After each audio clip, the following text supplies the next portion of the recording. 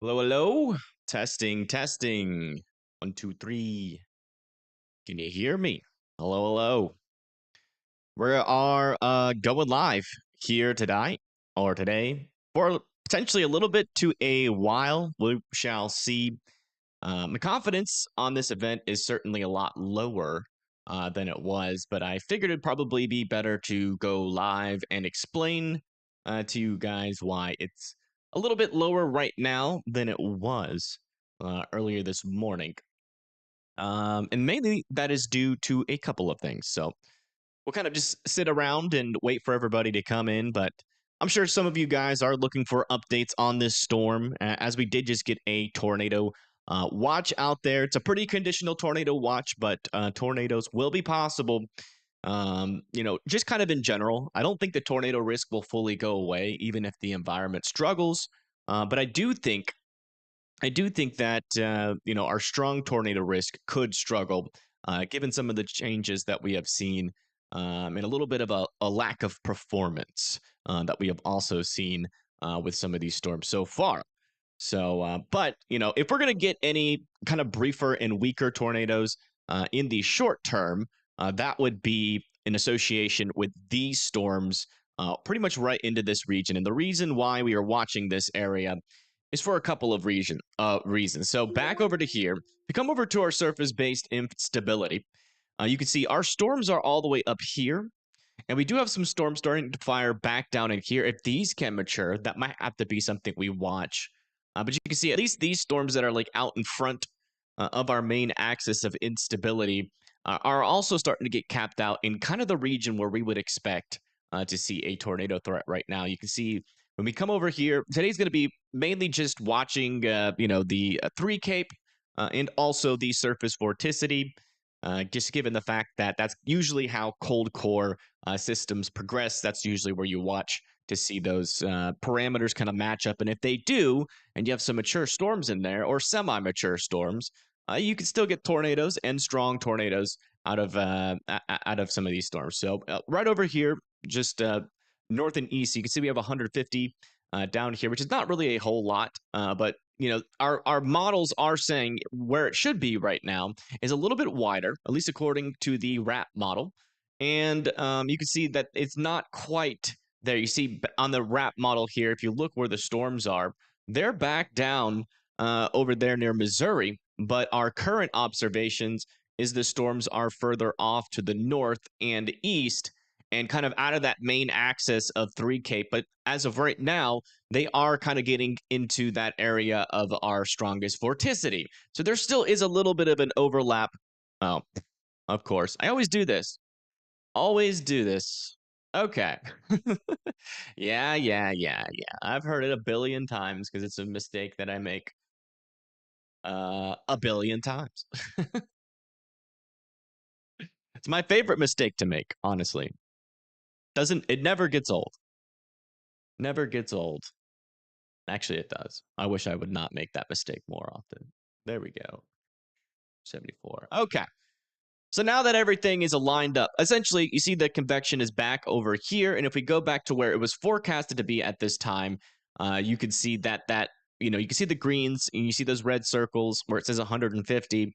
There's actually some storms under there. I can't move my cursor over there because every time I move my cursor, it goes back to the current run or the current observations. But our storms the bottom line is our storms are a little bit further progressed along and not as mature in the area where we have at least our strongest 3 Cape, but where our strongest vorticity is still, in and around this area right here. So there certainly still is a possibility for tornadoes. I will say my confidence on the strong tornado threat has gotten a lot smaller. It doesn't necessarily mean that there's not going to be a strong tornado today. We just have to see these storms overcome a couple of things here in the short term. One of the things that I am keeping an eye on are these storms back over here. If we could get that, the instability to get a little bit more prevalent, if these storms can mature out over here, then it's going to be something that we are going to have to watch eventually. But as of right now, they are kind of in their baby stages. We're not seeing a whole lot of rotation with them because, that main axis over here where we have that 3 cape, which is basically just instability in the 0 kilometer to the 3 kilometer in height above your head, isn't really overlapped right now with too much of that vorticity or spin or the stretching of the updraft in the lower levels. So there's still a lot to monitor. Obviously, Mother Nature is not really a predictable beast, but as of right now, I will say I'm a little bit less confident on our tornado threat overall, and certainly less confident on our strong tornado threat. So we'll see how it progresses. Going live here a little bit early, honestly, just to kind of monitor the situation real time, answer questions that are out there. Given the fact that we're probably going to have a lot more questions come in about this tornado watch that has been issued for, again, that's going to be for Bloomington, Peoria, Canton, over here near Danville, Charleston, Effingham, Terre Haute, Venice, and Centralia. And let's go over to here and check in on what the details on that watch is. So let's go ahead and bring that up. It is a little bit of scary wording. I will let you guys know. But just know when they say a couple strong tornadoes possible with this event, there is definitely more of an uncertainty than there would typically be. But so I'm honestly, a little bit surprised by the wording myself. But they are still saying a couple tornadoes or strong tornadoes are possible. Scattered hail of up to ping pong ball sized is possible, and scattered gusts of up to 70 miles per hour is possible. So those are still kind of the things that we're looking out for.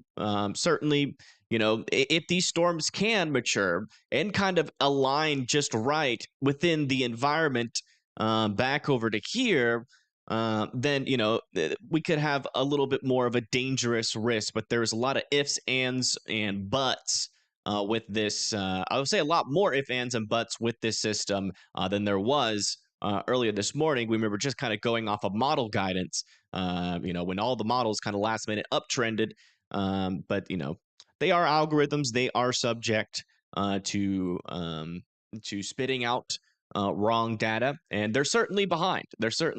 So if we come back over here to our mesoscale analysis, kind of come over to our thermodynamics here. So right now we're looking at our surface observations, and if we come over just one step forward, you can see how that compares to the current RAP model. So this is the current RAP model guidance for this time frame, and as you can see, it has a pretty large area there. You see that those red circles, and one of the red circles has 1,000 on it, the other one has 1,500 on it. That's 1,000 joules per kilogram and higher forecasted for right now. But if we come over to what we're actually seeing, you can see that it's a lot less instability than even the HRRR had. I would say the RAP model is certainly our most bullish model, and we're certainly underperforming and we're also underperforming in comparison to the HRRR. So a little bit less moisture, a little bit less instability. These events are pretty fickle. So, you can easily see, a couple things go wrong in the environment, then all of a sudden the tornado threat just evaporates. So, that is certainly still a possibility today. But, just in case things can recover, the atmosphere kind of gets its act back together a little bit more as we move throughout the day, then there will certainly be, still a possibility for all of that. So let's come over here to our satellite imagery. I do want to point out something here. Let me take off our weather warnings for just a moment.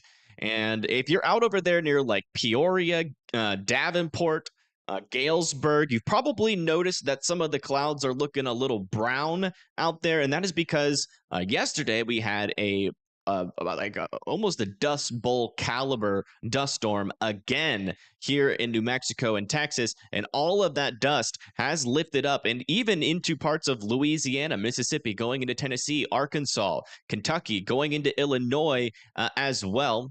And thank you, Jan, for being a member for 9 months. I do appreciate that.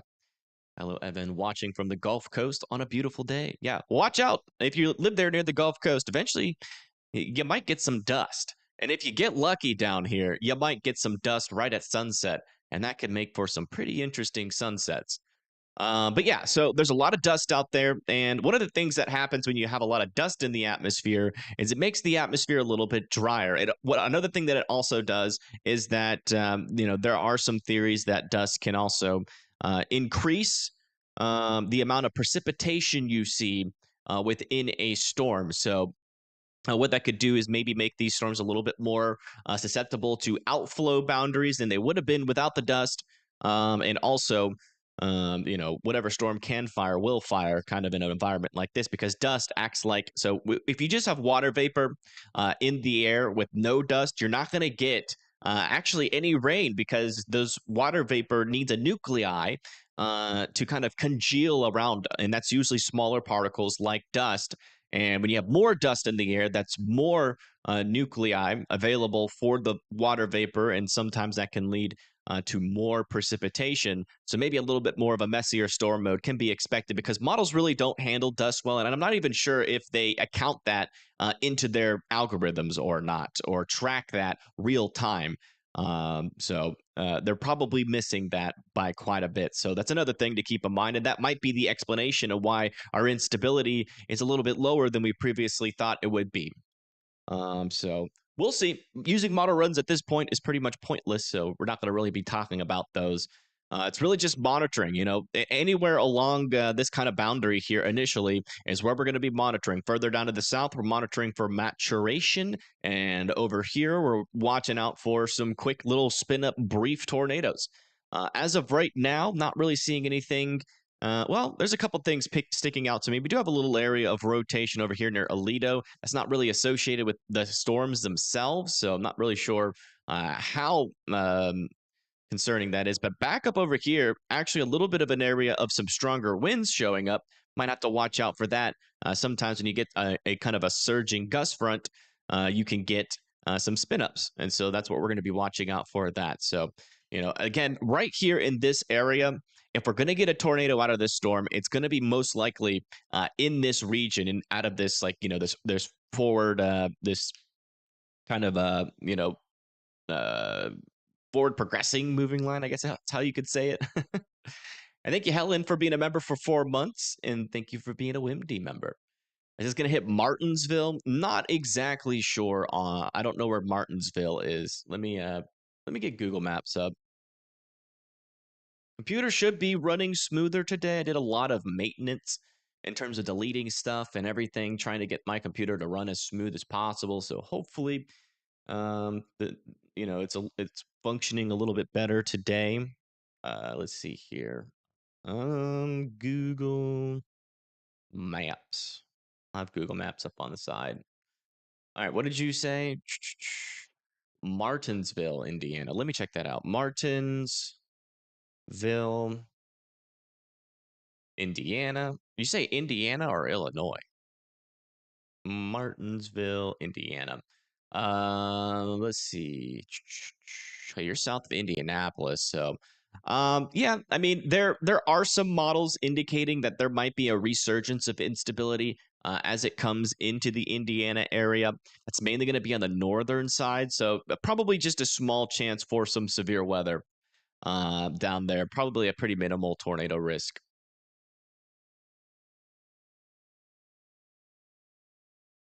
How bad is Joliet gonna get hit? Let me see where that is.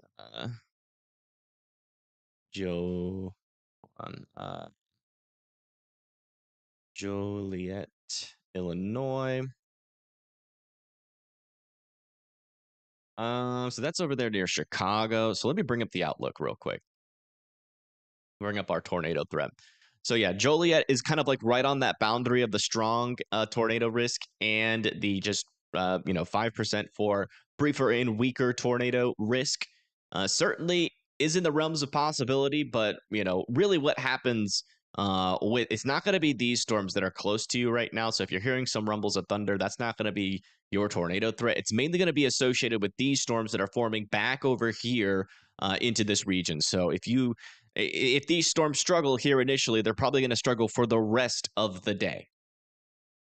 So, it is a conditional type threat. I would still be watching and monitoring the threat. just to be safe. Okay, latest scan with this little area of wind. There still is some wind here. Not so much of a couplet just yet, just mainly some strong winds, but we're still watching out for that couplet south and west of Davenport. They can form along those leading edges, or kind of on the northern side of those little gust fronts there. And these storms back here are continuing to struggle. Let me get, I think I have Iowa cams already up. I think that's going to be Storm Runner. Yeah. Let me get that there. We're also going to have potentially some chasers today. Just really depends. Oh, we already have storm chasers today. Never mind. We have CJ out there, and this is what the storms are currently looking like. As you can see, it's kind of got a dusty feel to it. That's because there's some dusty air in the air. I mean, dusty particles in the air. Did you guys know we have air within the air? It is a thing that happens. It's really cool, kind of rare meteorological phenomenon. Air inside of air. Rare air. Yes, very rare air happening right now.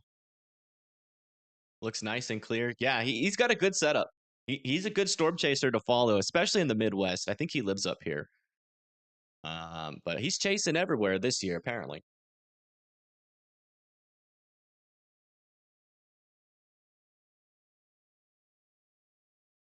How do I get all the cameras everywhere to chase the storm? I'm not sure what you mean.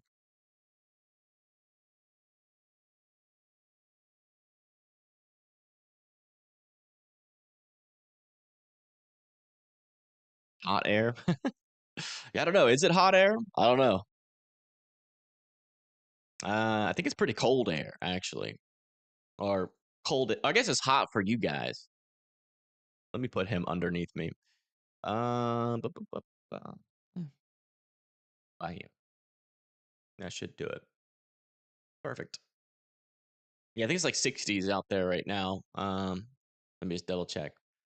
Surface observations. Yeah, y'all are in the 60s. Y'all are feeling a little toasty. A little toasty up there. Yeah, still some stronger winds along this area. I wouldn't be surprised if they issued a severe thunderstorm warning with this soon for the Davenport area. Yeah, nothing else really looking interesting to me other than this one particular area. Because again, this is where our vorticity is the strongest. So if we're going to see any brief tornadoes, it's going to happen along this area. But, unless we start to see some more organized supercellular activity in a little bit better instability, which might be some of these guys back here, still a big question mark on that stronger tornado threat. But we shall see. We still got some time here, for things to get a little bit more dangerous. We'll see. We'll see it if it happens. Fair air, you declare. All right. Looks like we got some poems going on inside of the chat. But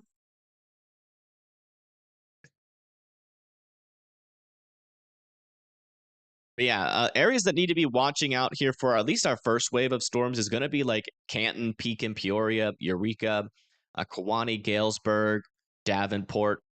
Not sure if we're going to see too much like up here near Anamosa and Monticello, but maybe DeWitt, Clinton, and Moquita.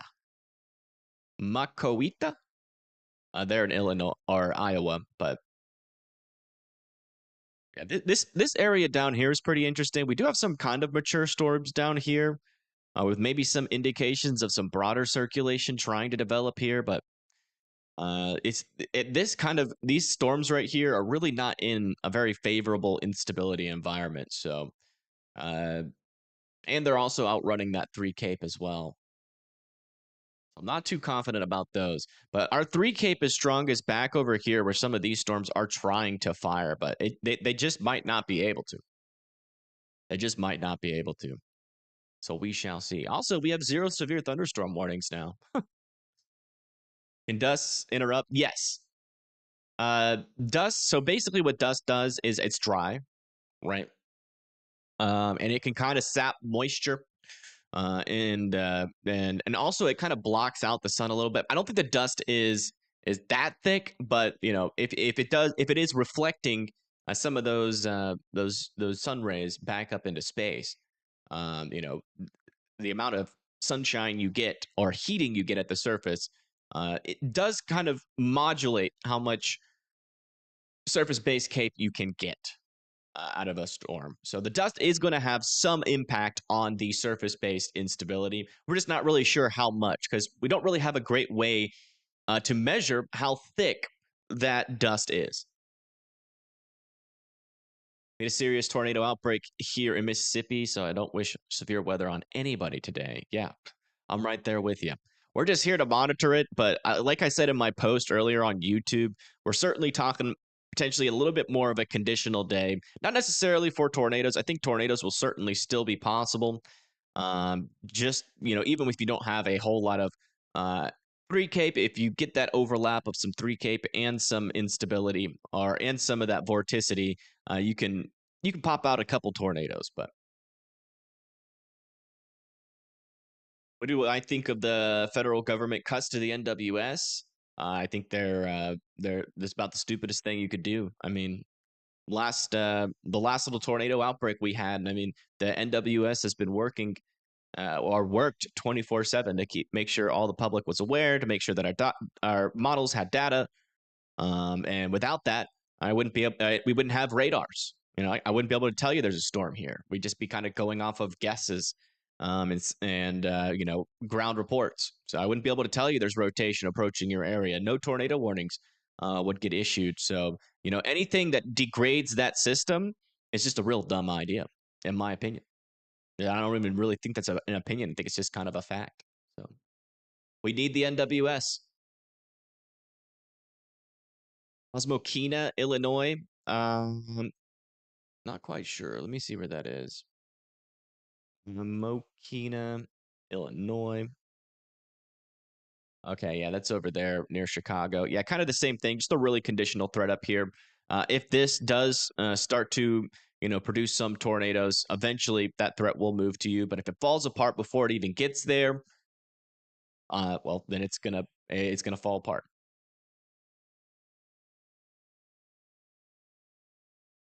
The good news is, though, it does seem like they're kind of backpedaling. I think some NWS employees are getting their jobs back after the big cuts of employment. And they also decided not to cancel the ROC lease, which was the radar operations center near Norman, Oklahoma.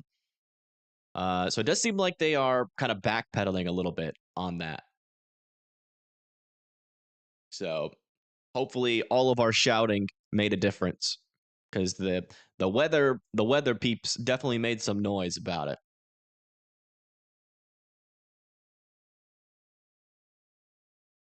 Hmm, Put this here for now.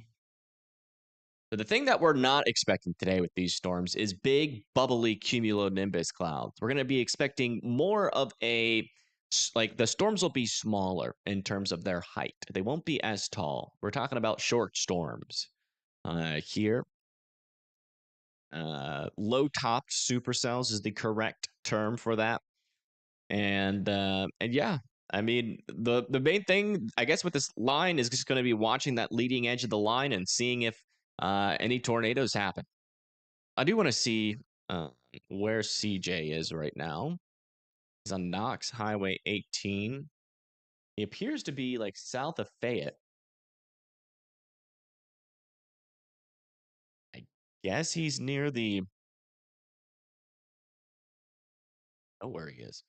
South of Fayette. I think that's Illinois. Let me check. Fayette. There's a Fayette, Illinois, and a Fayette, Iowa. Let me see if this lines up with what his map looks like. Well, no, he's definitely not in Fayette, Illinois, so he must be in um, Fayette, Iowa. Near Fayette, Iowa, maybe? No, he's definitely not there either. Okay. I don't know. I don't know where he is. Is Elgin going to get hard? Again, guys, it just really depends on what the storms are doing. I mean, I can't really give you definite answers. We're kind of in this purgatory area where we're noticing that our storm is downtrending. We just don't know to what degree. You know, if you lose the strong tornado risk, you don't necessarily lose the tornado risk altogether. You know, you can still have tornadoes. Um, but so I mean, what the risk is, especially. Let me put back on our tornado watches here. The risk is, you know, we do have still a chance for some strong tornadoes. I would say it's more conditional than it was earlier today. Also, we just got we have a severe thunderstorm warning here for Davenport, Eldridge, and Preemption. Totally forgot I turned off those warnings. I apologize. Yeah, we do got tornado possible, max wind gust of 60 miles per hour. One of the areas I'm continuing to watch is up here. We do have some little gust fronts here, or some stronger winds associated in some of the segments of this line. We got to watch out for little couplets on the northern side, which it looks like they might be trying to do, especially up there near Stockton. So we're going to be keeping an eye on that. It's kind of a weird orientation though, where those it's like maybe more like GustNados potentially on the leading edge there. But yeah, strong winds there as well. And then coming into Illinois, Milan, Coal Valley are also going to be next in line for this more southern severe thunderstorm warning. Elgin does not have any warnings right now. It's going to be a while before these storms get to Elgin. South Bend, Louisiana is going to have a conditional tornado threat today. It's probably going to be on the low end of things. I would expect mainly for you to be able to see, like, you know, some lightning and thunder, maybe a small severe thunderstorm risk as the storms move through. There is a little bit of a conditional threat where our instability could rise. Some of the models are saying that that's a possibility, but again, a lot of conditional things about today. It's hard to say anything definite. Just be weather aware and kind of hang out here for a couple of hours because I do think, you know, over the next hour or so, we're going to have a little bit of a better understanding of what this storm could potentially do. Columbus, Ohio. I think that's like yeah, Columbus, Ohio is a pretty small, like a almost non-existent severe thunderstorm threat out of this.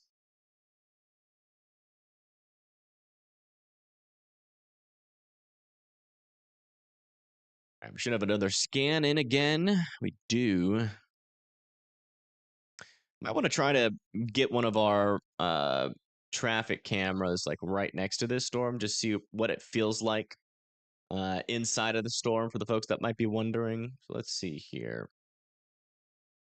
There. So that's Davenport. And in this northern area, be best if we can get like there's a camera here on the northern side. Wouldn't necessarily be the worst. Maybe we go here first. See what it's like over here. It'd be nice if we could get maybe a view of the storm. Yeah, unfortunately that one's not live. So we'll just hang out with this camera for a little bit.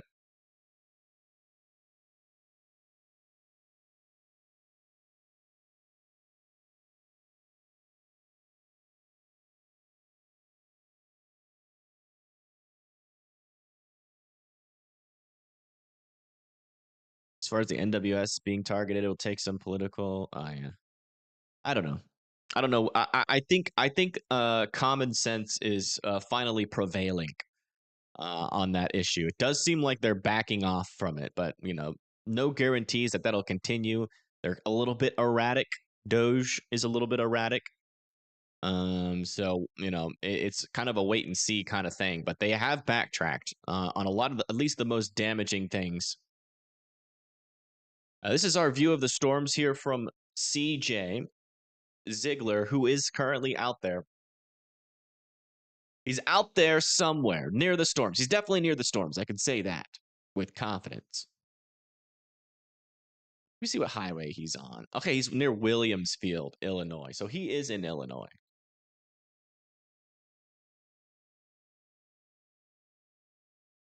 Where is Williamsfield? That is the question. Williamsfield, Illinois is there. That can't be right. I guess he's okay. He's way south near Highway 74 near London Mills. Okay, so he's down here with these storms, which don't really have much rotation. What about Chicago? Conditional. It's all conditional. But like I guess like the worst case scenario would be a threat of QLCS, brief spin ups in the area.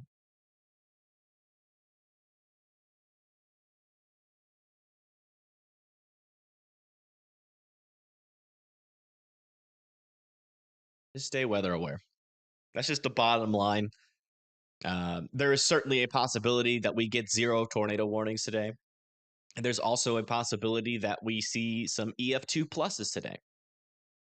So, and that's kind of where we're sitting at. It's not really a very predictable day. But I will tell you, the latest trends, at least on surface observations compared to models, is a weaker a weaker low pressure system. We were expecting about a 985 to 989 on a lot of our averages on our models, and we're currently sitting at a 992 millibar storm. That is another thing that was a little bit unexpected, a little bit of a weaker system as well. And we do have our latest surface obs here, and it's not looking any better. This is what it was supposed to be like. A lot more widespread, 1,000 joules per kilogram. Well, I guess it's not looking any worse. I'll say that it's looking better for you guys. And in comparison, our latest surface-based cape in comparison. So this is what it is right now. You can see our storms out over here. They're pretty much completely outrunning our instability. So these ones are going to really struggle to produce tornadoes. These ones back over here that are trying to mature, they have a little bit of a surface inversion over them. So that's going to kind of stifle their ability there. And they're in some pretty low instability. Now, the reason why there's a strong tornado risk is because at this time, we were supposed to have 1,500 joules per kilogram, as you can see here. 1,000 joules per kilogram, a little bit more expanded. But as you can see, big differences here between our models and what's actually happening. So that's why I'm like, it doesn't really look like this is going to be that dangerous of a strong tornado threat, but I don't think I want to die on that hill yet.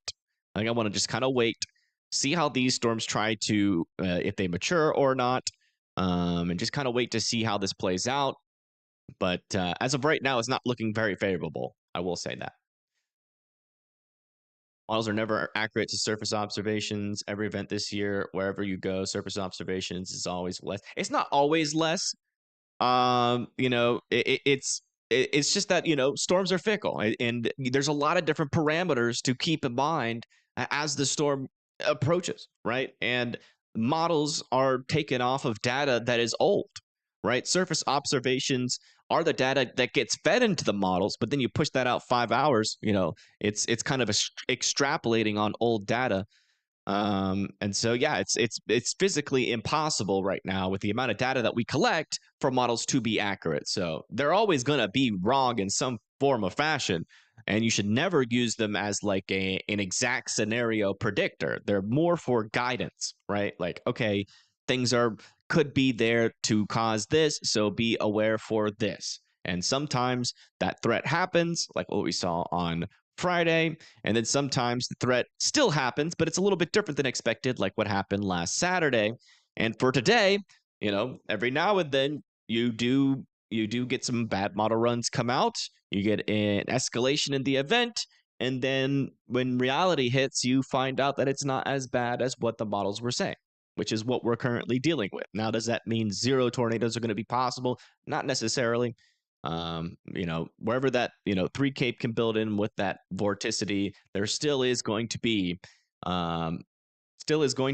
a tornado threat. So we shall see. That is the moral of the story right now. Let's go over here to looks like that storm is getting a little bit closer to CJ. We're starting to see it. But man, you can really tell, like, if there was no dust in the air, that sky above these storms would be blue. But you can see that they look hazy. Yeah, I just wanted to give an update because our last update was certainly more on the bullish side because of all the models. We weren't quite in range of the OBS or in the surface observations.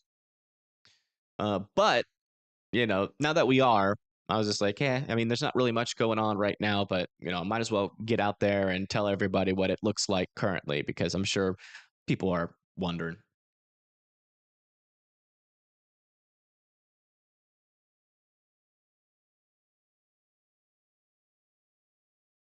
Very odd looking, yeah.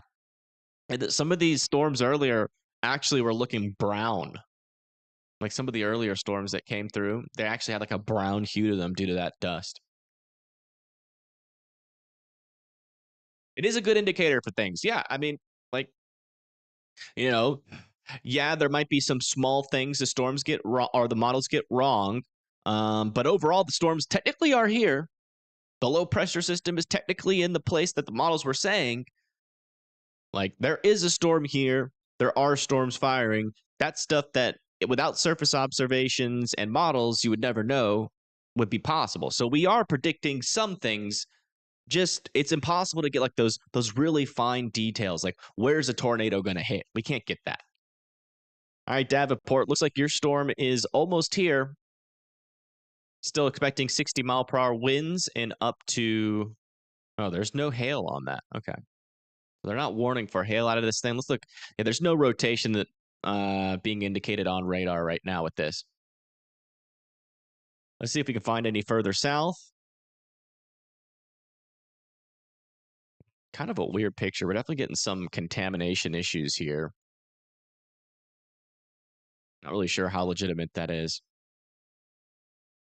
And let's check back down on these more southern storms. They're trying to mature down there. If those can mature, but that really relies on there being a little bit more widespread instability, and there's just really not back there. I mean, a lot of these storms are sitting in less than 500 joules per kilogram. How's Ohio going to be? Probably pretty rainy, maybe some thunder, but the only area where I'm a little bit concerned for like a small chance for severe weather is going to be over here into like western Ohio. By the time this line of storms that eventually develops makes it into central Ohio, it's going to be a lot weaker. And if they struggle here early on, they're going to be even weaker than a lot weaker. Let's see, is Paigey Tornado live yet? When does she go live? At 3 p.m. Wow.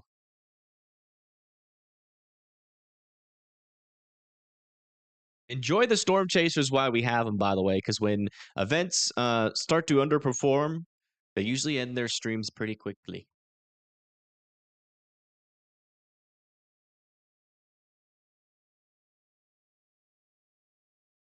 Everything's super dingy. Oh my goodness. And that's going to move down towards me eventually, so I'm not looking forward to that.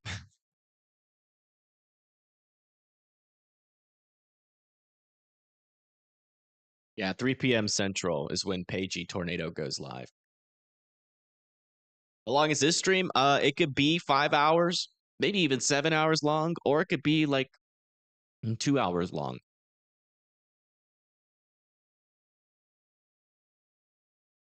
Freddie's out there, doesn't sound confident. Yeah, anybody like Freddie's a good forecaster. You'll probably hear the same stuff from Connor because they're like good, honest forecasters. And you'll probably hear that sentiment across the board. The confidence is low right now. It's impossible to look at surface observations and be like, oh yeah, that's looking like a slam dunk tornado threat, because it's not. It's not anymore. So there's still things that can change, which is why I'm live, just to monitor the atmosphere and to see if it does. But you'll probably hear a lot of people throwing doubt on this, just because of the obvious nature of the surface observations. We'll see. We'll see. It's kind of an up in the air thing. Kind of an up in the air thing. But I do think in like an hour or so, if our instability starts to fall apart, we'll be able to put a nail in the coffin, because it's already fallen apart a little bit, but there's still technically a chance that it could, especially in the southern mode, that things could get going. But there's really not Really not much instability right now. And we're seeing a lot of storms fire in that region. It looks like the main core of winds and rain are moving into Davenport right now. Let's get a camera over there into central Davenport, like south central Davenport. We have one a little bit further up to the north, but I want to go more south, like right here. See what it looks like on this bridge. Oh, nice lightning bolt back there. Did y'all see that? This is also one of those annoying cameras where we have to refresh over and over. Any news on Western India? I mean Indiana. It's conditional. If the instability underperforms early on, it's going to underperform most likely later on today too. So there is a conditional threat for tornadoes out there in Western Indiana, but again, it's I kind of want to hold off telling you my thoughts on your state until we get a better picture of how this is going to act initially here. Because if it just completely falls apart, it's going to fall apart for everybody. I know it's going worldwide. That's funny. It should be moving in any second here. I mean, you can already see the rain is increasing. We'll see what the winds are like. We're not expecting any crazy winds, but we might get an instance or two of like 65 to 70 miles per hour. Just gonna have to be at the right place at the right time to see that. Or if you're underneath it and you don't want to see it, that's technically the wrong place at the wrong time. Global weather forecasting. I actually tried that once. It's really hard to make a thumbnail for a global forecast. I would challenge anybody to try to do so. It's very hard. OKC wind has been nuts this morning. Yeah. Yeah. The southern side of the storm has probably been like the most dangerous part of the storm so far.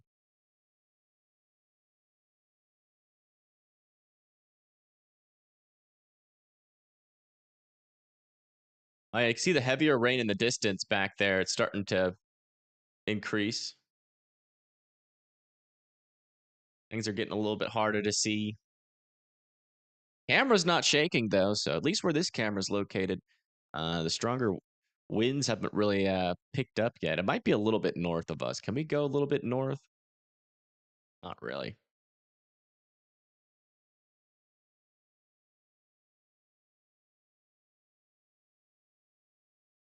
Yeah, I mean, it's a storm, and you certainly don't want to be outside for it, but nothing like super concerning yet. I mean, this is the leading edge of the storm is moving through right now. We'd probably, if it was like 60-mile-per-hour winds, we'd probably be seeing the camera shake a little bit. But I think the heavier precipitation that might be working down some of those winds is a little bit further up to our north. Our camera's located here. But that is moving through Davenport. Again, up to 60-mile-per-hour wind gusts are possible. So just be indoors. You don't want to be outside for that. A lot of lightning, a little bit dangerous. Thought it looked familiar. Yeah, that's like, what, do you know what bridge that's called?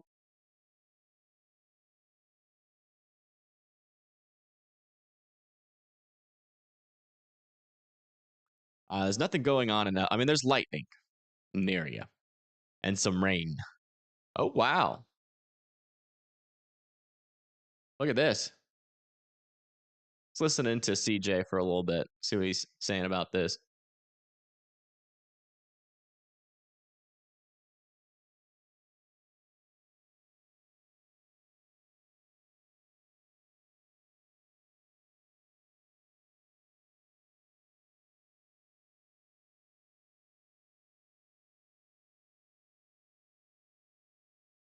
I have no audio in my left ear.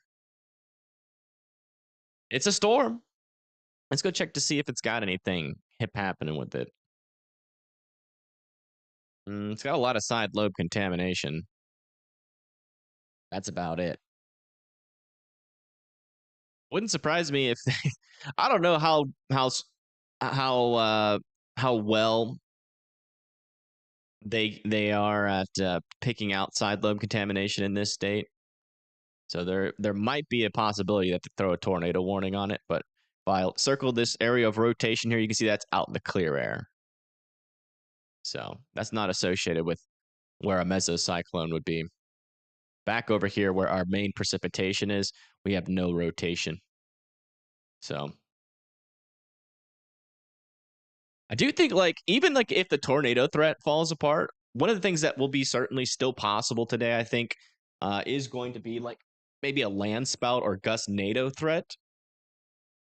So if we get a lot of some stronger winds along a leading edge of a storm, we could probably get some GustNados.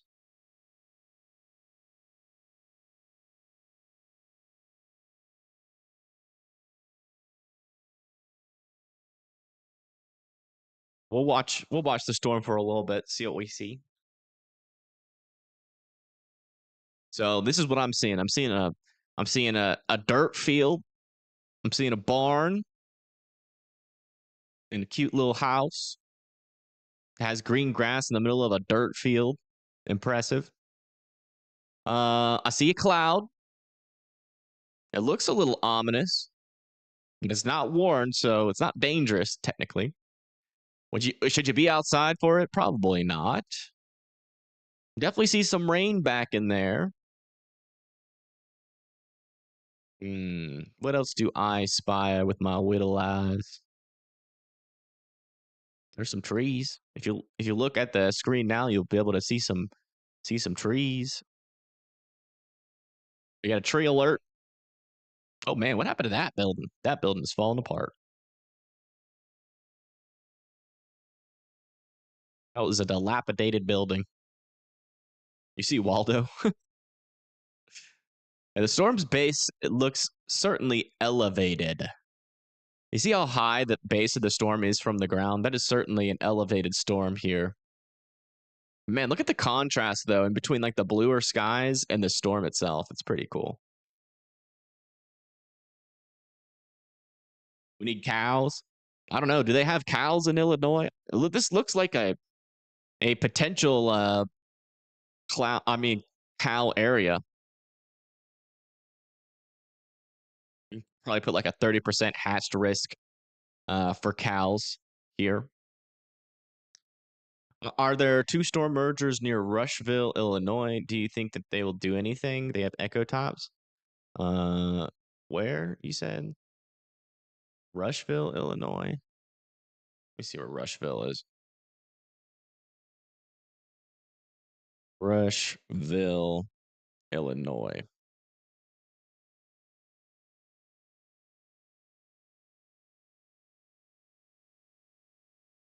Okay, that's back. Way back down here. I mean, the problem with these storms is they just do not have a whole lot of instability. I think down there's 200 joules per kilogram of instability. Actually, there's about 500 joules per kilogram. So pretty low. Pretty crappy thermodynamics. Let me check the three-cape. Yeah, it's about 100 3-cape, which is also relatively on the lower side of things. So I mean, it's possible, but I mean, tornadoes are possible down here. It's just not really the most favorable environment for that. But yeah, I mean, if you can get a mature storm, it's certainly possible. But if it's an elevated storm, it's going to struggle to produce. So we shall see. It is a cool looking storm, though, I will tell you. This is this storm right here, just the south and east of Knoxville. That's what we're looking at here. It's near Williams Field in Gates City. No severe thunderstorm warning on it right now. Mainly just some wind and lightning. Yeah, on the HRRR model yesterday, not sure or this morning, I'm not sure if you guys remember, but there was a bunch of discrete cells by this point. We also have a linear line, which, there's still going to be a tornado threat within the linear line. But There's a lot of things that the models got wrong, and that's just from the morning until now. So just keep that in mind whenever you see somebody shouting about a storm threat that is weeks in advance or a week in advance.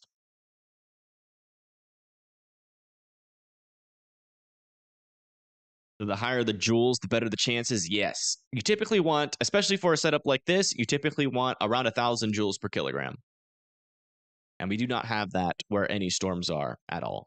So little brief spin ups still will be possible, especially where our vorticity is maxed out. So that'll be like over here, like kind of just going into Illinois. So there's still going to be a brief tornado threat up here for sure. Because you can see a lot of these little blue bands really close to each other. That indicates strong vorticity. And that would be like where these storms are. And as you can see, there's just not a whole lot of sustained convection and not a whole lot of rotation there. So they are going to struggle. Like I said, you know, it's going to be a day where things are going to look like nothing's going to happen, and then we might get a surprise.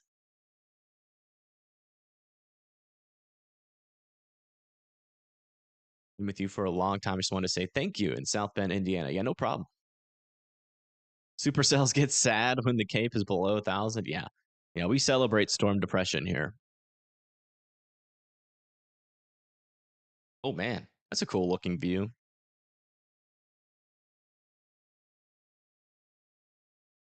Yeah, one of the things that I think we will see is GustNados. I think GustNados should be like a guarantee today. Usually when we have stronger vorticity near the surface, you get a lot more GustNados. So it'll look like it'll basically look like like a tornado, like the bottom of a tornado, but with no top. And it'll just look like some swirling dust out in front of a gust front, not associated with a mesocyclone. And those don't really cause much damage ever. So they're not really too dangerous. You could probably drive your car into one and just sit in it. But if we do get any embedded supercells, man, look how high up those like the cloud base is. I mean, that's like really, really high cloud base. Those are very elevated storms down here to the south. What's up, Sleeveless? You want to help out today again on the cameras? Up to you. You don't really have to. I mean, a lot of our cameras actually are just not going to be in because Illinois has like no cameras. Pretty much the last little bit of our cameras are going to be near Davenport, but it's really not much to look at. Yeah, Dan C does the scanners. He's a scanner king. Anything going on the scanners right now, Dan C? Anything unexpected there in Aboynes? Oh, wow, they allowed that severe thunderstorm warning to expire.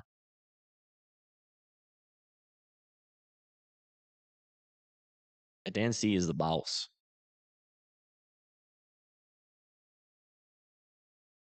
Blondie is the boss lady.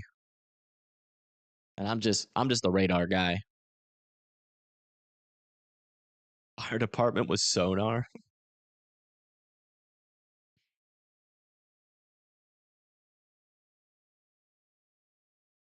It's a cool nickname.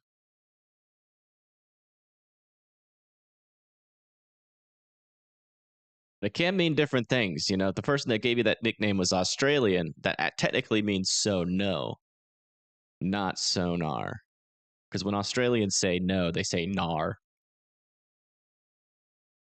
Van Wert, Ohio, probably a pretty small chance at this point. My confidence is increasing of this falling apart. But still want to wait till a little bit longer before we put a nail in the coffin. Just a wee bit. But you're under the weather. To appreciate the offer, though. Yeah, no problem. Hopefully you get well soon, Sleeveless. Well, 10% was issued. I'm not sure if I can bring it up, but not a whole lot of people read what they said under there. The 10% they admitted was the worst case scenario. It was not an average. So kind of fear mongered and admitted it. And that's what fear mongers do. They only show the worst case scenario, but they did do a very detailed breakdown of the things that are conditional. So it technically wasn't fear mongering, but they did admit that it was the worst case scenario. And to be honest, a lot of the models were trending in that direction. But again, what models say isn't always what happens. And all it takes, when I made the forecast this morning, I said, this is a very fickle setup and it's very conditional. And it only takes a couple things to go wrong before things really fall apart. Cold core setups are just one of those types of setups where you could get either some tornadoes. Very rarely do you get strong tornadoes, but in this case, there was definitely a possibility of that, just given that we could have a decent amount of instability. But I think the thing that the model struggled with was the dust, and I think the dust has actually played a pretty big role here. But I'm still not ready to be like, it's over, guys. Everybody pack it up. We're not at that point yet, but it is something to keep an eye on. Still, just a little bit, just for a little bit longer. And if it gets off stream, there's monster landspouts occurring. Yeah, landspouts will be possible today. GustNados. But oh no. Nice to see me without the hat. Yeah. It's actually nice. Today I had time to actually get ready for this stream. He was told not to trust direct weather.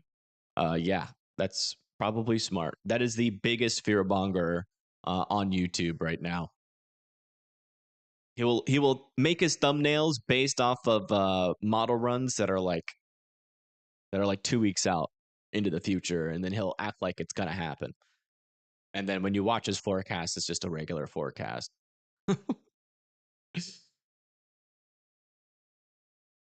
Surprised the 10% SIG went out. I'm not surprised it went out, honestly. After I saw the models this morning, I certainly agreed with that potential. But there was, but the one thing that I was surprised was with all the new data coming in on the surface obs, I was surprised they kept the strong tornado wording into the tornado watch. I mean, there is technically still potential here, but again, we're so conditional to the point where I'm surprised they used that wording. Nate Snyder puts out good weather content. He does all right. I mean, I feel like he's leaning a little bit more to the scaremongery tactics, but I don't know. He used to be better, but he definitely seems to be getting a little bit more into that kind of vein of things. So, I mean, he is a good person. I know he's a good person. I've talked to him multiple times. He's a very genuine human being.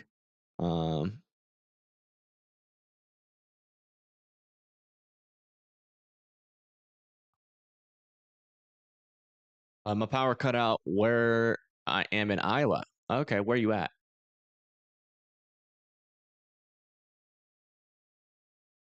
Probably, I would guess near Davenport.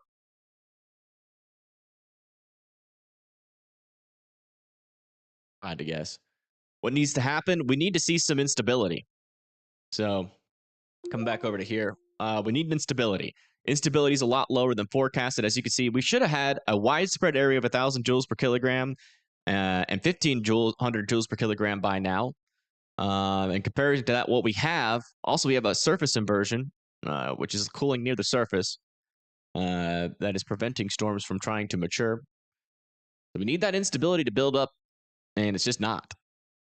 When you compare it, it's definitely struggling. It's trying to build up, but it's struggling.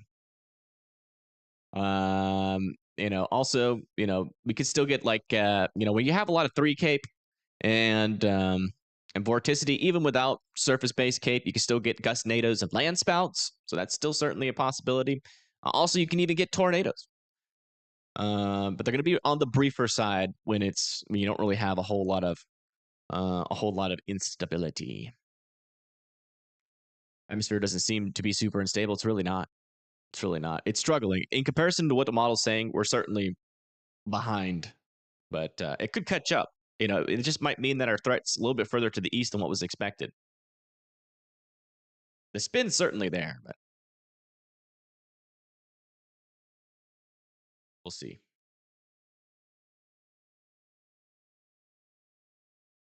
This is kind of a wait and see, barely understanding anything. So essentially, surface based cape, 3 cape is just like storm food. Like storms need it in order to survive. Vorticity is basically just like, hey, there's a lot of spin. If that hits the cloud, it could produce a tornado.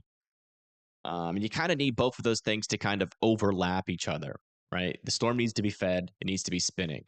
If you don't have them overlapping, you're going to see things struggling. And so what's happening right now is we're basically looking at a bunch of starving storms. And the models this morning said that the storms were going to have a buffet. But instead of getting a buffet, they're at a 5-star restaurant, and their fish is like this big. And then out comes a death noodle. Exactly. See, it's easy to understand when I change the terminology. Wind is picking up over by Urbana, just breezy now. Gusts are happening. Yeah, it's going to be windy no matter what happens with these storms. The pressure gradient is a little bit tight. It's going to get definitely windy on the backside of the storm. So like out in front, you see these little lines. They're a lot farther apart. That means you're still going to have some gusty conditions, but back over here where they're closer together, that's where you're going to have your strongest winds. We could have anywhere from 50 to 60 mile per hour wind gusts back over here, where some of those blizzard conditions are possible. And in fact, go check in on that. Oh yeah, yeah, still a lot of snow happening back over here, potentially as far south as even Kansas. Let's go over to our precipitation type. Yeah, really extends all the way down. It seems like the most southern extent is like maybe even almost making it to Oklahoma.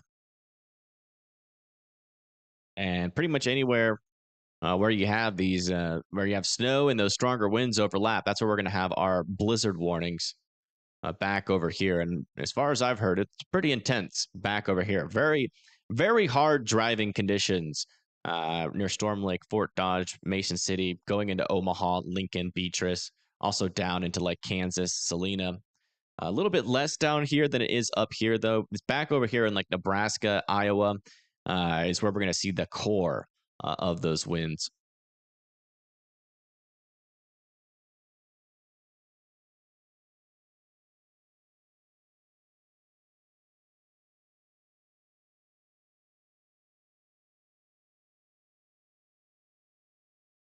Let's go check back in with our storm chaser.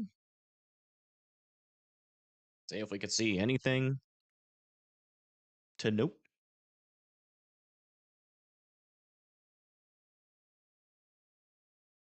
Central Illinois looks like it was in a bullseye this morning, but it looks like these winds are.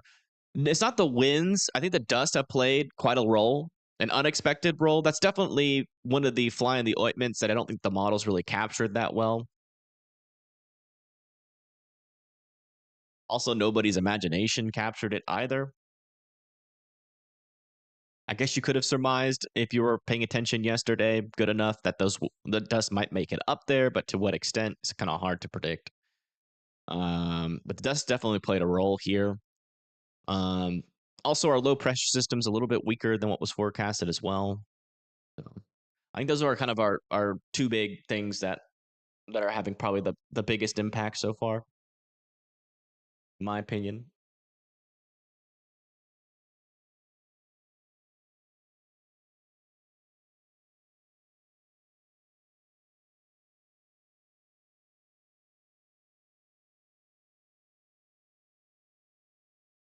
Callie, I appreciate that. We're just here to kind of keep you guys in the know. I was thinking about just waiting, but you know, but like when there's a tornado watch, people usually want answers, like updates on what's going on. So I just thought we go live, we'll check it out, we'll monitor it. Like we don't even have any severe thunderstorm warnings right now, so I really don't have much to say in terms of dangerous severe weather, which is good news. But I want to just hang out here for a little bit and just kind of watch it and see what happens. You know, See what happens. Is anything going to change? Or is this thing, or can we put a nail in the coffin? That's kind of what we're trying to figure out right now at this moment. There's some instability trying to build down there in southern Arkansas. Is there any storms down here? Nope.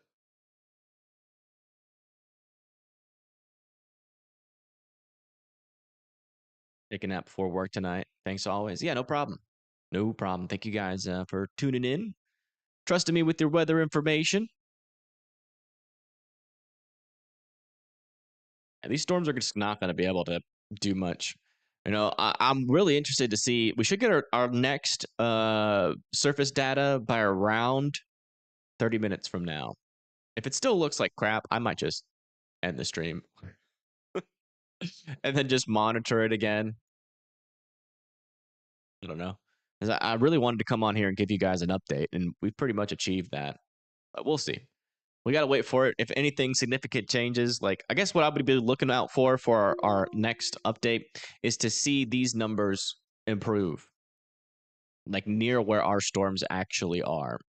Like if we see this 1,000 joules per kilogram spread down all the way to the south and east, maybe no 1,500 joule per kilogram, but 1,000 expand down to the south. This ring here expand further down to the south where some of these more isolated storms are.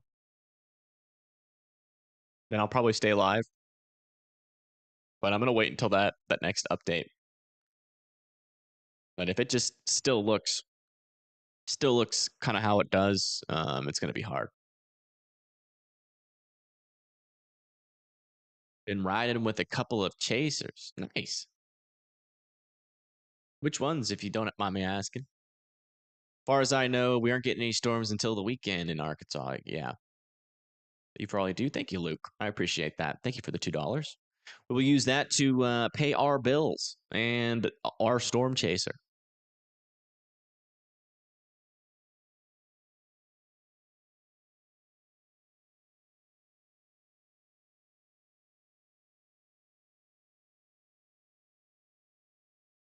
A little bit of something trying to form over here south and east of Vermont. Super weak.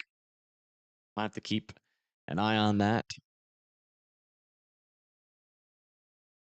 Might have to watch for storms like this. If that can mature, then we've got another variable here. It still is actually that's still north of that instability. Never mind.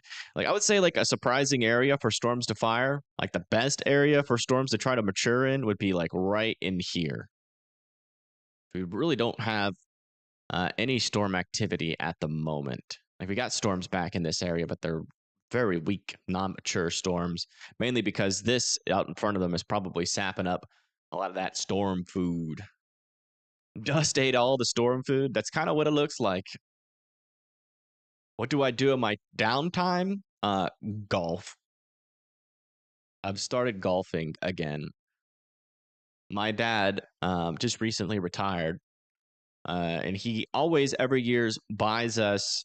He buys us these. I guess they're called trail cards for Robert Trent Golf Course, which is pretty close to us. But since he used to work so much, he never used to go golfing. But now he's retired, he's starting to golf. And like I used to really like golf when I was younger. Like a lot. I was like almost try to like train, but like to become pro. But I stopped playing due to getting obsessed with football at the time. And I haven't played like consistent golf. I play like every now and then, but now that my dad has more time to golf, I've started to get back into it. I don't know. I played a couple games with him, and now I'm getting that weird obsession back because my knee is bum knee, my shoulder's a bummed shoulder. Still good enough to swing a golf club though. And so I can't really play sports. I can't play football. I can't obsess over any sports anymore. So it's kind of the only sport that's available that I can actually like kind of hone in on and try to master. So started to play golf a little bit more. I know typical weather people always playing golf, but I mean, think about it. It's the perfect weatherman sport. You get to be outside all day long.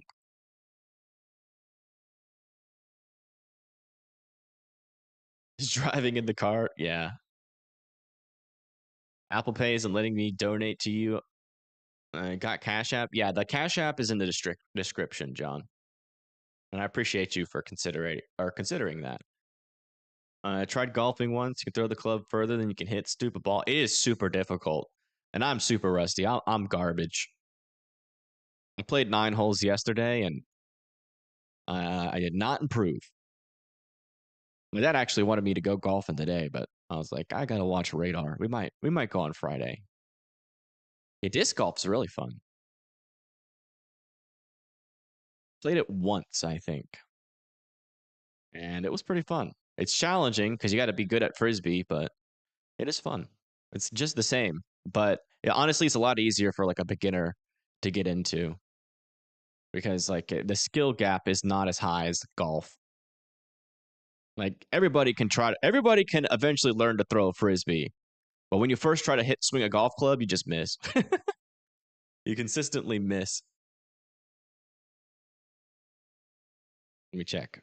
Hey, thank you, John, for the 5. Thank you so much. I appreciate that on the Cash App. Get to keep all of that, so I do appreciate it. What did I shoot?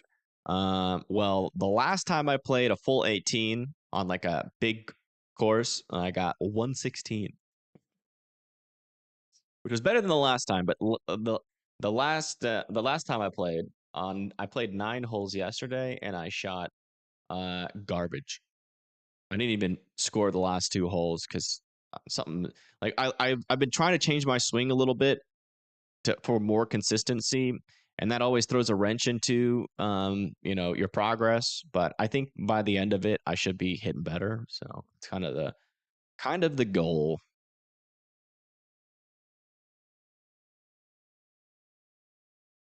All right, Magic. Well, thank you for tuning in. I do appreciate it. YouTube can't steal it. I wouldn't say they're stealing it. I mean, honestly, without YouTube's algorithm, I'd be, giving this broadcast to 0 people. So I definitely think YouTube deserves a cut of that. I haven't had to pay YouTube at all. Their algorithm is free to use, except for when you get monetized, then they take like half of everything. Was to watch the ball? Yeah, that does help. All right, some storms are popping up over here near Chandler, Jacksonville, Lewistown, Havana. There's really not a whole lot of rotation with them, but some lightning and some heavy rain is trying to make it towards Lewistown, Havana, and Springfield.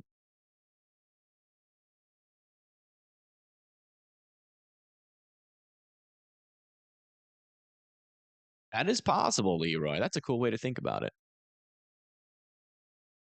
Yeah, they are more discrete storms, but again, they're like our storm mode down is not really in question. Like you can get tornadoes at a cold core setup with this much vorticity, in any portions of this line. With these kind of cold core setups, you're usually should be mainly just tracking where the vorticity is, and that is really maximized up here, like right up here into Iowa near Clinton. But and I keep coming up here to check the rotation. There's just nothing. So it looks like the storms are just struggling at this point. Further down to the south, there's not as much vorticity. There's a little bit here near, I guess, St. Louis. A little bit of vorticity down here. So I might have to watch these guys, but there's a little bit of 3 Cape. I mean, it's not a 0 chance with these storms potentially in the future. There's some building vorticity down there, but I think our highest probability of something happening would be further up to the north, potentially not that far to the south.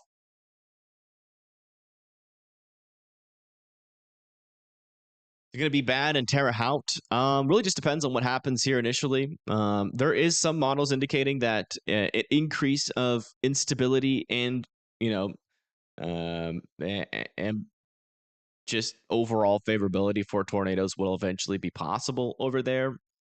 Like kind of like a second round of instability. Let me see if I can show you any models that actually show that. Not really.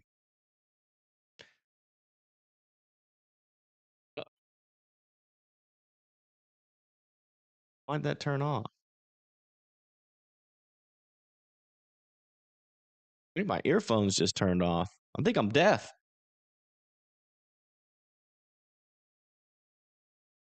Check.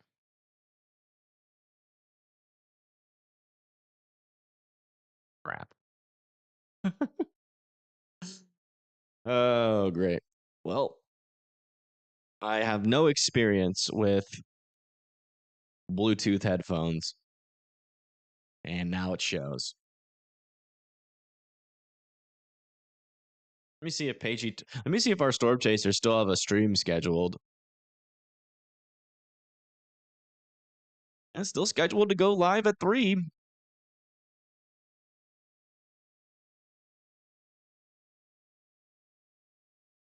Well, if the atmosphere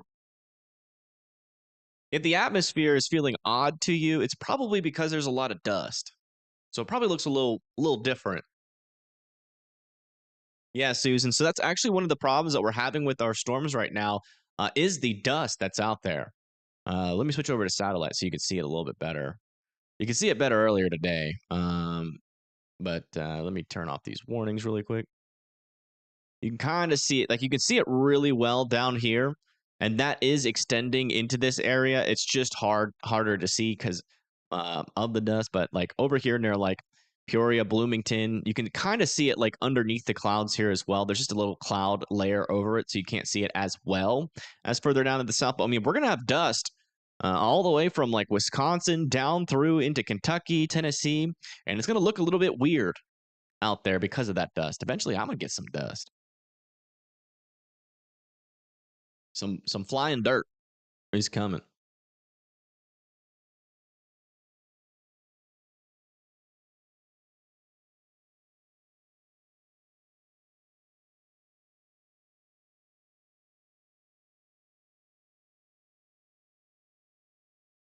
Wind blows dirt and makes dust. There you go. That makes sense. Yeah. Yeah. So what caused that was when the storm was kind of a was a little bit further back over here. It just was blowing real strong winds here into New Mexico and Texas and Oklahoma. And that, I mean, they had like a widespread dust storm yesterday. Like it was huge. Let me see if I actually have like a video. I feel like I might have retweeted something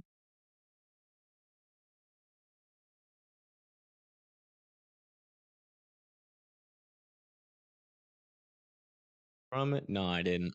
Shoot. Oh, this was the dust from earlier. So before the clouds built in, that's where all that dust was. Our storms were trying to form back over to here, and all of that dust was pushing up into the area. So if it is looking hazy out there for you, that's what's causing it.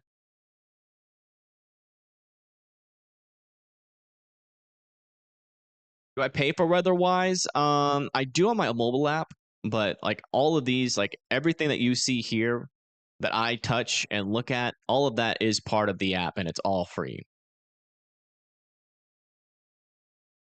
Because on browser it's still the just regular weather-wise version, but the paid subscription has some really cool features that I am definitely interested in showing off on stream.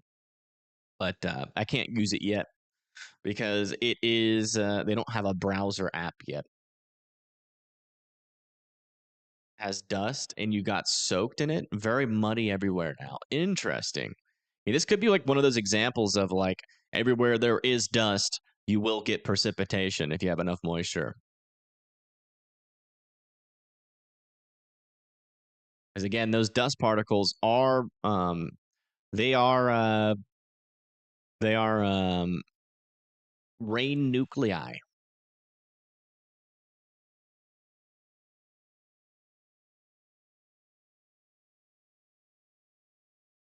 I'm just not seeing anything that's still sticking out to me as dangerous. This is the longest I've ever been live, I think, without a severe thunderstorm warning. It's fun though. We get to hang out and not really feel too much stress.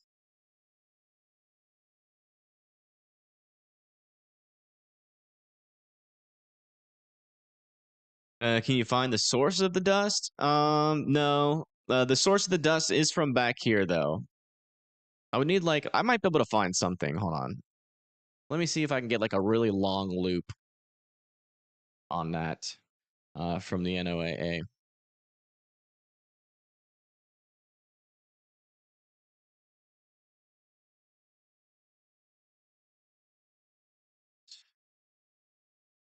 Be in the southern plains. Animated loops. Back 240. Oh yeah. But this is where all the dust came from. See all of that? That's the dust. Can I play this? There should be a play this with. Supposed to be an animated loop. If I just go to GeoColor, it'll be easier.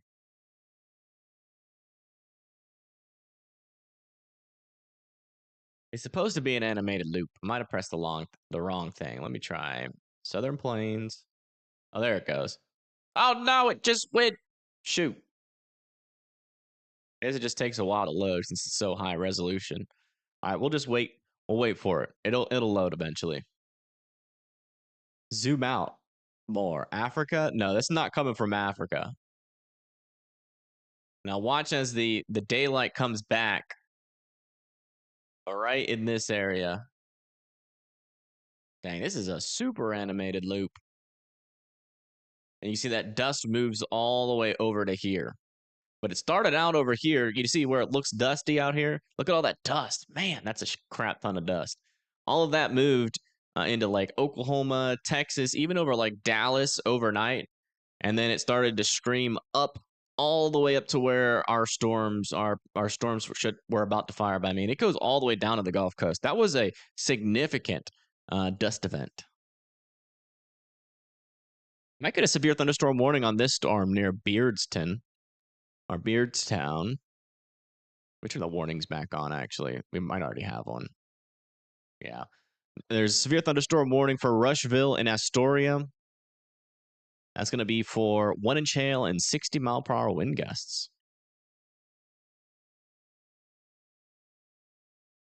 That will be moving up to the north.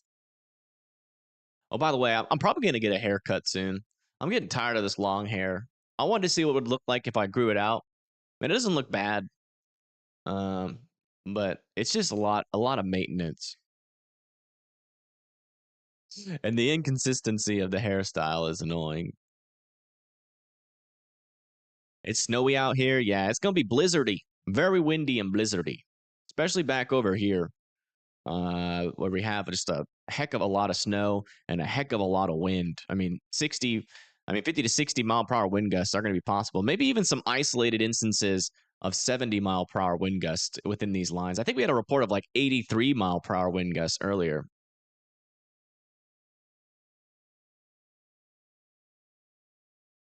Should go bald. What? Actually, one thing we can do. Let's come back over to here. I do want to see what the blizzard be doing.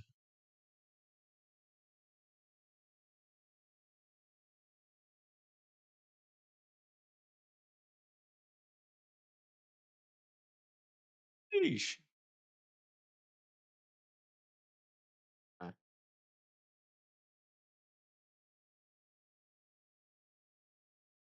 Oh, it's snowing sideways.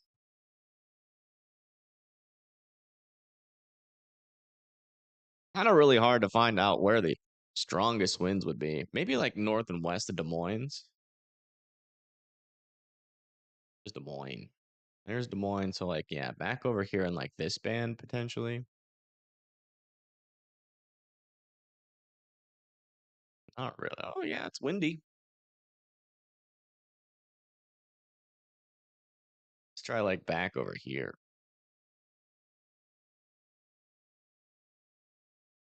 Oh, give us a live view.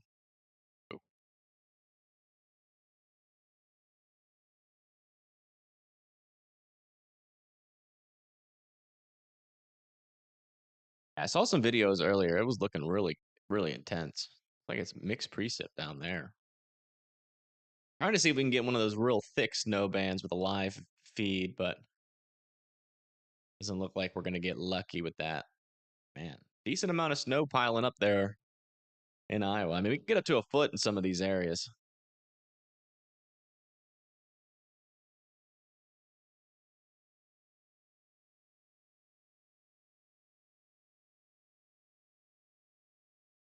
A lot of little snowflakes out there. Decent accumulation as well. Has the snow moved out of northern Kansas yet? Nah, it's still kind of hanging around. There's still some snow bands out over there. Yeah. Potentially some heavier snow bands near Peatrice, near Salina. Could be making it like as far south as maybe even Larned, according to radar.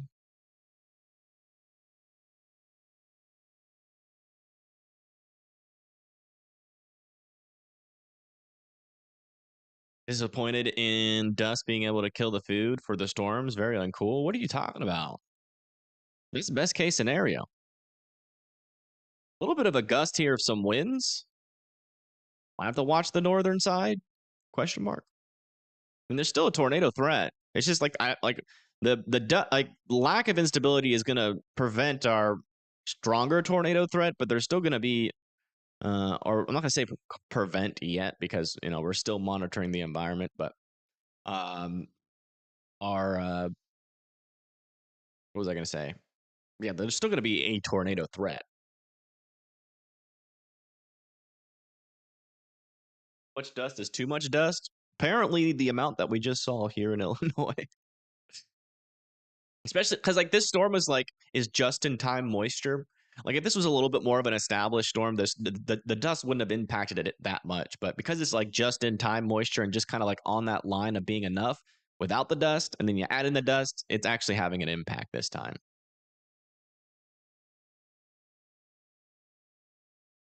Let's see. Do we have our latest meso analyses? We do. We have new data. So it looks like our 1,000 joules per kilogram increased a little bit, but it definitely is not where it was forecast. I mean, look at the differences here between forecasted. So this is forecasted for this time, and this is what it is. You can see that 1,000 joules per kilogram is supposed to reach all the way across Illinois with 1,500 joules per kilogram over there. And really all we have is just a little tiny area of 1,000 joules per kilogram that's in a capped environment. And all of our other storms are in around 500 joules per kilogram. So still severe threat possible. Thanks, Alyssa. I appreciate that. But we're still vastly underperforming on our instability. It seems like our storms are just barely in that area of instability. It's right in this pocket here. Pretty much where we have this severe thunderstorm warning is where our instability is. So I might have to watch this storm. But that is not an improvement of the environment. I'll say that.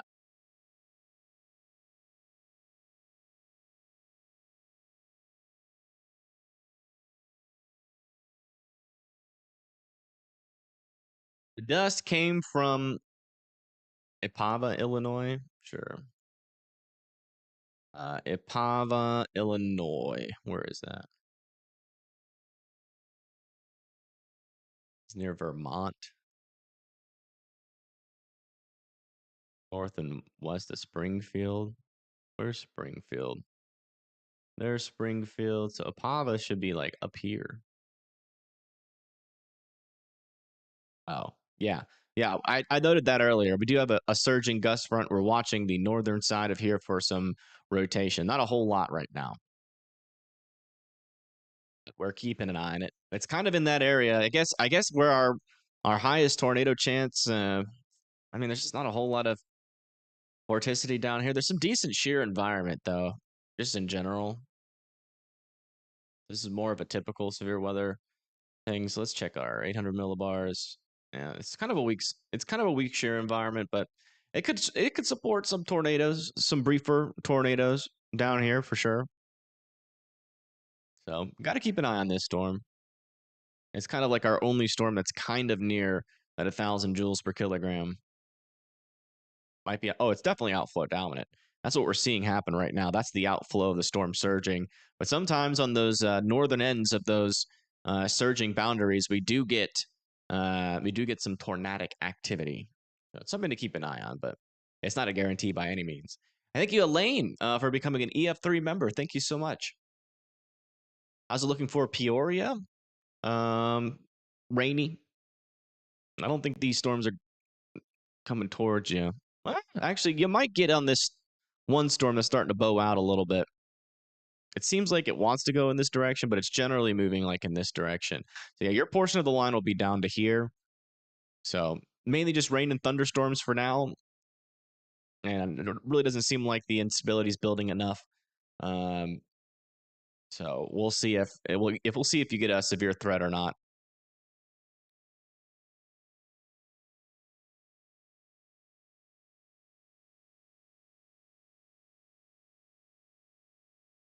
Nick, I've told you where the dust is coming from 1,000 times. You don't have to search Google. Nick is is ignoring me.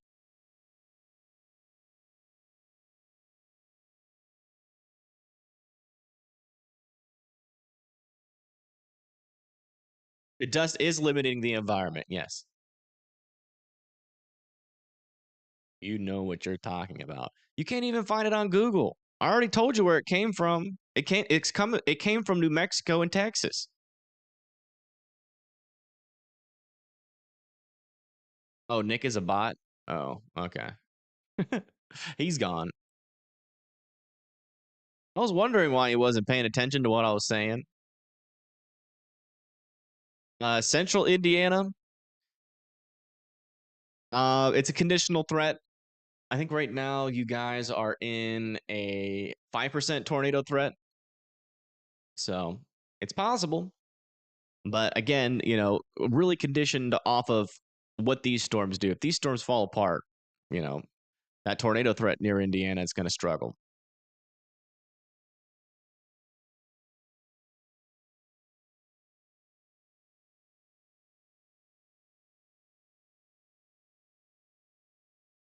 Yeah, how many bots do we have in chat?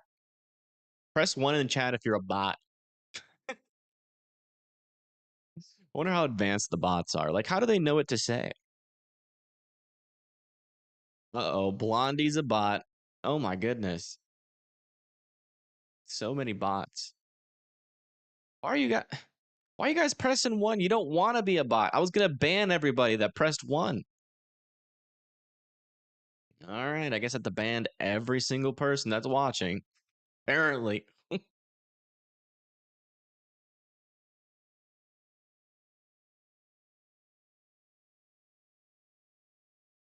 Exactly as a bot. So they basically program a that is definitely some side lobe of something happening here. That's not in the area of the storm where you would expect it to be. I'm wondering if we're dealing with some side lobe contamination there. Essentially, they program like a chat bot, which is just like a really crappy language model that and I don't know how it works, but it goes into chats and just says random stuff.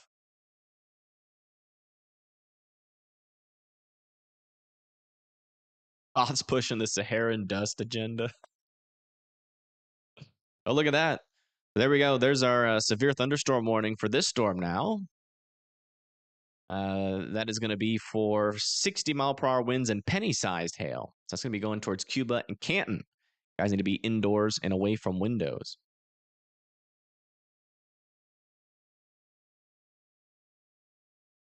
Does dust affect reflectivity? I think it does in some form of fashion, but it can make some weird looking things on reflectivity. But I don't think that's like it's not big enough to really affect it too much. But it can I think it can it can what it can if you have thick enough dust, it can I guess condensate water moisture or water vapor in a weird way. And you can get like these weird looking things on radar, but they actually exist. So it's not like it's like a false signal. As long as there's not wait, what? Oh no, James. We're not bringing that back, James. I will never use that. We're using surge from now on. I used to use the word no, never mind. I'm not even going to say the story because we all know. We all know where it leads. We're using surge, okay? Surge is the word. Anything to worry about, Boaz? Some thunderstorms are going to be possible and a small chance for severe weather to your west, but that shouldn't be able to make it to Boaz.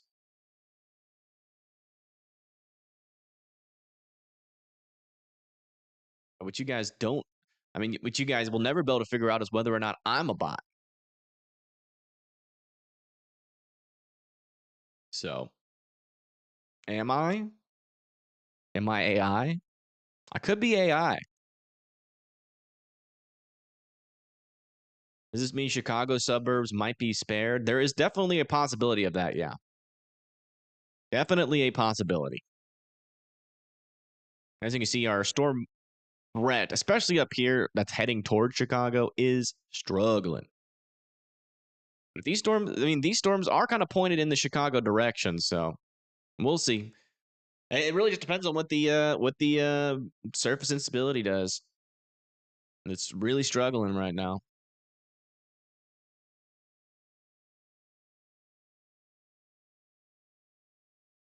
Yeah, tornado watches here. It's for like Centralia, Vincennes, Terre Haute, Charleston, Danfield, Lafayette, Urbana, Decatur, Bloomington, Peoria, Pontiac, Joliet, Princeton, Peru, Ottawa. This is Urbana, apparently. Someone in my last video corrected me on that. Would you be worried about tornadoes tonight if you live in Greenwood? I wouldn't be overly concerned about tornadoes right now. Anywhere in this tornado watch, you just need to be kind of watching out for them. It's a pretty conditional risk today, and it is definitely not performing as models were indicating this morning, which is why there was a strong tornado risk issued. But you can still get some spin ups. You know, we got 500 joules per kilogram down here. But the thing is that our let's go look at our SRH. I don't think our SRH is going to be, that like elevated today. Yeah. I mean, our SRH out here is around 100 in the effective layer. Surface to 3 kilometers, where the storms are around 150 to 200, which is something, but that's not going to really add too much buoyancy. So we're not really talking about an environment where like 500 joules per kilogram is really going to be enough for, stronger tornadoes to form.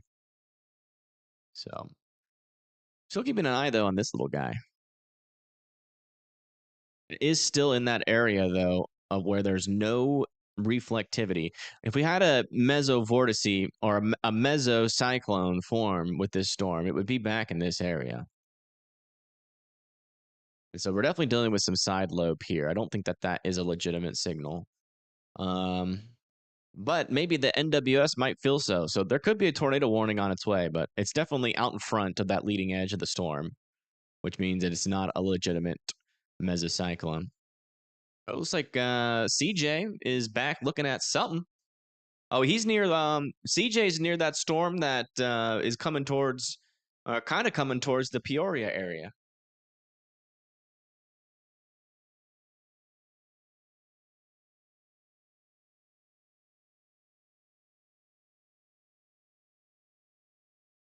Shelf clouds are usually indication that it's outflow dominant.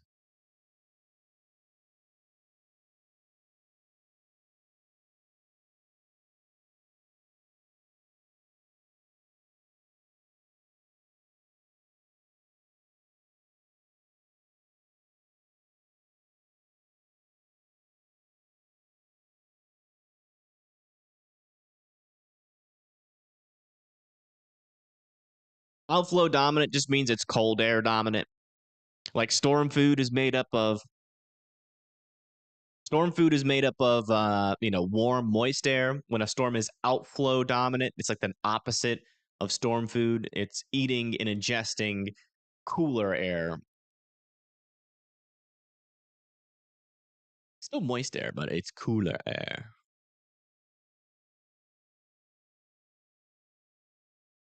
Yeah, latest scans still have a little thing of a couplet here, but again, still out in front of the storm.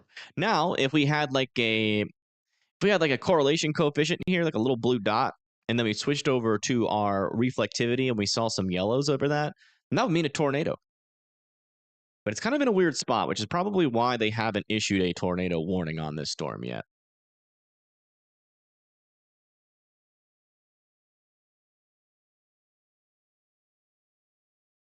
Yeah, it's way out there in the clear air, so we're definitely getting some side lobe contamination.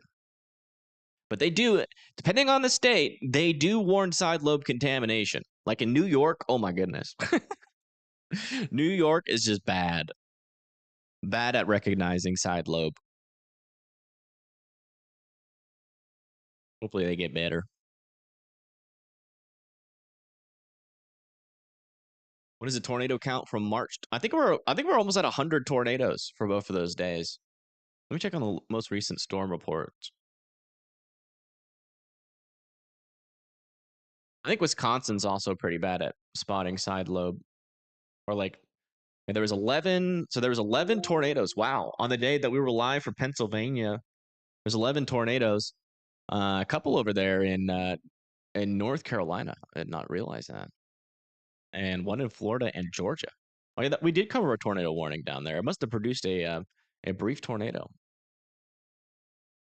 There was 59 tornadoes when we had the high risk, and 87. Yeah, we are well over. Well, that's filter reports. Thank you, Catkins. Welcome to the Wimdies. Thank you for supporting the channel. So that's filter reports was 80, 55. So we're at 135 tornadoes for the 14th through the 15th. And then if you add the 16th in, which is still part of the same storm, you're at about 146 tornadoes. Oh, we just got a tornado warning.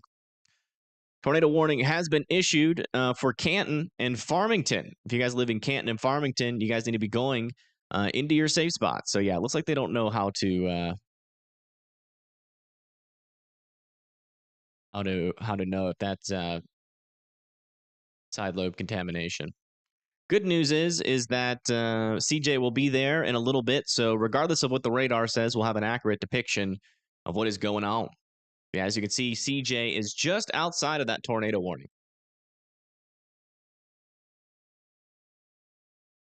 So that storm is going to be just off to our right.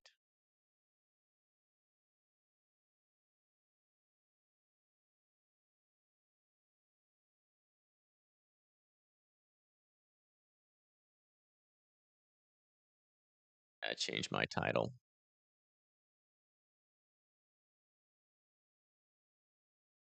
Yeah, they have definitely warned some side lobe contamination, though. I'd be interested to see what the storm looks like near the surface.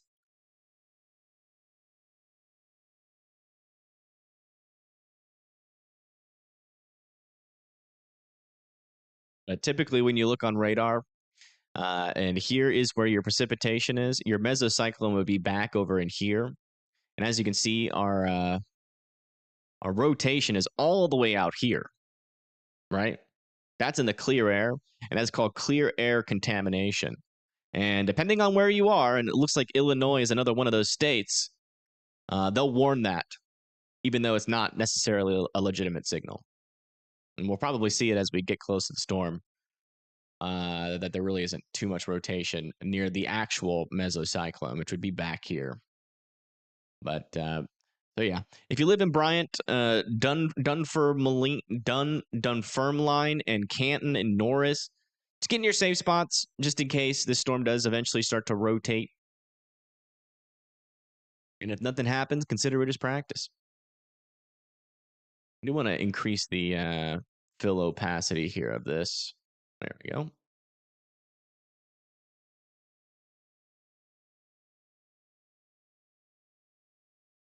Yeah, the Diaz warning is still preliminary. Yeah. As of right now, this is our only tornado warning ongoing at the moment.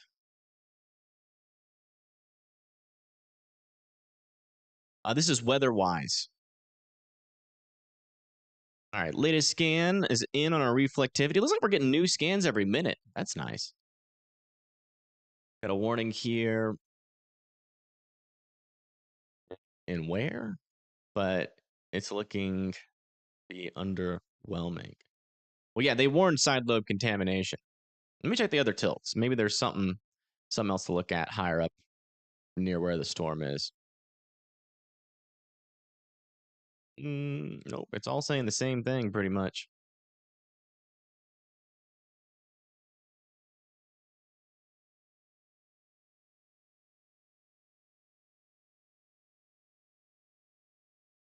Anchor bolts will either downgrade or upgrade the rating. That can mean two things: a tornado is strong enough to pull them out, or a bad anchor. Interesting. I don't know. I don't know much about rating tornadoes. I'm not a tornado rating expert. Yeah, still right there, still out in the clear air. So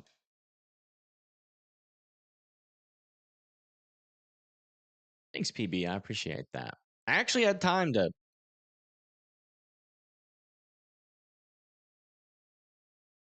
do all that. Not impressed with this environment. I don't think anybody is. I don't think you can find one person that like actually knows how to read an environment and to actually be impressed with it.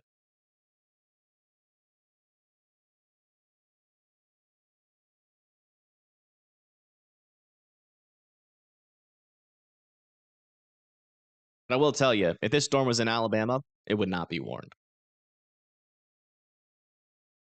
So, again, every now and then you'll run into an NWS that warns side lobe contamination. I don't know why it happens.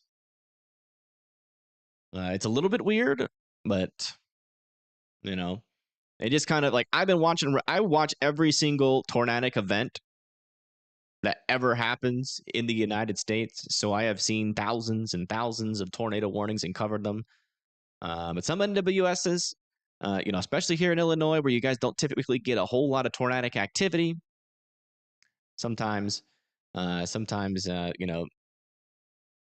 so here's a storm. This is what your tornado warned storm looks like. And it's definitely elevated. There's something hanging down under there, but that's not a tornado. That's probably just a bit of scud going in there. It's not a wall cloud either. I don't think you could call it that. You see how elevated that base is, though. That's about what I was expecting to see. It's an ominous looking storm, though. You can say that about it. Good news is there's no unexpected tornado under it.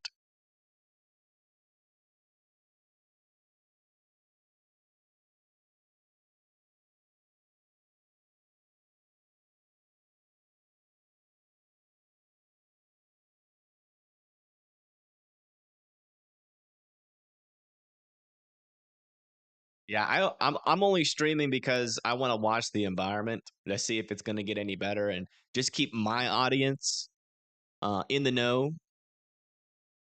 because there's a tornado watch out there, and on the tornado watch it says strong tornadoes possible. So I want to kind of give up or get up on stream and give my word of reasoning behind what I'm seeing, so that people aren't just sitting there freaking out over an environment that is underperforming.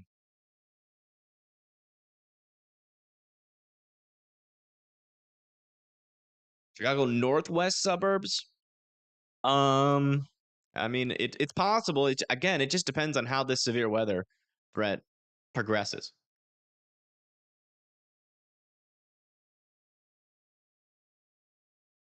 I mean, as of right now, we're not really seeing evidence of our tornado threat increasing, even though we do have a tornado warning.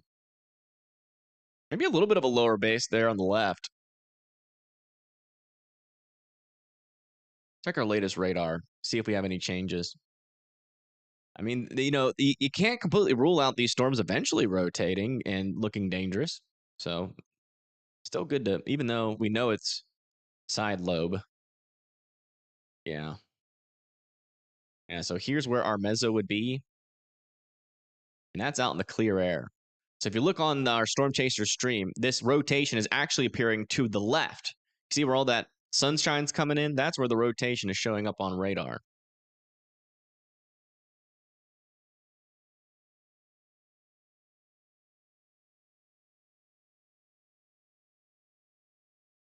Although we got a lowered base here,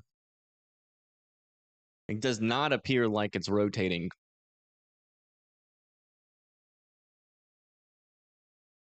You can see how static it looks. There's no movement in there like whatsoever. Are we paused? No, we're not paused. Okay. No, that's just, this is live.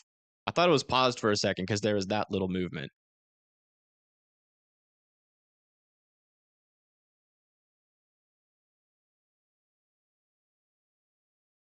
Oh, there's a GustNado happening. Look at that. On the left side of the screen, y'all see that dust lifting? We got a GustNado. Maybe. Could just be dust lifting off the ground.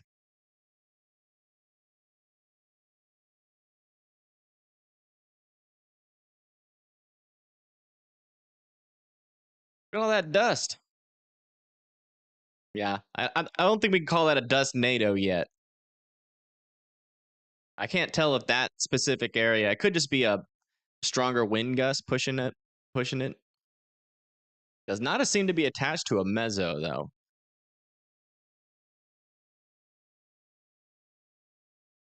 Oh, it's lifting up.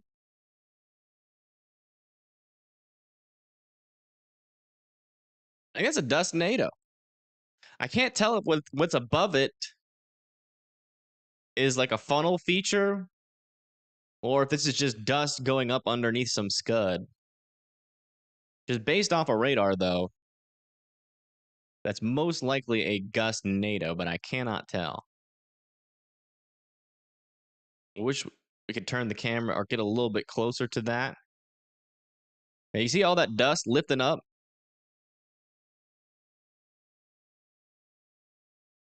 It could be a GustNado or either a land spout.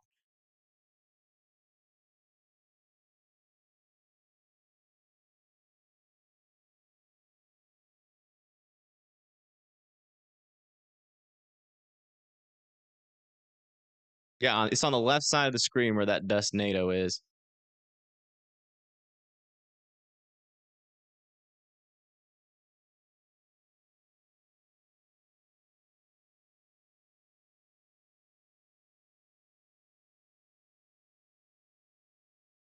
Yeah, land spouts usually have like a more condensed funnel looking thing. I'm not even sure if CJ notices that. To be honest, he does not seem to be trying to keep the camera pointed. This is south of Canton in our tornado warning here near Dunfermline. And this area of what appears to be either a GustNado or land spout is happening here on the leading edge of this gust front. But we kind of lost visual of it.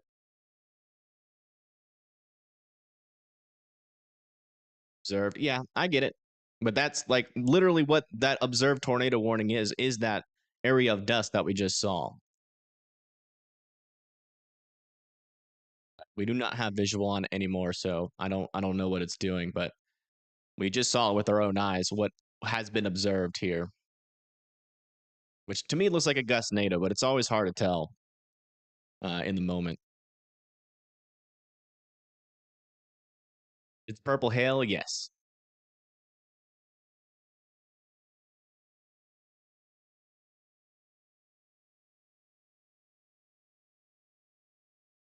Hopefully we can get another view, but I don't even think CJ noticed it. I don't even think CJ saw it. He probably just thought it was dust like us. So tornadoes always have a lot of hail. Not always. Not always.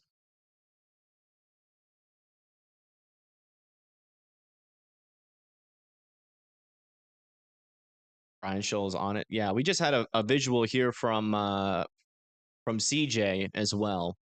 To me, it looked like a GustNado, just given the radar presentation of what we saw with our eyes. Or a GustNado is the proper pronunciation, but it's hard to tell because we weren't super close up to it. But in terms of like our radar presentation, here's where our meso would be, and there's where our rotation is out in front of the leading edge. And so it was most likely associated with the gust front and not a mesocyclone. But those are really hard to confirm in the moment. Whatever it was hopefully on the weaker side of things. was just dust wrapped. Yeah. I didn't see any funnel reach down to it though. So that's the thing. I might have to check. I think if Ryan Scholl was closer, that might give us a better understanding.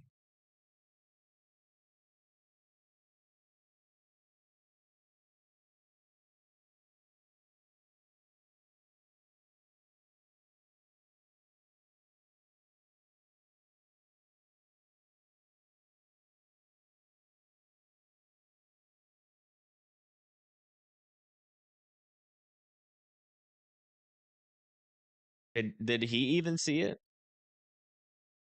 I don't even think Ryan saw it. I mean, he was right there. Hold on.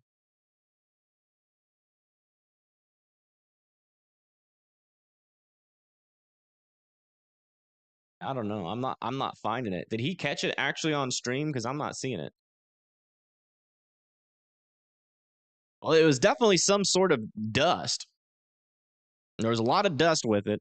We just don't know. We don't know if that was like an actual tornado or not, because it does appear like it was associated with the gust front of the storm. But in terms of actually being able to classify it, we would need better visual evidence on that.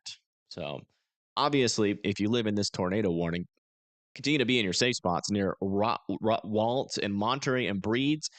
Now, those kind of tornadoes, GustNados, they usually don't cause a whole lot of damage, but they can. And they're definitely not something you want to be outside of your safe spots for, just in case they spin up, throw some debris around. So I would still be in your safe spots in Monterey and Breeds.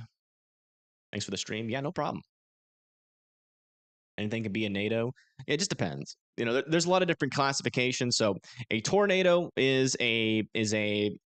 basically a tornado that reaches down to the ground and is associated with the mesocyclone, the rotating updraft of a storm. Now, what it looks like we just saw was a bit of dust that got kicked up, and it was swirling along an eddy of the gust front.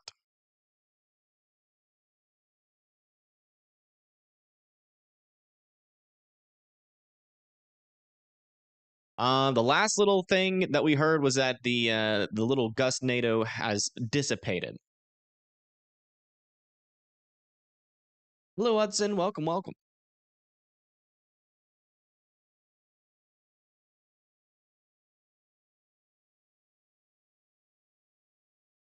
No, I think I put a pretty low probability on that being an actual tornado.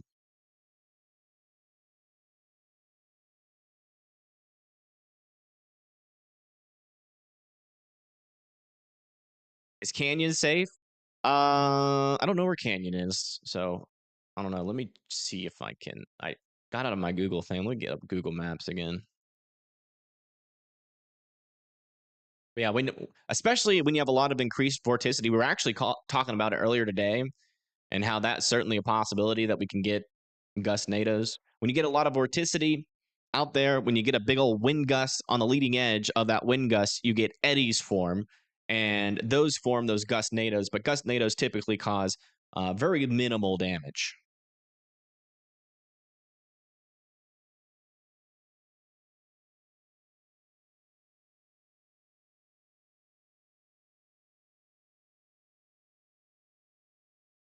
GustNado and a dust devil.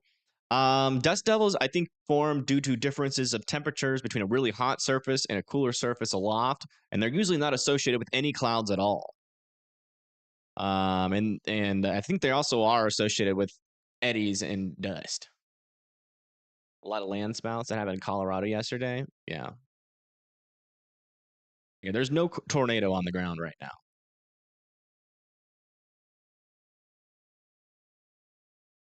That little dust thing has lifted, or not lifted. It just died. It did lift though, like so that eddy. What it does, how you can kind of discern from like a GustNado and and just dust. So when it's just dust being pushed out in front of a storm, it just looks like it's fanning out, and then it slowly dissipates out as it moves away from you or towards you, depending on where you're standing. GustNados or GustNados, they do kind of form like a little bit of a column. So it looks very similar, but there's usually I mean, there's never a funnel above it. There's never any actual like, or there could be like you could kind of see like a little bit of rotation above it because that's the leading edge of that eddy on the leading edge of of some winds. But like I said, just a moment ago and earlier in this stream, we're going to be very susceptible to seeing that, especially out here. And you guys got a lot of little dust out here, a lot of loose soil. And so wherever we get those winds come through strong enough to lift up any dust, and if there's any eddies in the area, we're going to see a lot of GustNados today. And it's going to be a little bit confusing because some people are going to be reporting that as tornadoes. Some people will be reporting those as GustNados. Some people might call a tornado a GustNado, so it's hard to tell. Just over, especially when you're like relying on public relaying of information.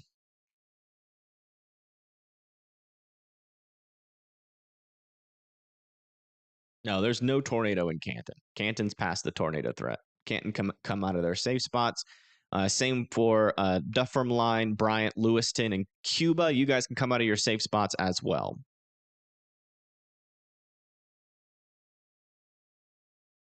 Do anything about Sunday yet? I will be releasing a more in-depth forecast on that tomorrow.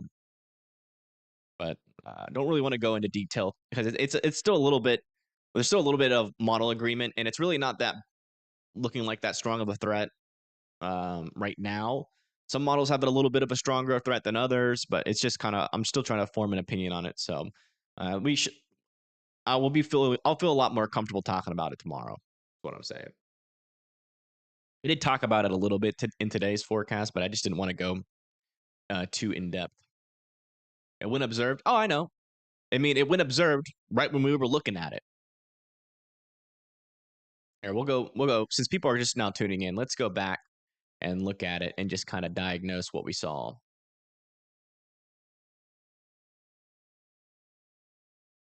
Can get there. It was like right. Trying to remember how long ago it was. Okay, he was driving, and he stopped for a little bit.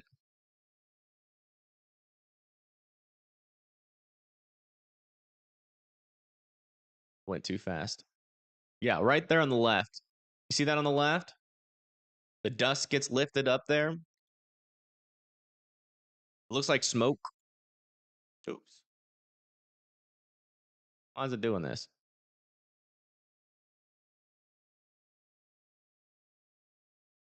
Yeah, on the left side, lower left. Let me bring out my my little head cursor here. So right over here. You see how that? So here's your leading edge of the gust front right here. Mesocyclone would be like back over here in a region like this, like back behind the leading edge. And as you can see, that dust is forming on the leading edge. This is what the tornado was reported as. That was just dust and potentially a GustNado as well. And look at him. He was completely unaware of it. He didn't even notice it. But you see how it forms a column? You see how slow it moves too? That is just a very classic GustNado.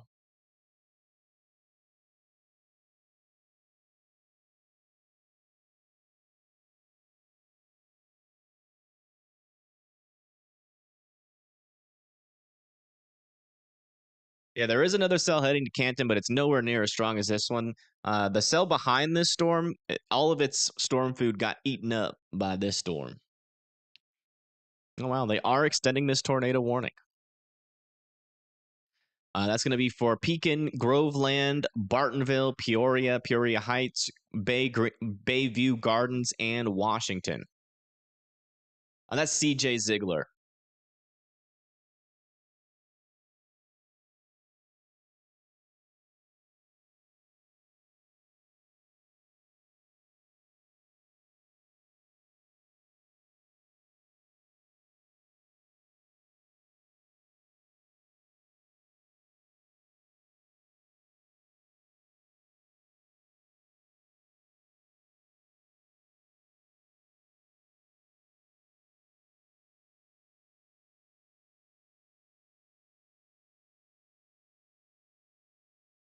The storm that's warned is this storm here.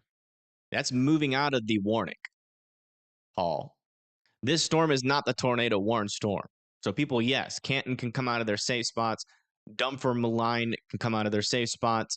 Bryant, Cuba. I don't know why are we getting so many, like, so much misinformation in the chat today. Can we like start banning people that do misinformation, please?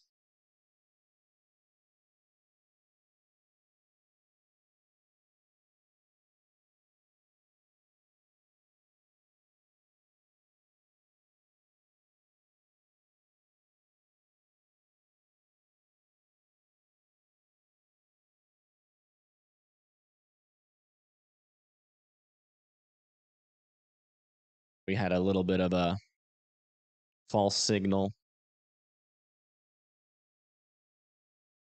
right there. I thought that was a tornado for a second, but that is way out in front of the leading edge there.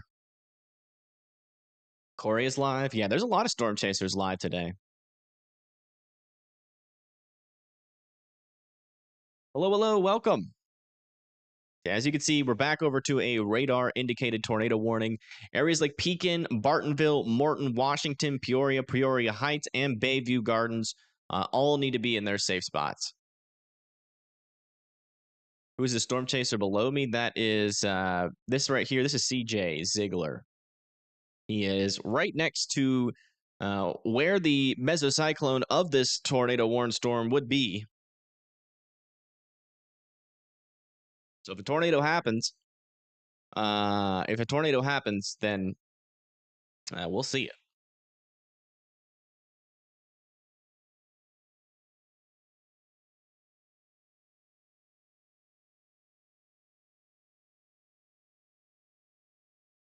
Yeah, this all this right here is that leading edge of the gust front here. Let me move this out of the way. As you see, when I switch over to reflectivity, there is no precipitation associated with those spots, except for this one down in this region here. Actually, if we zoom in a little bit more, you can see that it's actually out in front still. So we are getting indications of some eddies out in front of this storm, potentially. So GustNado threat is still, and maybe even a tornado threat is still possible here. We'll see. So just continue to be in your safe spots. If you are in the path of this storm, we're talking about Bayview Gardens, Peoria Heights, Washington, Peoria, Bartonville, Groveland, Pekin, and just to the north of South Pekin.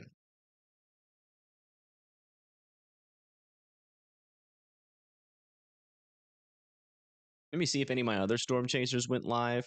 Maybe they're close by to this storm. They're not. But yeah, this is the current view of the tornado warned storm, if you guys are wondering.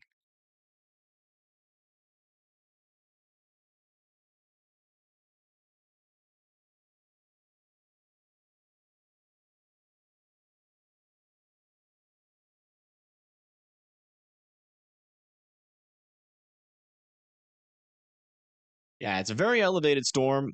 Gust front definitely has that.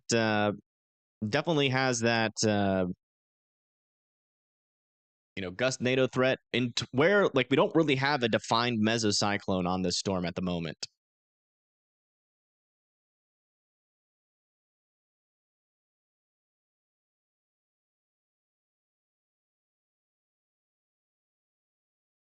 I would still certainly be in your safe spots given our elevated GustNado threat. And the fact that this storm is certainly trying to mature. There's a lot of lightning. It could eventually form an actual mesocyclone. And Iowa, it's just snowing. Yeah. It is snowing pretty good in Iowa. We checked that out earlier. And some blizzard conditions are happening over there. Heavy on the side lobe. Yeah.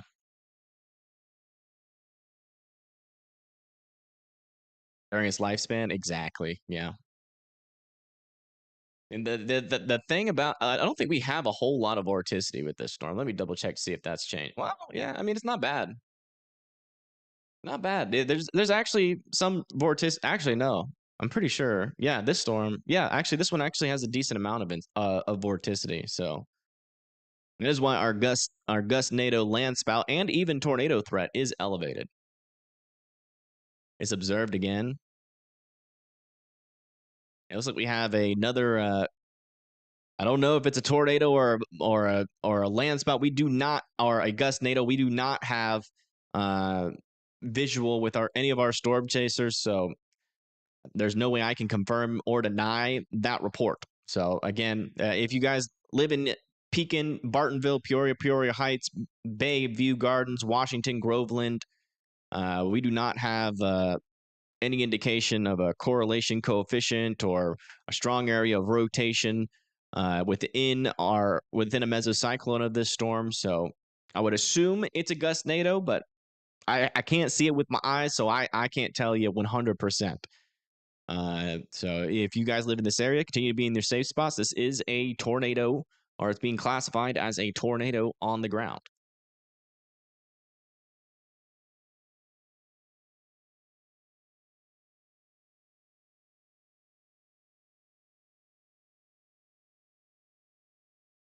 Again, if you live in Pekin, Bartonville, Peoria Heights, Bayview Gardens, Washington, and Groveland, need to be in your safe spots.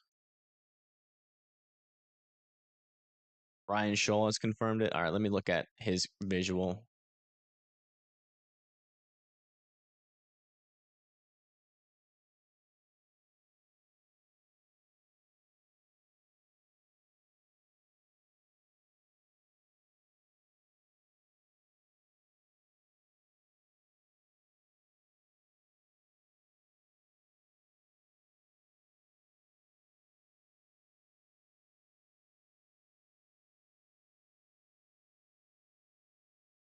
Yeah, that's definitely a dust NATO. Ryan Scholl's right next to it, and he's out on the leading edge of the storm there. It's the same thing we just saw earlier. There is a dust NATO ongoing right now, though.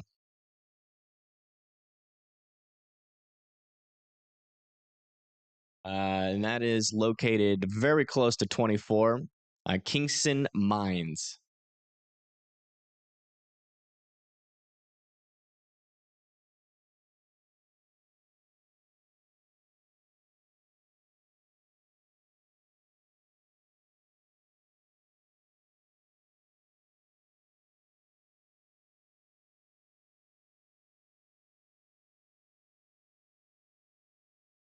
If it's what? Population? Would it then be a tornado? No, it has to be underneath the mesocyclone. And I can tell where Ryan Scholl is on his radar and his screen, and he is or was out in front of this area here, near the gust front of the storm.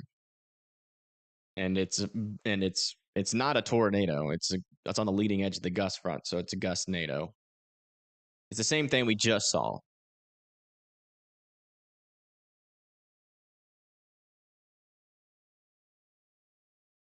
But apparently there's another GustNado somewhere, or that one could be a tornado. Somebody said there's two potentially, so maybe it's another GustNado.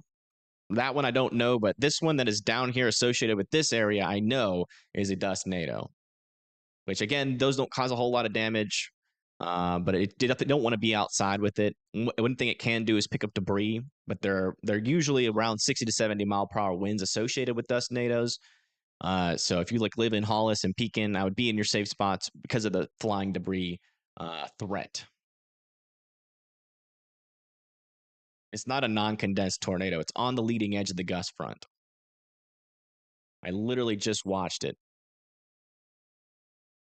If you're hearing somebody call that a tornado, they don't know what the frick they're talking about.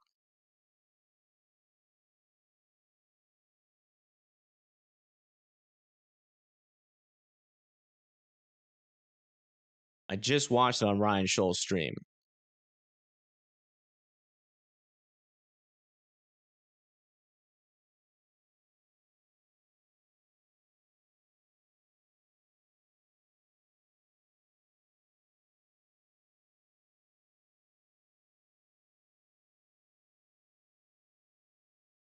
Anywho, Continue to be in your safe spots. Dust nados are certainly possible all the way across the leading edge of this, and we're still watching out for a more organized tornado threat here in and along the mesocyclone portion of this storm. As you can see, we have a view from CJ, who's out in front of this storm.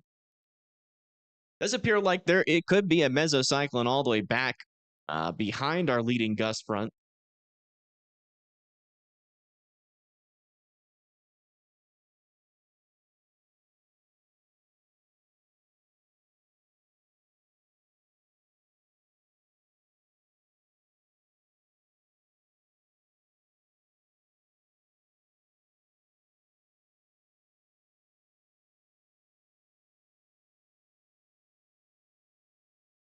It's literally impossible for there to be a confirmed tornado in Pekin, guys. The storm's not even in Pekin yet.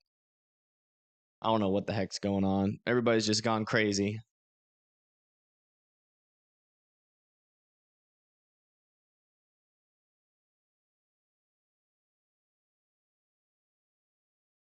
Yes, there's no tornado in Pekin. There was a confirmed GustNado a moment ago. We've had 2 confirmed GustNados so far, and that's on the southern side that is heading towards Pekin. We got a storm chaser that's just about to be in that same area. And this is the storm coming towards them. So we're going to get our eyes on it, and we're going to give you guys another lesson, I guess, even though we just gave one. But it seems like everybody's calling it a tornado when it's not. And that's causing mass confusion. So that sucks.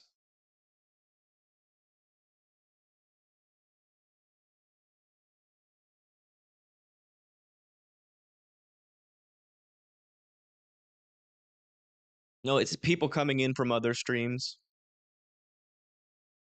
This is exactly what happened not too long ago when we had a very similar setup near Wisconsin.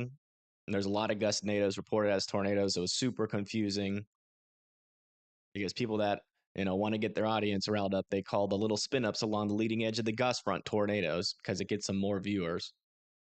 I mean, it's not cool to call it. I mean, it's not as scary when you call them a GustNado because they're not that dangerous.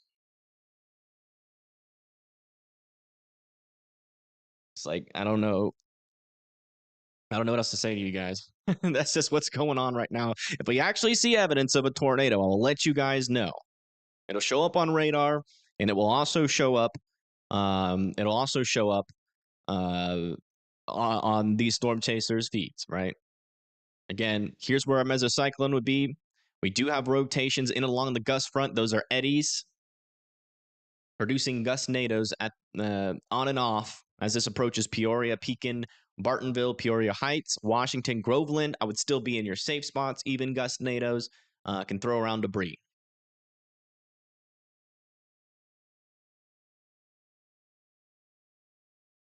Well, it's because they don't necessarily cause that much damage. I've seen storm chasers literally park their car inside of a GustNado.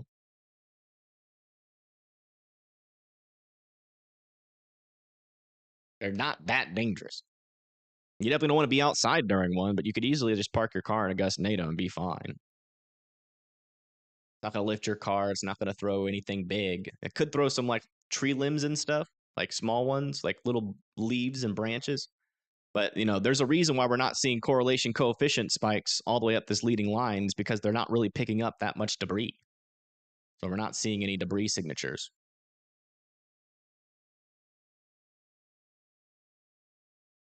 I would be in your safe spots just in case. I mean, this storm is still technically in an environment that can produce an actual tornado here shortly.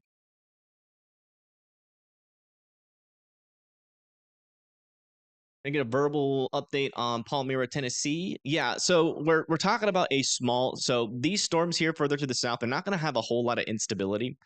But they will have the potential all the way down into Tennessee and Mississippi eventually to produce maybe some severe weather, but it's a really low chance. So over there near Palmyra, it's going to be pretty low chance for severe weather.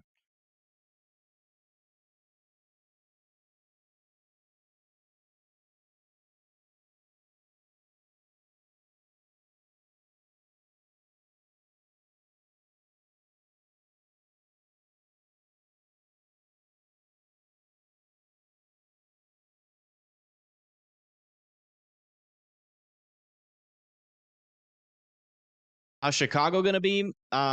It's going to be kind of the same threat. These storms are going to about to eventually move up to you. Haven't really seen much evidence that we're going to see, a big increase in tornadic activity yet. We do have some instability out here. There is some wind shear, so there's going to be some tornado threat, as long as that exists.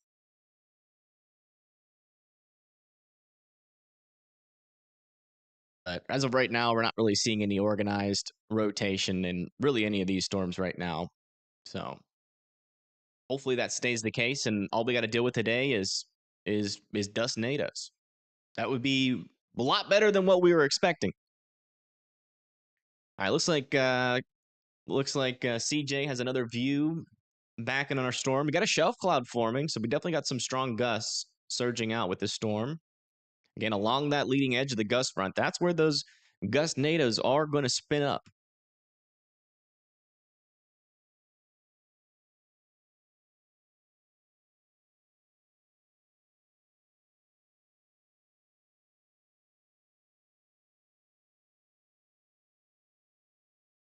It's not trolling. It's not trolling. It's just people that don't really know, calling things that they're not, and so it causes mass confusion.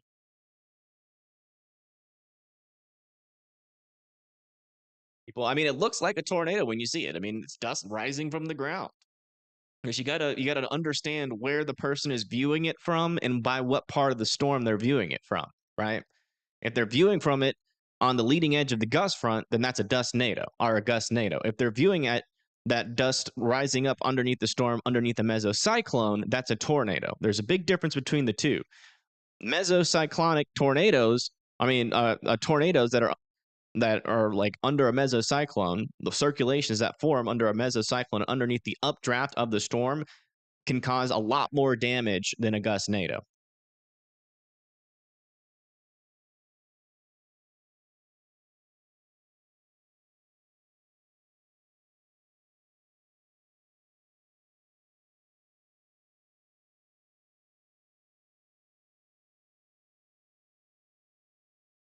Latest scan, we're still seeing the same thing. Here's our storm all the way back here. Here's our leading edge of the gust front.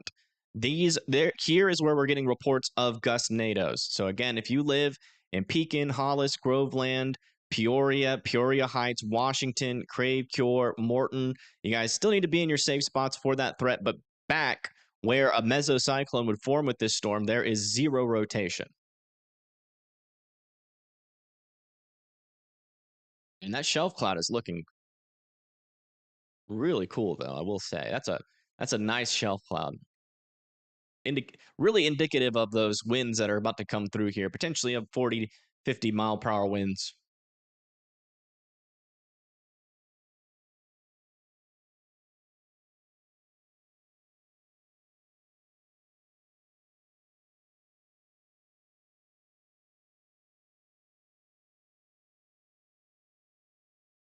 I don't know where Streeter is. If you give me an understanding of where around that is, we're a little bit preoccupied here tracking the storm.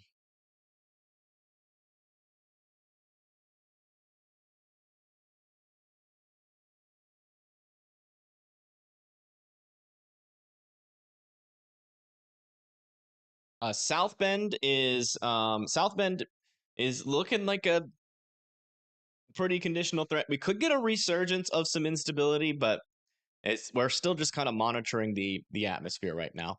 Thank you, Ghosty Boy, for the $5. Do appreciate that. For a cup of coffee. All right. Streeter, Illinois, north on 39. Is that near Peoria? Reader on 39. I'm not seeing it. I'm sorry. If you're near 39, then you're down the line on this storm. So I will try to Google map that. Streeter.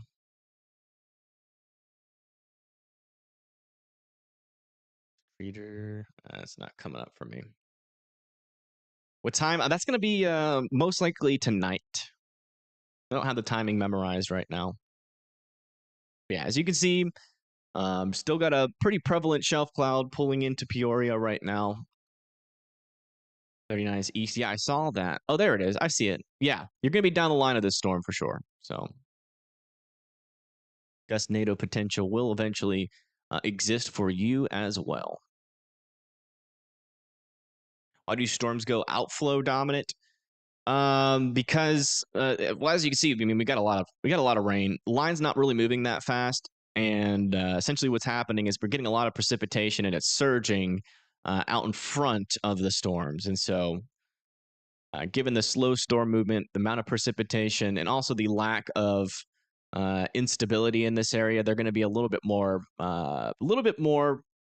likely to go outflow dominant.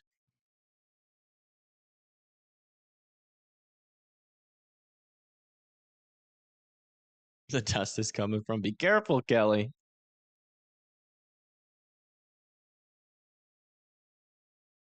You'll be tuned in. All right. Well, thank you for that. So looking for the Quad Cities. I don't know where that is. What cities are in the Quad City?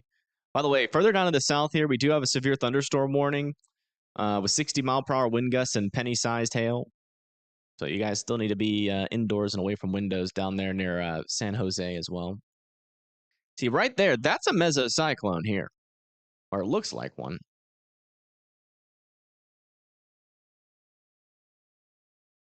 Eh, really not a whole lot of motion underneath it, though. It's not really rotating. So I guess, and that's definitely an updraft at the base of a storm. There's a little bit of upper level rotation on that thing. So yeah, if something forms under this, we see a little noodle under that, that's a tornado. It would be back like further back. Like not on the leading edge. You see where that scuddy shelf cloud is out in front of it? That would not be where a tornado would form. It'd be back behind that. Let me bring up my little cursor here. It'd be like right under here. There's your shelf cloud on the leading edge, and then if a tornado were to form, would form in the underneath the updraft behind that leading edge.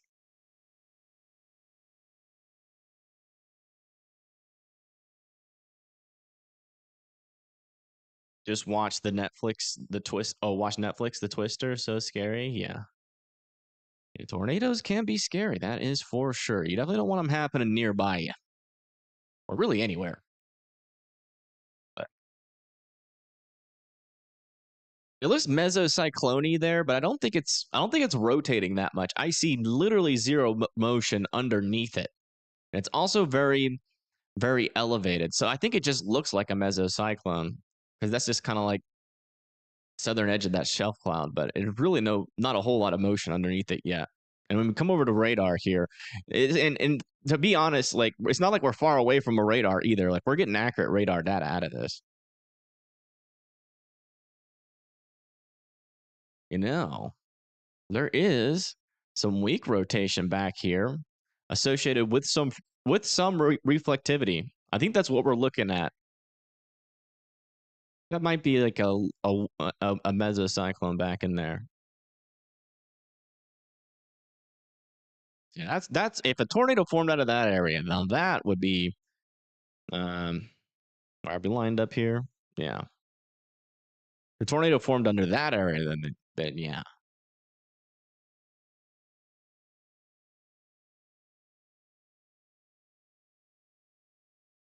No, there is not a tornado on the ground. I mean, we're literally looking at it, guys. Come on. Please. Please save my sanity. Don't drive me insane, guys. We don't need that. We're looking at the storm. Do you see a tornado? He is literally in Pekin.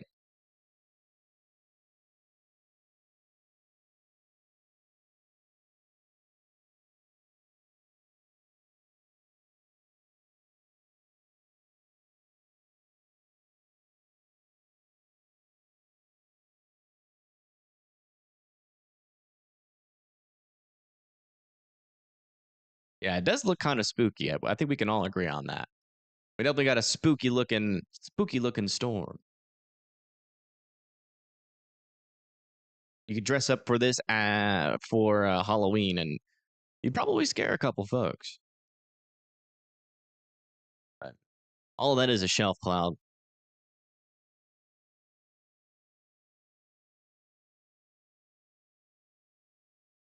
All right, folks that can officially come out of their safe spots is Kingston Mines, Glassford, Bellevue, also Alta and Oakcrest come out of their safe spots. People that still need to be in their safe spots is Groveland, Peoria, and Washington.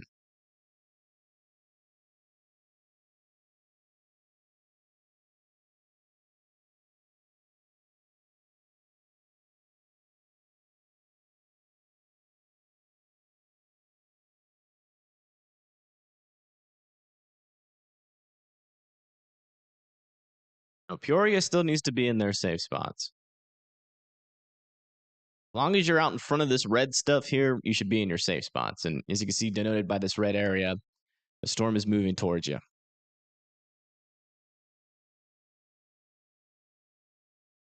Storm cell northwest of Peoria is rotating in the upper levels. Well, it's not rotating at, well, it must be much northwest, right? Let me check the upper levels.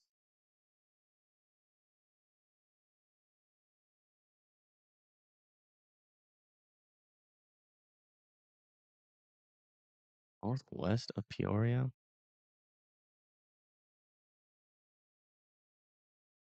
I am not seeing it. How far up do I got to go?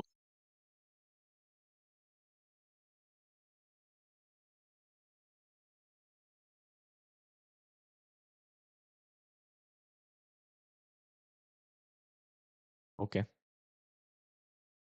Northwest of Lincoln. Oh, where's Lincoln?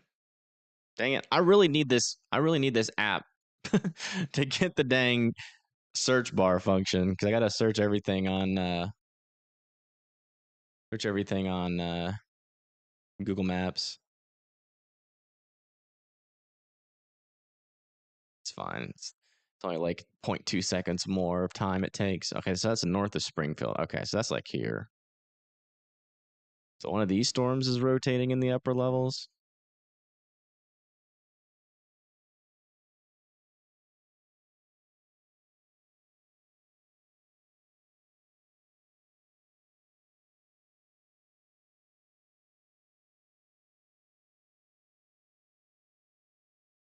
Oh, that one near San Jose. It's not quite making it down to the surface, but yeah, there does appear to be some elevated rotation. And there goes our tornado warning. Tornado warning has expired. So for all those folks that still think there's a tornado in Pekin, there is not. Would not surprise me though if we get another tornado warning eventually.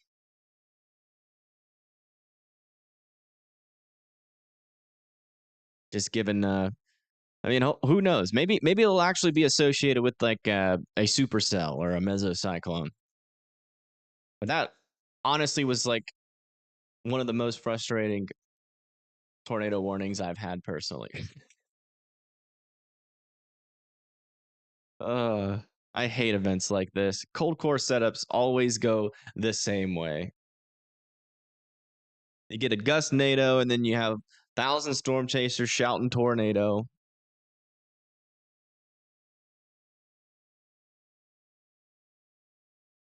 It's always the same. And then everybody comes into my chat, and I'm over here calling it a GustNado, and then everybody's like, "You're wrong. My favorite weather guy said so." And then I look at oh, there it is. Another tornado warning.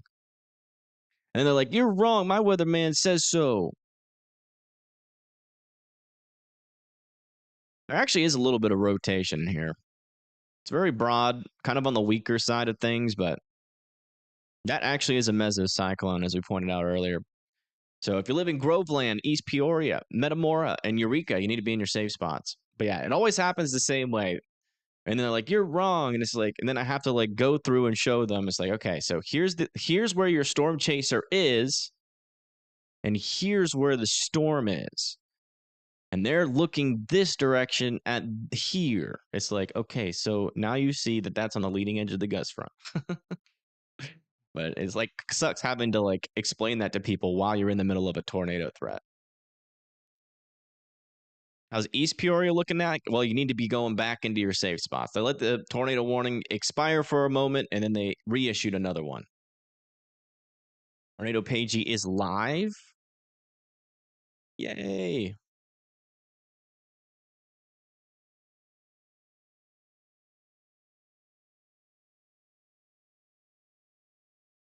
Our other storm chaser is officially live.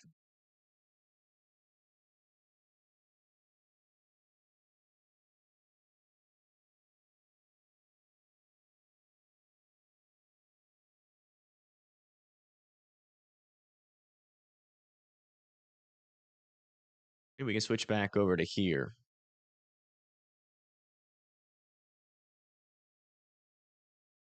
And we'll get our weather chat up over here as well.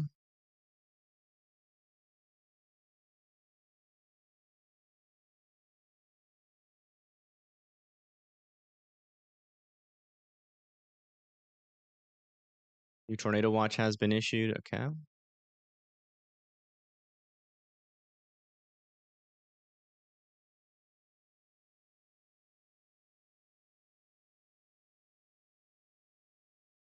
Oh, wow.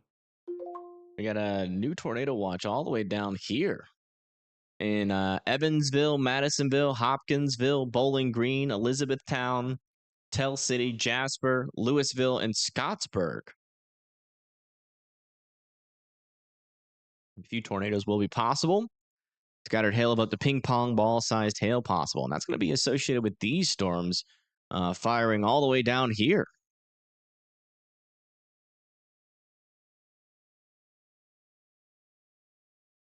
Not sure how a tornado watch was issued down there.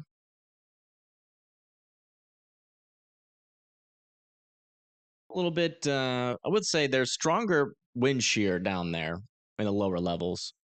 There's a little bit of a higher chance, even with some lower instability, that you can get a little spin up tornado down there, but it's pretty conditional.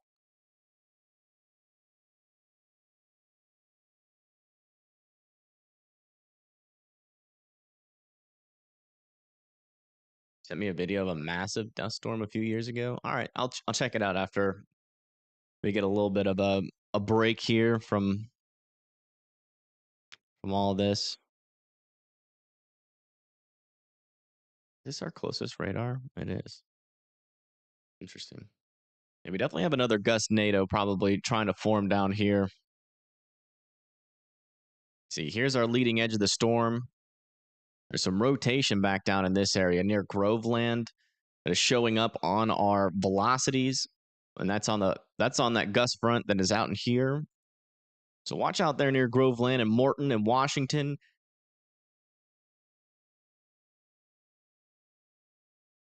Yeah, there's no tornado looking storms other than here right now. Let me see where Yorkville is, and I will check that out for you. Yorkville, Illinois. Yeah, no, you guys are good until this line of storms comes through. You're near Chicago. As you can see, there's no rotation up there. There's some rain, heavier rain, and some lightning. No severe thunderstorm warnings up here either.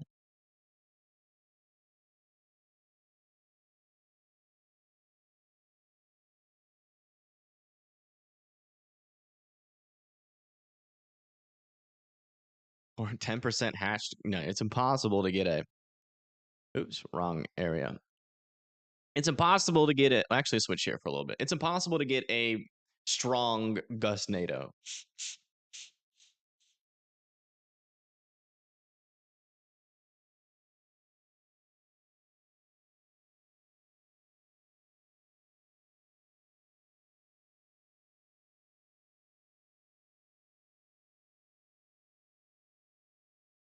To be fair, they put the hatch risk, and when they put that hatched risk, they literally said that that their forecast for today is in case of the worst case scenario.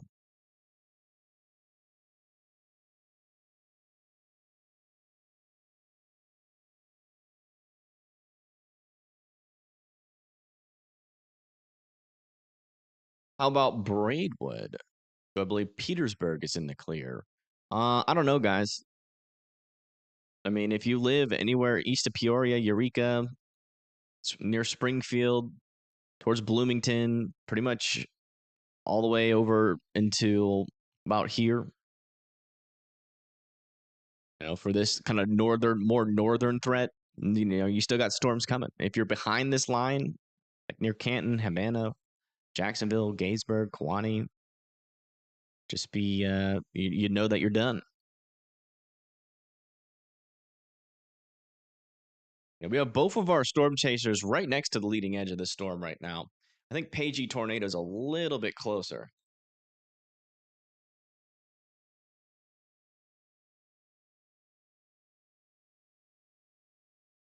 I think they could have gotten away with a severe thunderstorm watch for Kentucky. It seems pretty darn conditional down there.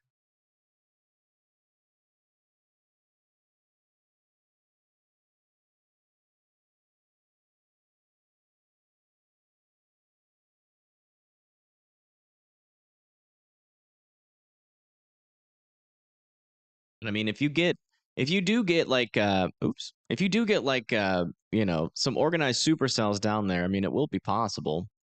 Like a couple brief tornadoes. I'm talking about a strong tornado threat down there, but will technically be possible.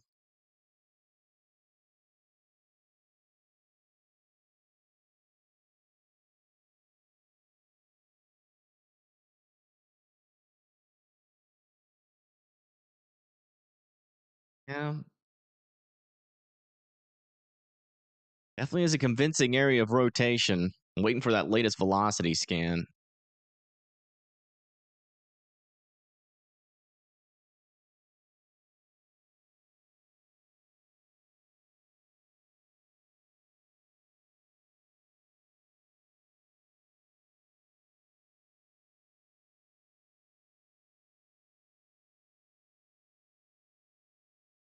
It's all in the same place here. So there's your rotation, debris signature.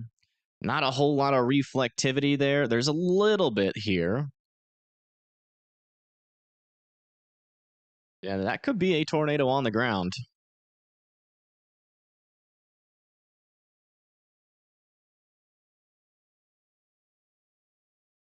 Just north of Holmes. Most likely a tornado on the ground. It's just kind of, I mean, everything is pretty clear here. Strong area of rotation. Debris signature is a little bit up into this area where we have a little bit less reflectivity, but I mean, there is a little bit elevated. Let me see what that. Yeah, 28 dBZs is right around the lowest amount you can have to support a tornado on the ground. So that's most likely a tornado on the ground north and west of Delavan. So if you live north of Holmes, towards like I-55, I'd be in your safe spots there.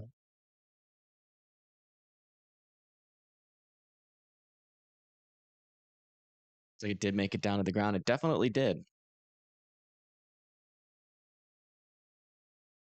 Yeah, Chicago's not out of the woods. We're just monitoring the situation here. If these storms fall apart over the next hour or so, then your tornado threat's going to be a lot lower. But if they sustain themselves all the way up into Joliet,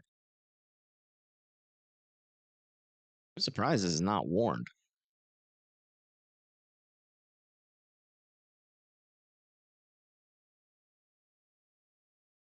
Oh, that little debris signature went away. It might have been just like a really brief tornado. And yeah, look at that.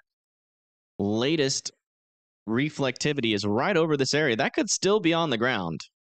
I'm a lot more confident about if we see that velocity signature go right over that area, we're definitely pulling the trigger on an Evan warning if they don't pull a trigger on their end.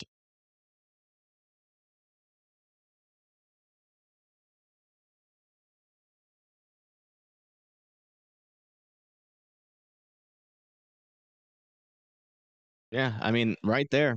So yeah, there you go. That's a classic look to a tornado. There's your velocities, there's your reflectivity, mesocyclone debris signature. For those folks that forgot for some reason all of a sudden.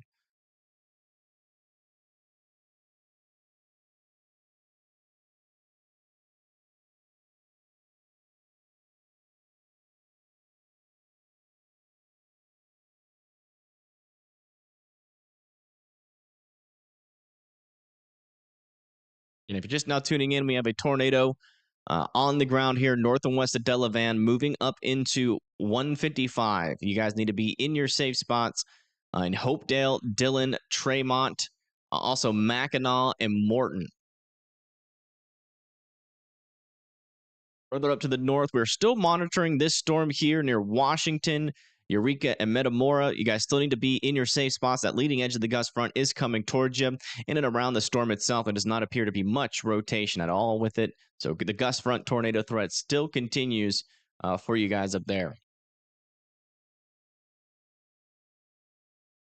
It's on the ground. Officers see it north of Delavan. So we now have confirmation from officers near Delavan that this is on the ground. There's your tornado warning. It says radar indicated, but we have one radar evidence and also officers in the area. Yeah, you can see that debris signature still is ongoing here, right in that area. Debris still being picked up by this storm, still most likely a tornado on the ground heading towards 155. Kicked my camera a little bit. Let me fix that.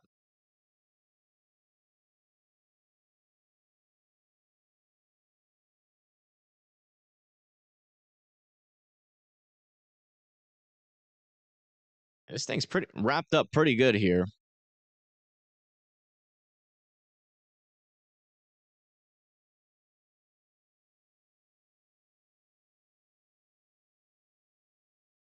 A latest scan. Still a little bit something there. Now we got a lot of hail pouring into this thing. It's going to be harder to confirm. Dan, do we have anybody? Do we have anybody still confirming this on the ground via the scanners? This thing's getting really, really hail wrapped. So that could still be a tornado on the ground. If that's where that velocity signature is, it is. So, I mean, that still could be a tornado on the ground still.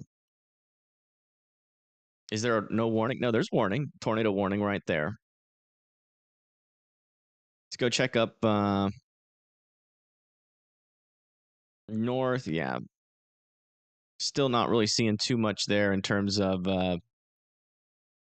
rotation along the regular or the part of the storm where you would expect it, but back over here we still have some indications of rotation along the leading edge of the gust front.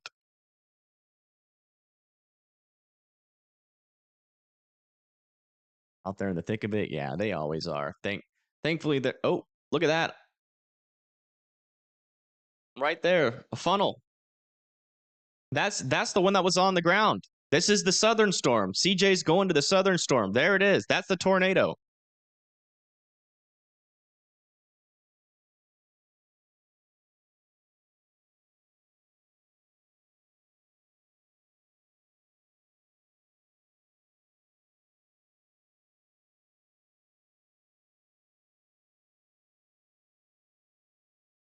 Good job.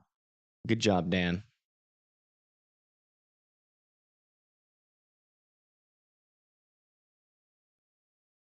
Well, that might have been the tornado, but it looks like it has lifted. That might have been it lifting.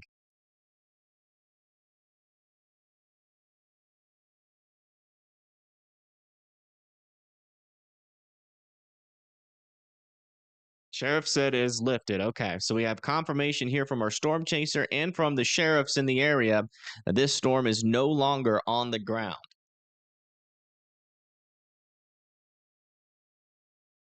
Yeah, it is still rotating, so I still want everybody to be in their safe spots here.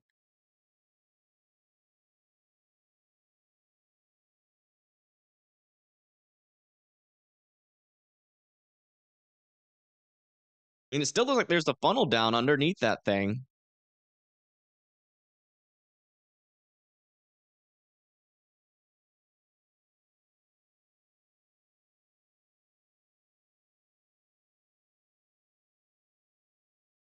Yeah, that's kind of what storm chasers do. They drive right up into the storm. But yeah, that one was actually a tornado. The other ones were dustnados. This one was a tornado, 100%.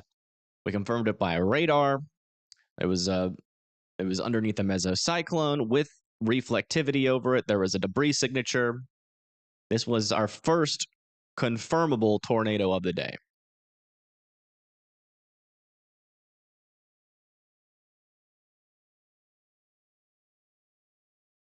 Okay, yeah.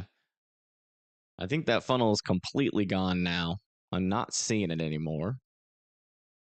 You can see very, very obviously there is that mesocyclone. Let's come back over to our radar view. Yeah, still some rotation and circular embedded in that.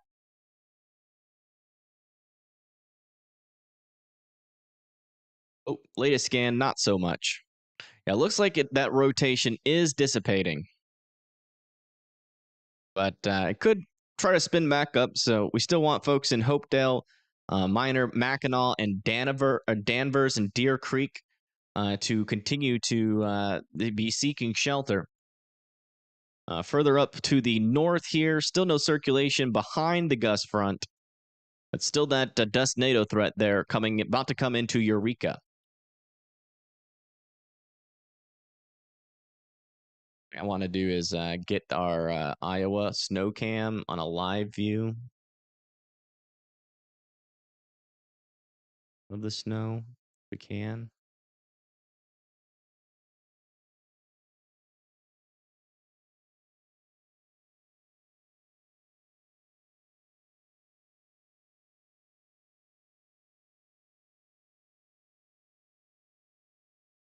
Yeah, still waiting on that latest update. This is what the storm looks like right now. As we wait for the latest radar update, it'll be best to keep an eye on our storm chaser here.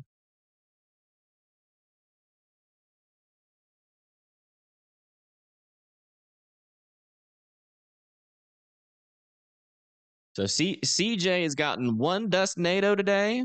I don't even think he realized he captured the first dustnado.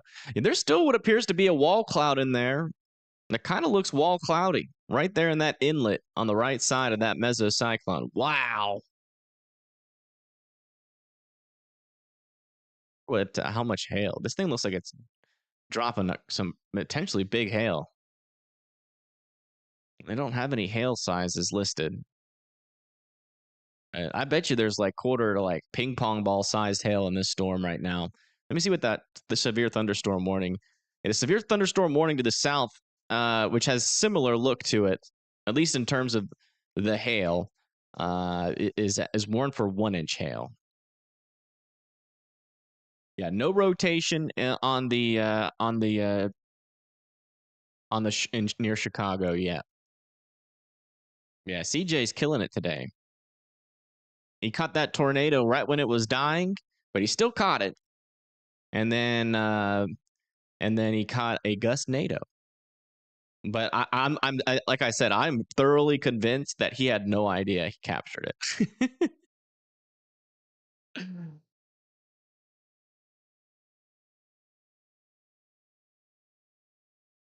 Where do you find CJ? It's CJ Ziegler. Let me put his channel link in chat. Oh yeah, there's definitely what appears to still be a wall cloud on this storm. Again, this is the storm that's just to the north and west of Minor, Oklahoma. I mean, not Oklahoma. What the heck? Illinois. And this is approaching Mackinac right now. Right there, let me get my little thing out here. So where I'm looking is right here. You see there is that inflow region coming into the storm, and a tornado would form right under that. What is that? Is that a funnel again? Something's definitely hanging down under there. Let me check our velocities. Yeah, there's a couple of couplets still north of Hopedale. You got one here and another one just to the north. I couldn't really tell what that was, though. It's kind of hard to tell. Might be coming down again. It could be.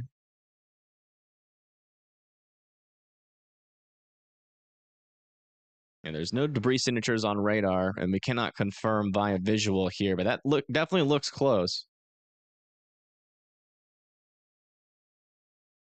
It's certainly a wall cloud. Whoa! Did y'all see that lightning?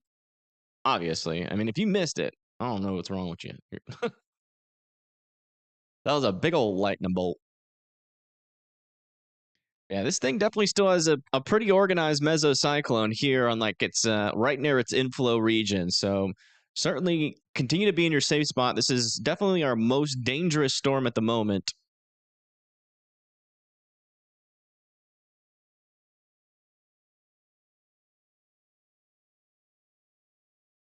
Yeah, storms further south are still immature. Storms further north are still struggling. And the storms further north are getting closer to Chicago, but they're not quite there yet. We got a new mesoscale discussion. Let's check that out. Thank you, Help, for bringing that to my attention.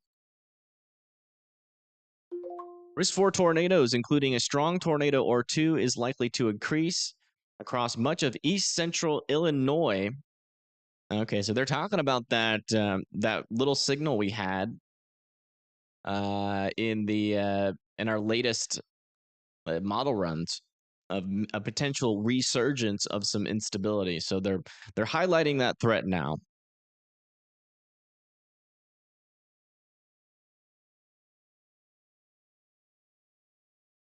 That's going to be over there, like kind of. Let me see if I can. Yeah, over there near like Danville. Looks to be just north of Terre Haute, or like just over Terre Haute.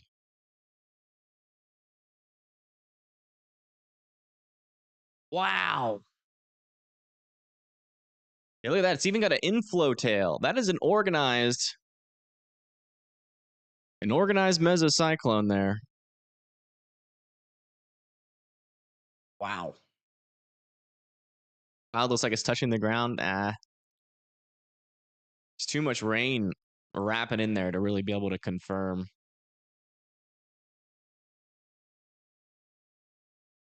One thing is for sure, this storm is still pretty healthy. So continue to seek shelter.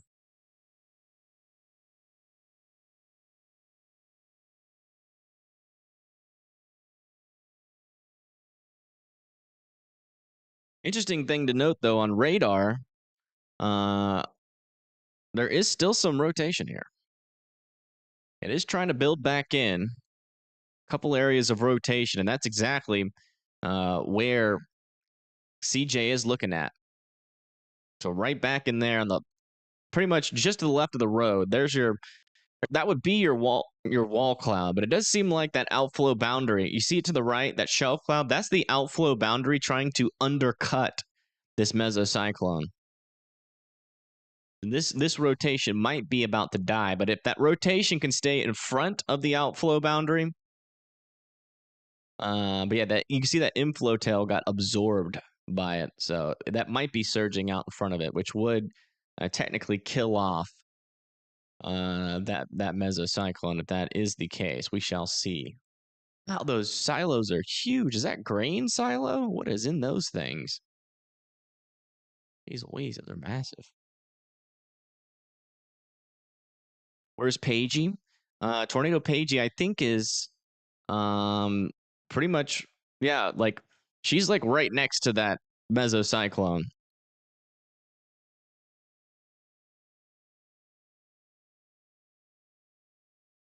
She's like right next to it. Oh, GustNado on the left side. You see that? Leading edge of the gust front on the left side of the road. Dust lifting up. Another GustNado. So it looks like we got more GustNados. You see that? You can very obviously tell where the leading edge of the gust front is here. And right under it, we have on the left side of the road some dust being lifted up. It's very faint, but you can see it.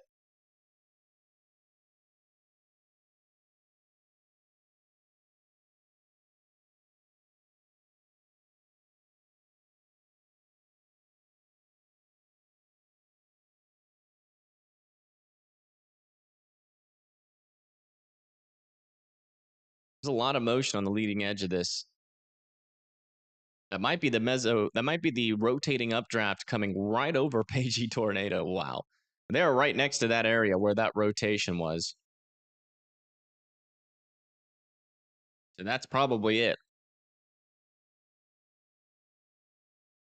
Can't tell if that's an eddy or, because I don't really know. I would need to see to the right of her. Wow, this is a pretty interesting view. Just looking straight up at the storm.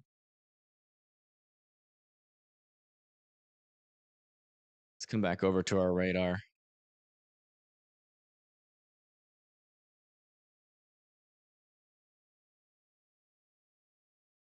Let me check. Hartsburg.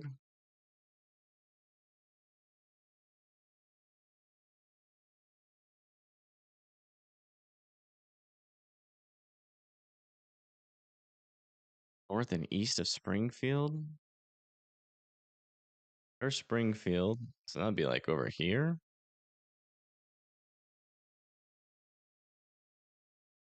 Hartsburg? You say it's an unwarned tornado? I don't. Brendan Coppett looks like he was right next to that GustNado. Yeah, he probably was. Very low precipitation. Where? I don't see it.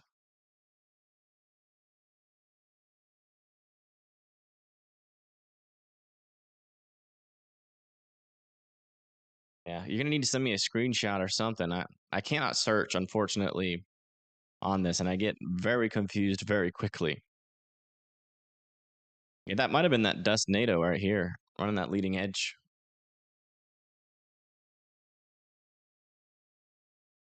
Near Mackinac? Isn't that right there?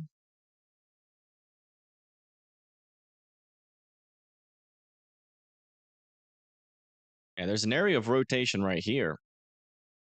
That debris signature is right out over the clear air. So that's not a tornado. That's probably the signature of our GustNado there on that leading edge of the gust front. North of Lincoln is Hartsburg. Okay, Lincoln's all the way down here.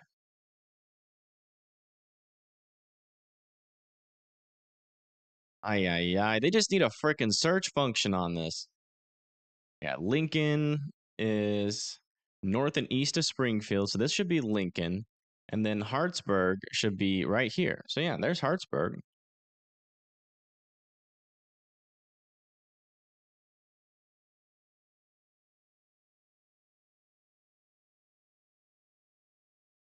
Oh, that right there. Yeah, I don't know. That looks insanely contaminated to me.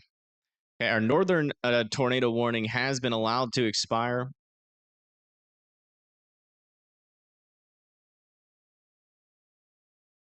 Brandon caught a great shot of the GustNado passing right in front of him. Let me check that out. Look at it.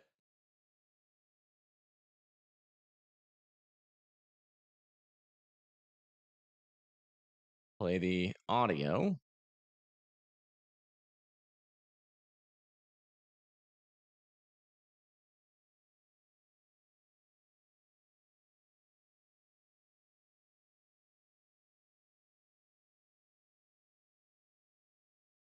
How long ago was that? I guess that would have been a couple minutes ago.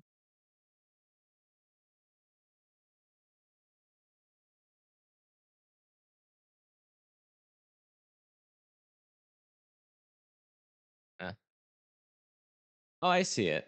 Oh, it wasn't like right in front of him, but it was like far away from him. Yeah. Yeah, he pretty much got the same view as CJ did. Pretty similar. Man, look at these views from the storm chasers. Holy moly. I will say the leading edge of this storm looks pretty intense. And we got Pagey, who's pretty much right under that leading edge of the gust front. And their camera's just looking straight up at these clouds. It's an interesting perspective, I will say. Instead of looking straight forward, just looking straight up. Send me a screenshot. All right, let me look at that.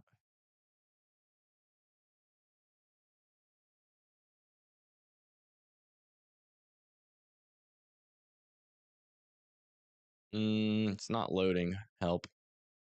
Oh yeah, that I know. Like that's what I saw. Yeah.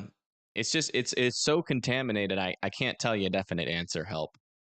That is what I saw though on radar when I said that. So I I I mean I think there's possibilities there. I cannot tell you for sure. Let me make sure this is playing again. Man, look at this. This is of the blizzard. Holy moly. This is near like southwest Iowa.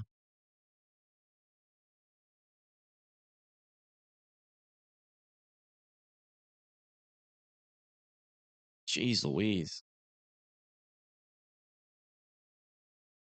Oh, what is Paige you looking at? She got a GustNado or something?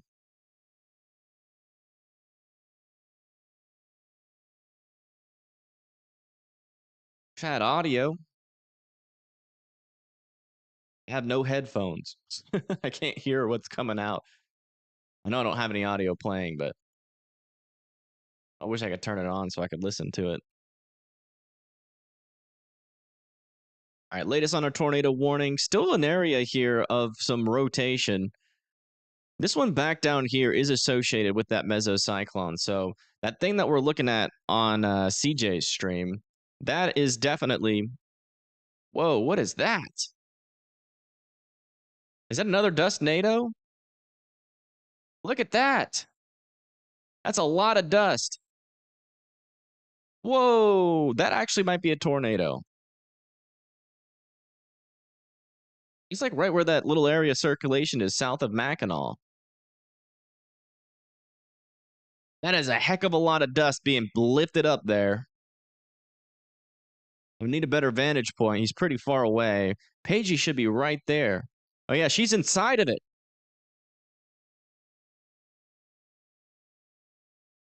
Paigey's inside the GustNado. Look at that. So that's not a tornado. You can definitely tell that that is dust. Let me see if I can see any evidence of a tornado here, because I know there's rotation nearby this area. But as you can see, they are literally inside of it, and they're perfectly fine. So it's definitely, I don't think it's tornado. Let me go back a little bit here on their feed.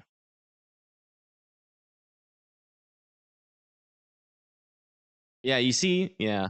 I think that was another GustNado, but a lot more dust with that one. That was crazy. Yeah, and that's there's that leading edge of the gust front. Okay. Well, look at that. Look at that weird color. Because of the dust and the hail, it's like a pale puke green. Usually it's like a lighter green when you have the hail, but because of the dust, it looks like all yellow. You got a banana storm. That's weird.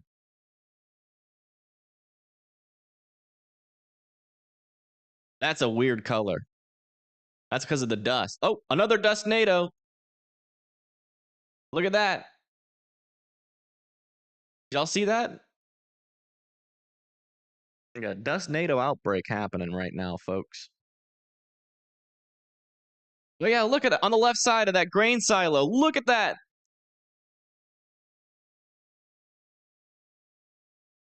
Whoa. I think it pulled dust out of that silo or something. I don't even think that's just a gusty wind. That's not even a GustNado. That's just gusty winds. Wow.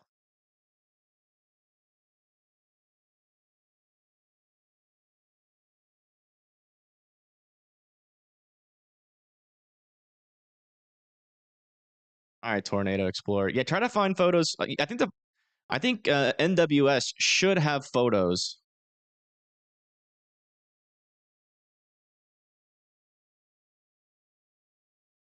that are like copyright free. Yeah, we still have this area of circulation here that is still out in like our rain free area. So I think that's where we keep on seeing these little GustNados at. There's no tornado as far as I can tell. I mean, that's in the clear air. If there was a tornado, we would see it. Like it'd be so obvious. So we don't have a tornado on the ground with this storm, but um it is definitely a lot of little GustNados happening here. What's going on with Pagey?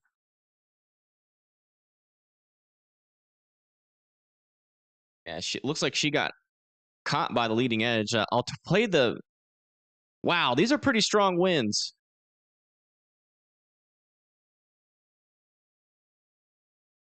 I can't. Bad service. Yeah, something's going down on Pagey's view. Let me turn on the audio. I can't hear it, but there's probably hail all within this.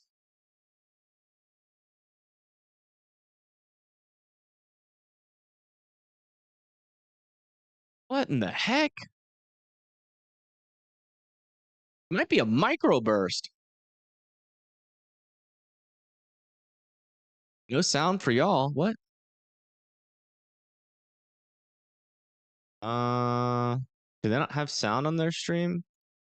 Yeah, it's not playing on the desktop audio. S audio properties. Properties. Hold on, it might be due to my audio capture. Oh. Huh. I do not know why there's not any audio playing. Because, yeah, that's looking real hectic. I don't know what I can do to fix that. I don't know what's causing it.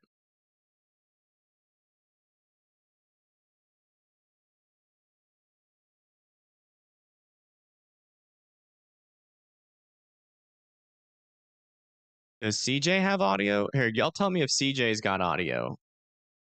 No, CJ doesn't have any audio either. Oh, wait, it might be because of my Bluetooth.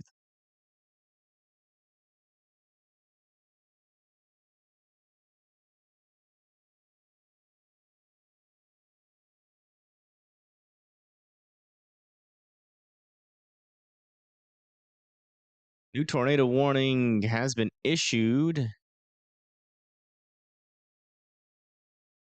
That's what that area back in there. That's where. Okay, here it is. It just popped up. That's going to be for El Paso, Hudson, Goodfield, Gridley, and Chenoa. You guys need to be in your safe spots here. Lots of GustNados happening here, and yeah, still some rotations here along the leading edge that we do need to keep a close eye on. And this storm's pretty darn strong. I mean, you guys have seen it with your own eyeballs. So continue to be in your safe or get in your safe spots here in Goodfield, El Paso, Hudson, Gridley, Chenoa, and Minnock.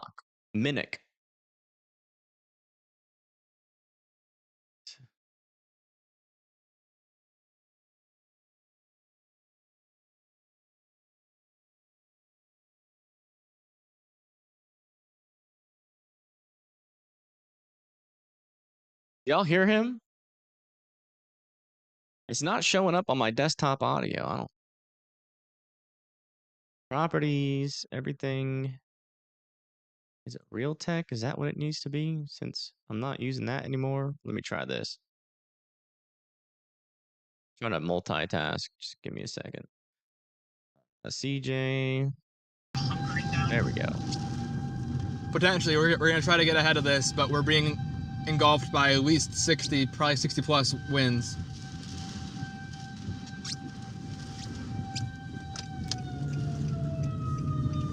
Oh wow! Yeah, you can hear the. I'm gonna try to stay ahead of this. I'll call you in a bit.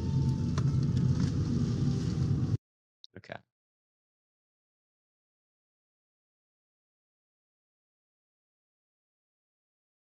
Yeah, this storm is pretty hectic.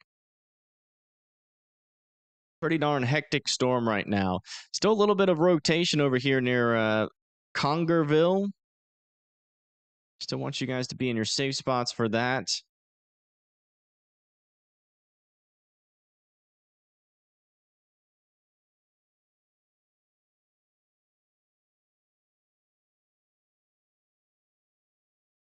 Watching the cell for any possible warnings that may be needed in our area of coverage. Yeah, it's possible.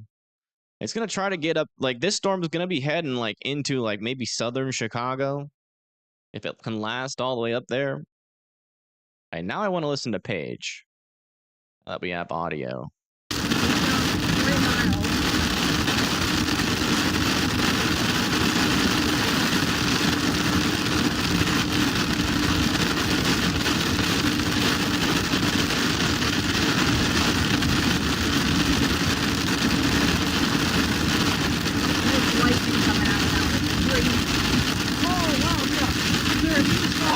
Oh, that was real close. A lightning bolt was like 50 yards from them. That was crazy. We need to try to get out ahead of this storm. They're getting engulfed. Not a whole lot. I was expecting to hear a lot more hail, though.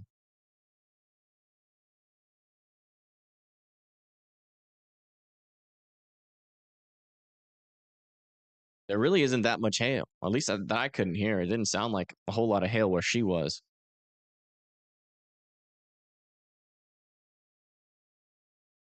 Does Paige have audio? Yeah, she does. It was me. Livingston County, that's where Pontiac is? Okay, yeah.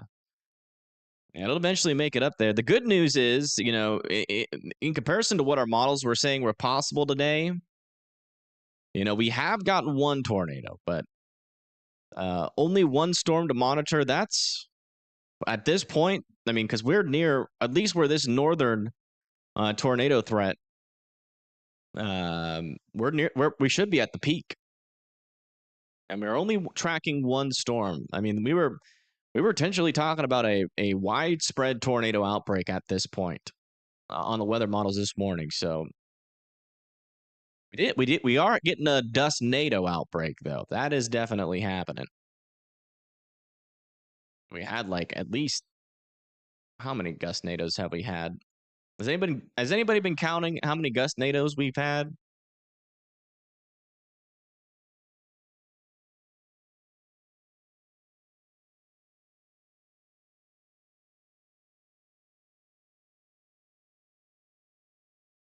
Yeah, a lot. I mean, I don't even think we've had, hopefully we haven't had a strong tornado yet. That one that we saw on radar, it kind of looked like on the briefer and weaker side of things. But we won't know until the NWS goes out there.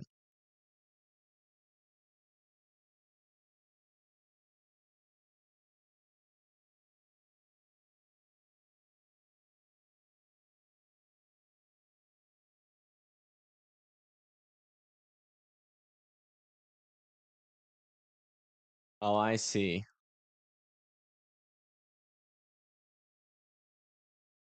Yeah, I'm looking all over Twitter right now.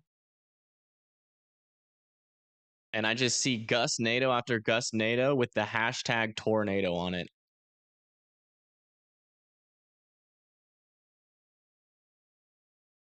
Jeez Louise. Yeah, every single person has been calling these GustNados tornadoes.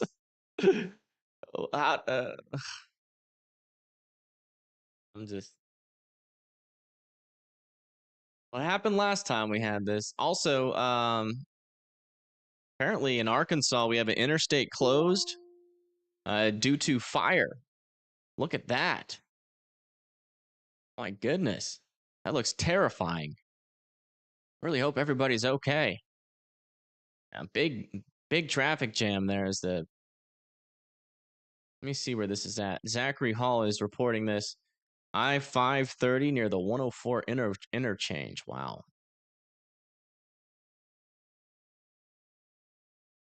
It's pretty crazy. Here's our view from CJ of our storm. And let's just kind of watch this for a little bit as I try to figure out where that camera would be.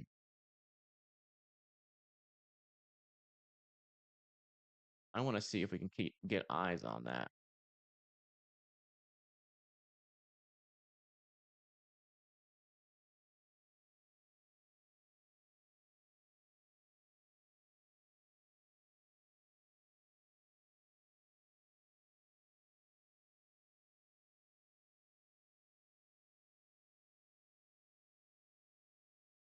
Give me a second. I'm still searching for cameras.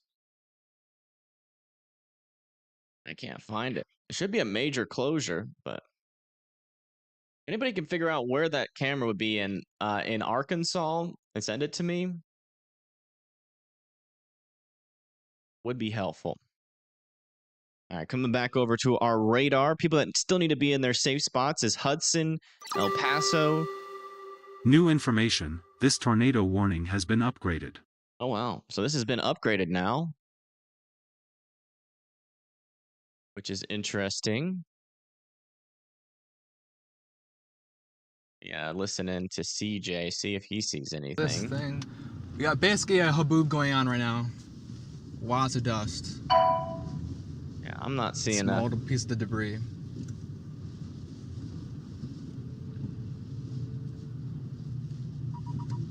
Okay. No tornado there. It must be embedded, which would be Pagey. See if Pagey sees anything. Okay. Okay, we do have more hail.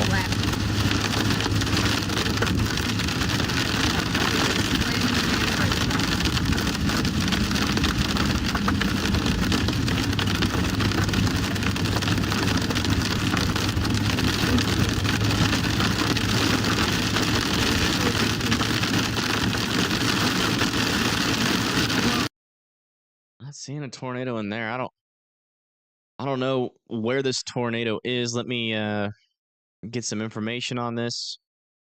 Weather spotters confirm tornado located over Carlock. There's Carlock over here. Yeah, maybe this.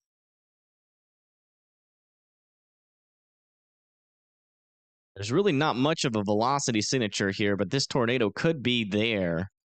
The storm chasers are saying that it's located in this area, and this right here, that would be associated with some reflectivity. So there might be a tornado right on the leading edge of this, but I feel like CJ was just looking back at there.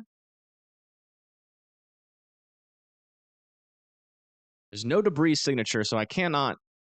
I mean, there's no clear debris signature, so I cannot 100% confirm this on radar. So I am not sure if this is a GustNado or a tornado, but regardless, if you live in Hudson, El Paso, Grinley, Chenoa, and Minnock, you need to be in your safe spots. We got some sort of NATO on the ground.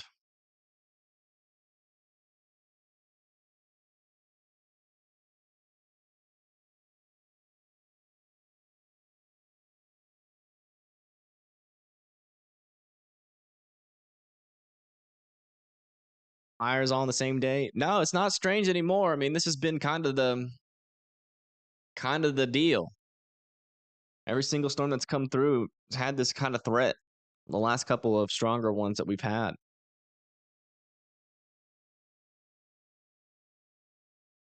Fires north of Pine Bluff.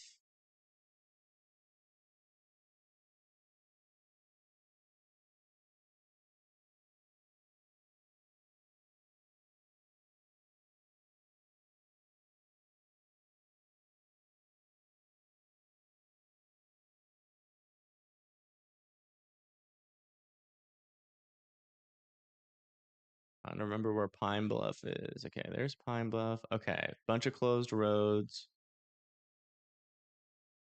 Oh, yeah. Okay, I found it. Bring this over to here.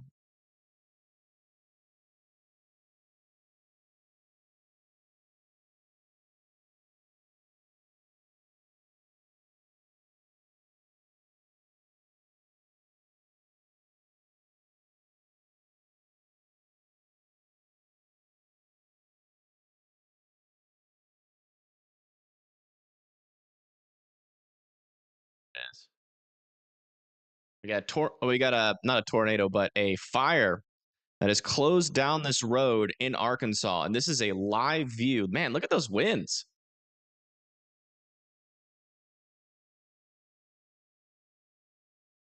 Spotter confirmed. C Corps. Okay.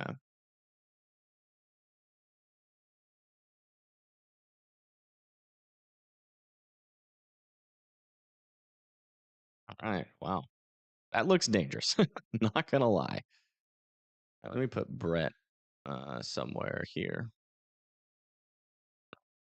Brett view. We'll take that off.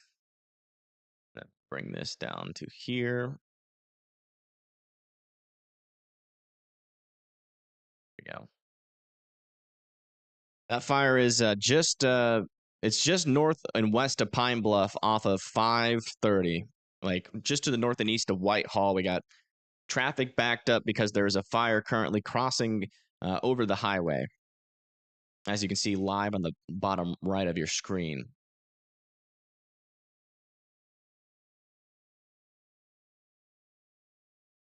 Or Leland. Let me see where Leland is.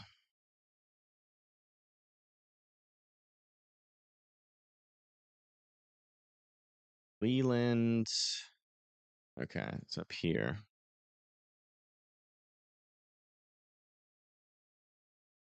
There's no couplets, but we do have yeah, we do have some stronger winds up here, but and we have to watch for rotation on the northern side, but there's no couplet associated with that one yet. It's just mainly a gust front, some winds moving up the northern side of it. Latest scans with this storm, I mean, I'm not seeing a whole lot of rotation in there. No debris signature. I don't know if this tornado is still on the ground. Yeah, near exit 30 on yeah, that's right. That's right. Yeah, let me see. Yeah, it's like where 104 crosses 530 north and west of Pine Bluff, Arkansas is where this fire is that we're looking at right here. And that's burning. Doesn't even look like that big of a fire. I can't tell though. We need to see it from further away. I can't tell if this is just the leading edge or if this is like, does anybody know how big this fire is? Let me see if I can get some more information on this. Watch duty. I'm not sure if watch duty covers Arkansas or not. Yeah, they don't even have this fire on Arkansas. I mean, on watch duty yet. It must have just started.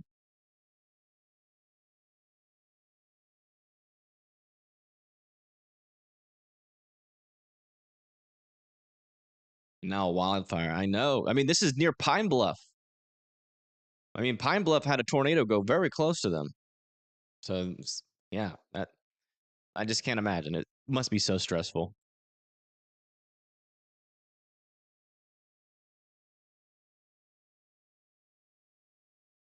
Half a mile south of Hudson and moving to the east. Half a mile south of Hudson? Are you sure it's south? Because that would be outside of the tornado warning, or it would be like right here, maybe. But I mean, I'm not seeing any velocity signature. No debris signature, nothing.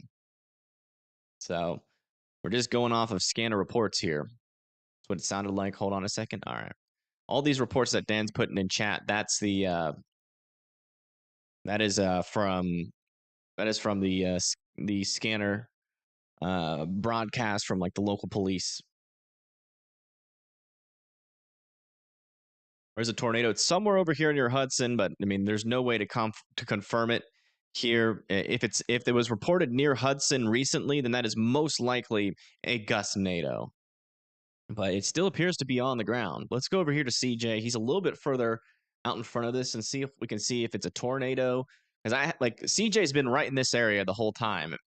As you can see, he's on the south part of this warning. We haven't seen a tornado from his perspective, so if there is a tornado in this storm, it's definitely rain wrapped. Whoever's tracking it, I don't know how they're tracking it within the rain, so I don't know.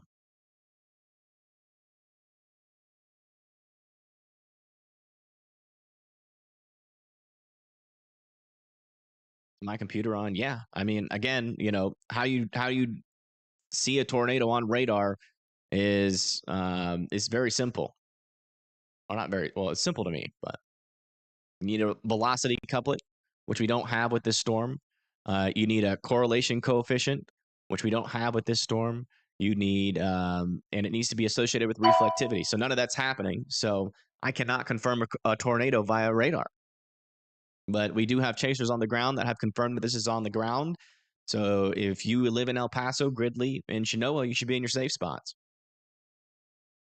Easily. People in chat are pissing me off today. I'm going to get some water. I'll be right back.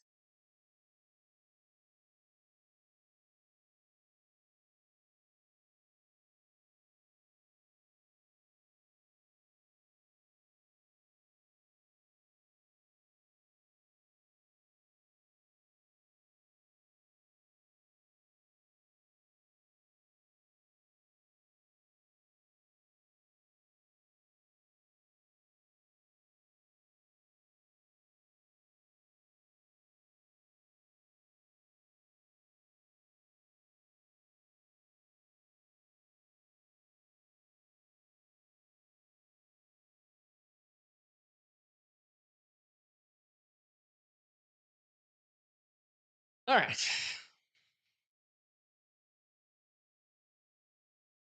I'm back. I'm gonna check around some of these other storms, see what's going on.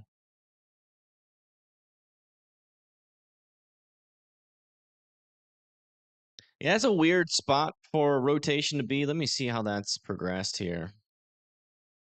See if it's just a yeah, I mean that looks legitimate there. That could be an area of rotation. So watch out over there near Humboldt. That is associated with reflectivity there. So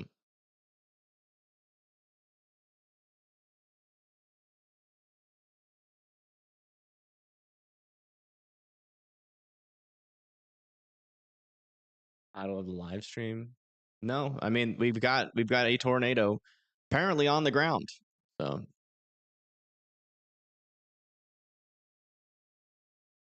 the title is lining up with the tornado warning. I don't have any way to confirm it on radar, but apparently there's spotters all within this storm right now that are seeing a tornado on the ground. And that's near Hudson, just to the north of Hudson. Pagey's feed is frozen here. Let me fix it. Go. Hello, welcome. Has the fire department been called for that fire? Yeah, I think so. Yeah, I mean, I think they're. I don't know if it's moving. Yeah, you can see that. You can actually see the flames on the left side of the road now. I don't see people spraying, so they might just be letting it burn through. Yeah, you can definitely see those flames on the left side. No, it's just random people that hear something and then they come into chat and then they tell me that I'm stupid, and I just don't appreciate that. It's been annoying me.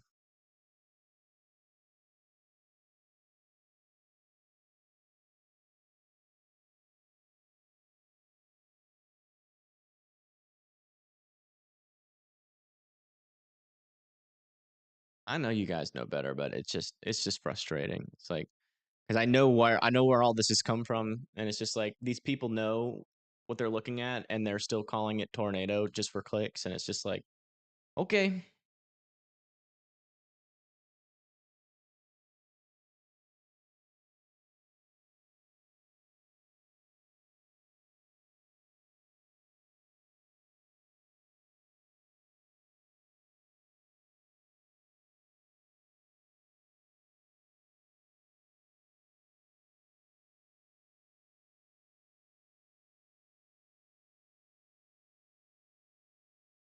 Latest scan here, still some pretty strong winds on the southern side of this storm, about to move into Gridley. All right, we're still trying to get more confirmation from either spotters on the ground or from our chasers if this tornado is still on the ground. Again, we still don't have a debris signature associated with this storm. So hopefully it's off the ground, but if it's not, continue to be in your safe spots there in Gridley, Chenoa, and Minot.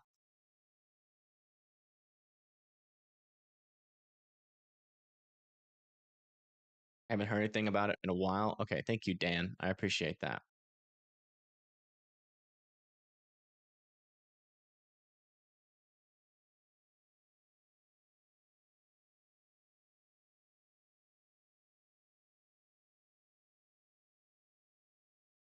Yeah, I know. It doesn't usually get to me, but like on a day like this, where you had like a pretty strong tornado risk, and that tornado risk is, you know, or you're trying to get accurate information around. There's a lot of people that are trying to get information on this storm, and to flood the feed with fake information for clicks is just, it's super annoying. We have a little bit more of a couplet here trying to develop near Sandwich. It is starting to get a little bit better oriented. So definitely want to keep a close eye still on this little area of rotation. That seems like it's been trying for a little bit down there. We also have some severe thunderstorm warnings down here near Paradise and Matone. And then also over here near Mount Pulaski, Maroa, and Clinton. Also are in a severe thunderstorm warning for 1-inch hail. Wow, max wind gusts potentially up to 70-mile-per-hour winds with that storm. Same with this one down here. So watch out there. It's pretty strong winds are coming your way. That could definitely knock out some power.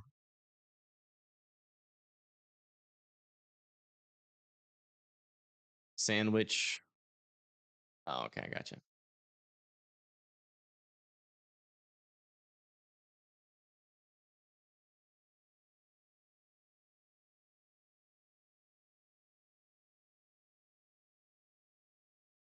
Oh, wow. There's that fire. It's interesting because on the right side of the highway, you can see that there is some charred ground. So it looks like the fire jumped the highway for the most part. There's fire in the median as well. There's also, you can see visible fire on the left side of the road too.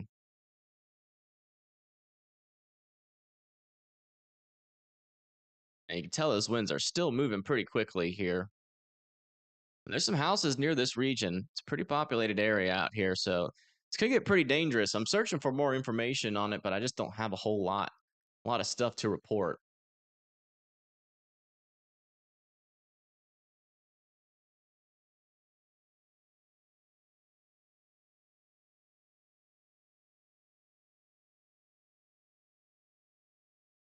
Oh yeah, you can see the entire line of fire now. Look at that.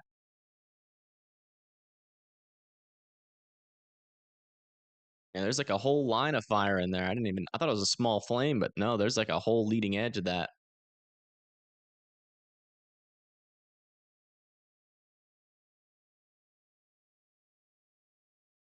Have they dropped this to radar indicated yet? No, they have not.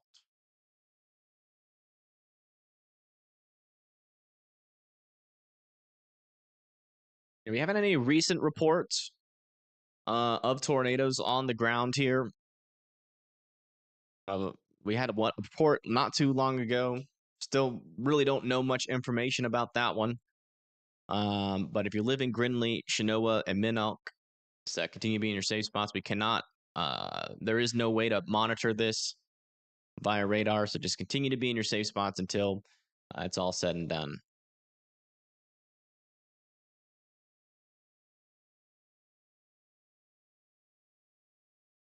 Yeah. We definitely had a tornado. We've had one confirmable radar tornado. Oh my goodness. Finally. Look at this, guys. Someone caught a GustNado and actually called it the right thing. Huge shout out to Landon Mueller. This was posted 8 minutes ago. Oh, that's near Hudson. So it was a GustNado.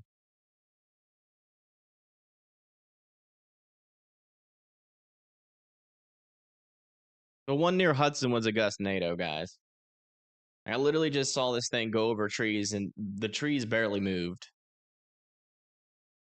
I just posted a video. That shows you what the winds look like near the center of the GustNado, and it doesn't even knock over any trees. They usually just lift up leaves and dust. They're not dangerous as long as you're indoors. Some of that dust can get in your eyes. That's why we didn't see a debris signature or a rotation couplet. Still people came in here. Kind of a fool. Finally, somebody's actually classifying these things as what they are. Check near Gridley, Illinois. They might have another funnel. Let me see. Near Gridley. Yeah, I mean, there's... Maybe you could get like a cold core funnel out of that thing. I mean... You see. CJ's looking at it from south. It kind of looks funnely there. Let me listen in here. Notch right here. We're kind of looking at right in front of.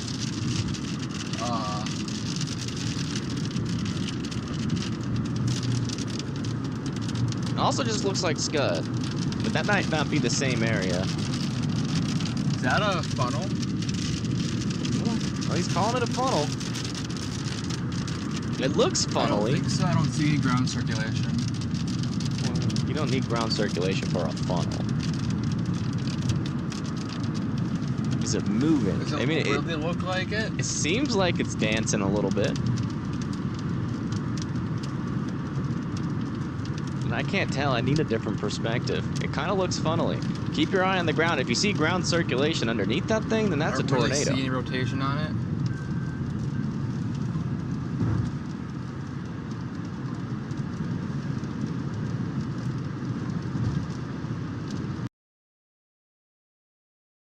That might be the funnel they were talking about on the scanner, or what appeared to be a funnel.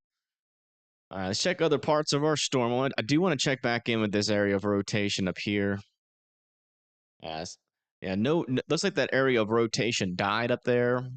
There's Sandwich. But we'll keep on coming back up there. That storm up there has tried a couple times. Let's come back here to the south. Check out these storms. Is that rain wrapped? Not really. Not that little funnel thing, but like, yeah. I mean, if there was something back in there, it would be rain wrapped for sure. And these storms near Kentucky are still baby storms at the moment. Pretty strong storms though over here near Decatur. Again, some of these storms are warned for 70-mile-per-hour winds and 1-inch hail, so they're certainly going to cause some issues there for Arthur and Tuscola. And I think this one's still warned for that as well. Yeah, and that's going to be heading towards Clinton. Good news is none of these guys have strong rotation on them at all. So we're not really talking about a tornado threat with those as of right now. They could eventually try to form into a tornado threat. Just, continue to be indoors and away from windows. And if we get any other word on anything else on those storms, we'll let you guys know. Let's go check back in on our fire in Arkansas near Pine Bluff. It's still going. Seems like it's getting even smokier.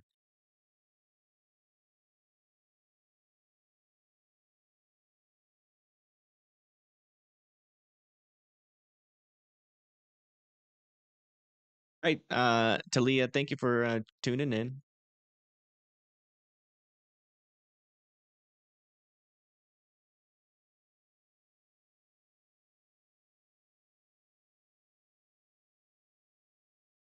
I think northern Indiana will get some tornadoes.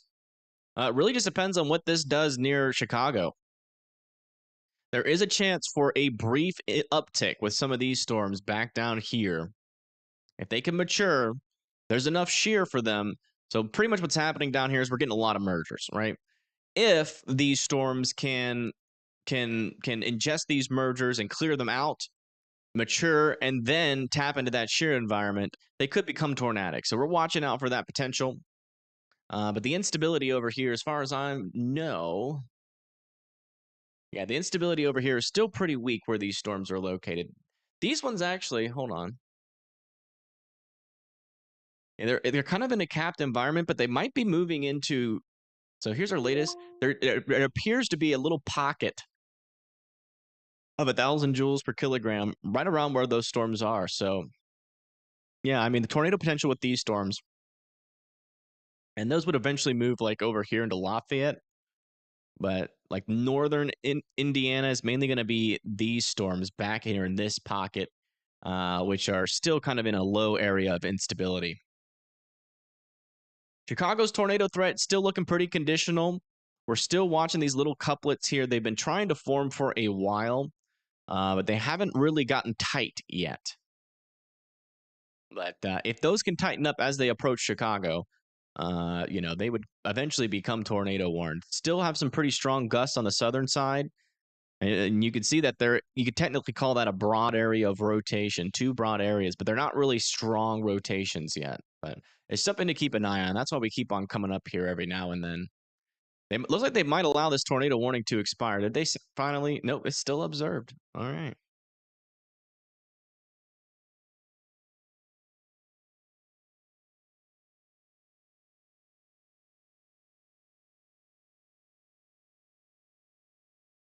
I get new earbuds. I got some. They don't really work in the way I intended. I'm getting some better ones tomorrow. When I connect them to my audio interface, they have like an audio lag to it. So they're not really helpful. And they die. They're charged and all that kind of stuff. So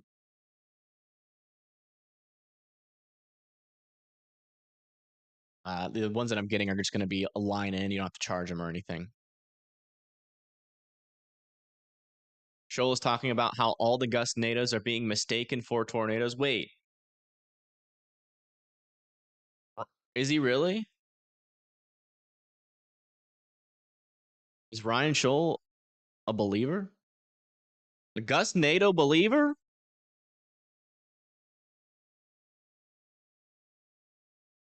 Not the only ones? Hey, I just saw. Ryan Shoal literally called a GustNado a tornado an hour ago.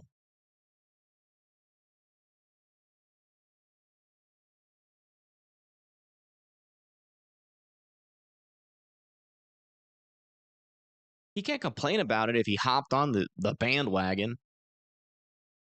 You think he came to his senses? All right. We'll give him credit. Hey, better late than never.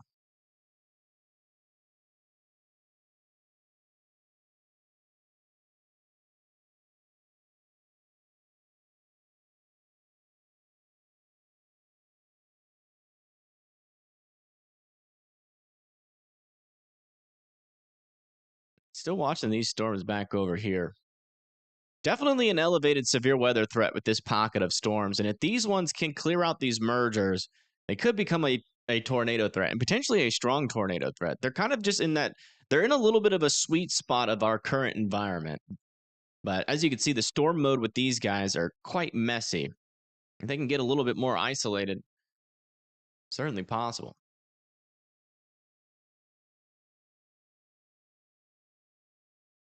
Check out the fire.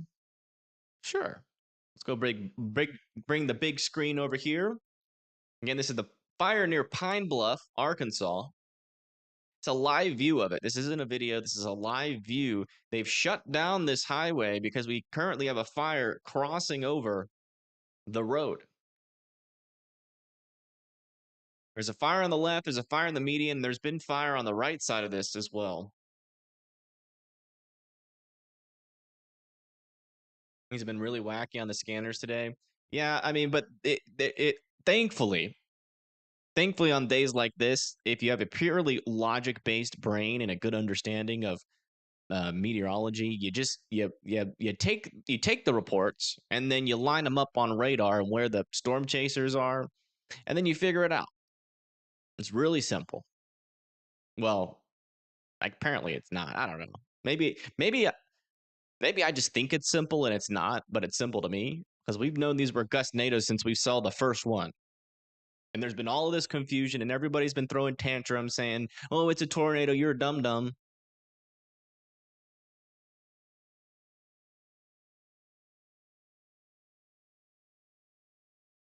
I'm gonna change my YouTube name to Evan the Dum Dum Weatherman.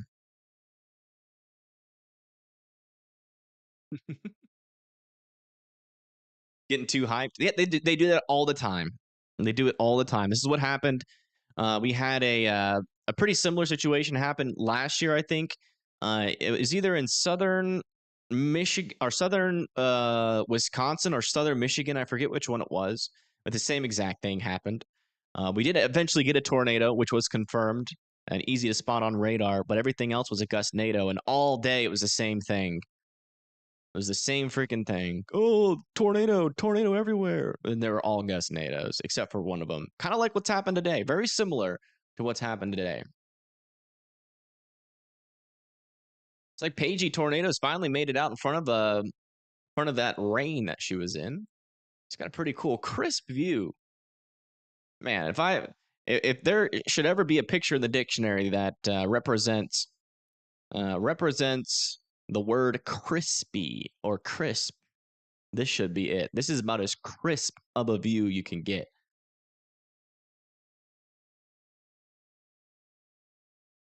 Yeah, well, the tornado warning still says it, so I gotta keep my title in the same vein as what the NWS is reporting. They should let it expire unless it's already expired. Has it expired? Sometimes weather otherwise keeps the warnings longer than they're expired because they get it straight from the NWS. Let me check. Let me just double check on another program. Nope. Wait. Yeah, the tornado warning's still up. So I mean, it's outside of the tornado warning, but I mean, no, there's not a tornado on the ground anymore. So technically, we should. Yeah, we'll remove it. It's going to expire.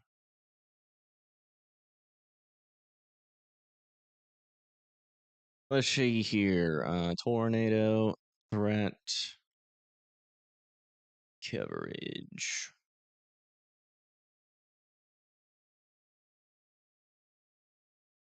CJ's getting hammered by what? Let's go listen in. By hail. 99.9999% of the time, it's a stupid idea.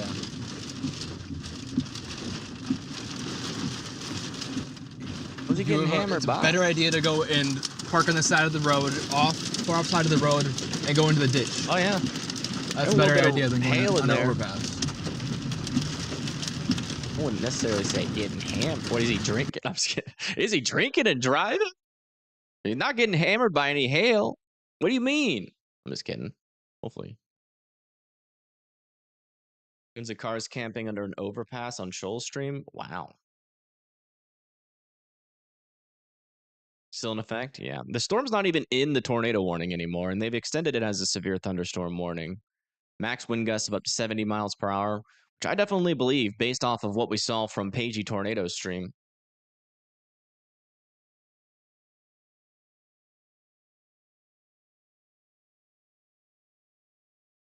But would the GustNado be a little bit choppy for the lack of better words? Yeah, I agree with you on that because I am having trouble understanding what you're asking. Maybe try to rephrase that a little bit. I don't know. A little bit choppy. I'm trying to think of what that could mean. It's like there's something by Plano and Big Rock. Is that hail or rotation? When people say Plano, I always think of Texas. Let me search. Probably a Plano, Illinois too. Plano, Illinois. Okay, that's up here. I'm assuming you're talking about over here. Yeah, these aren't rotations, just very broad circulations. Got some gust fronts here. I wouldn't rule out like GustNado's up here too. I mean, GustNado's going to be possible anywhere there's a. Yeah, you can see that is the wind gust front, and our storm is back here. But yeah, GustNado's will be possible up here too. So, but as far as I can tell, we aren't getting any spin ups along that leading edge. We just have some stronger winds. I'm about to move into areas like Aurora and Oswego. Nothing really sticking out to me as concerning, at least in terms of an actual tornado. Yeah, well, seems like we got a lot of people tuning in from Chicago, so we'll switch to this view as our kind of between looking at scans view. Illinois is getting what Alabama got Saturday. No.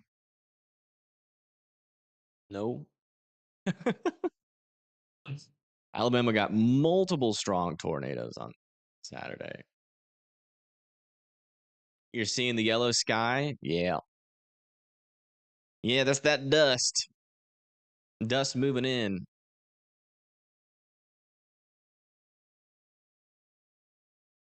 Oh wow, there's a fire truck now showing up on scene. I wonder if there's been fire trucks on the other side this whole time. We just haven't been able to see them. The firefighters have arrived to our highway fire. They still got this road closed down. It might be closed down for at least another 30 minutes to an hour, because sometimes it takes a while for these fires to burn out. How's my mama? She's doing good.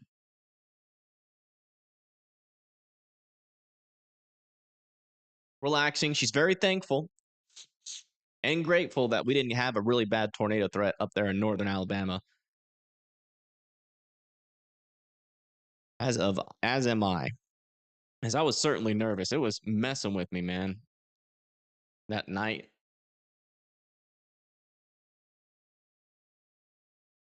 Definitely did not want anything bad to really go down, that's for sure. We got lucky, got saved by the outflow. Still looking good up here. Let me check back down with some of our more prefrontal storms over here. Yeah, maybe a little bit more discreet. We've had one confirmable tornado today.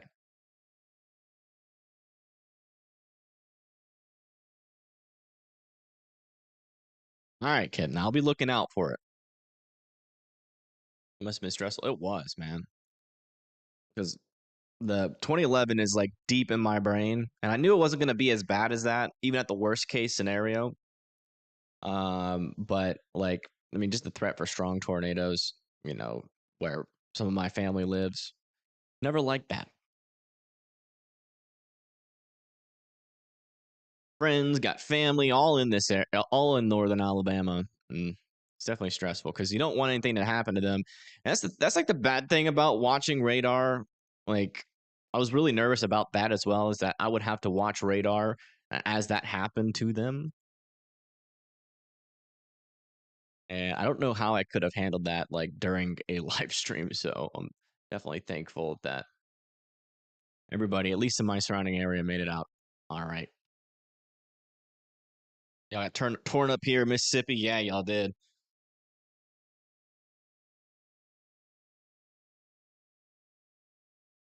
Emily jumped from a complete mess to rapid fire in a span of an hour. No, the northern mode never did anything. There was like a little bit of rotation that got warned. I don't even think it was confirmed. Any of those were confirmed. Yeah, we had a confirmed tornado like north of Florence and in Tennessee, but like nothing actually on like northern Alabama. In central Alabama, though, yes, that's probably what you were talking about. Like over there near Birmingham. We consider that central Alabama.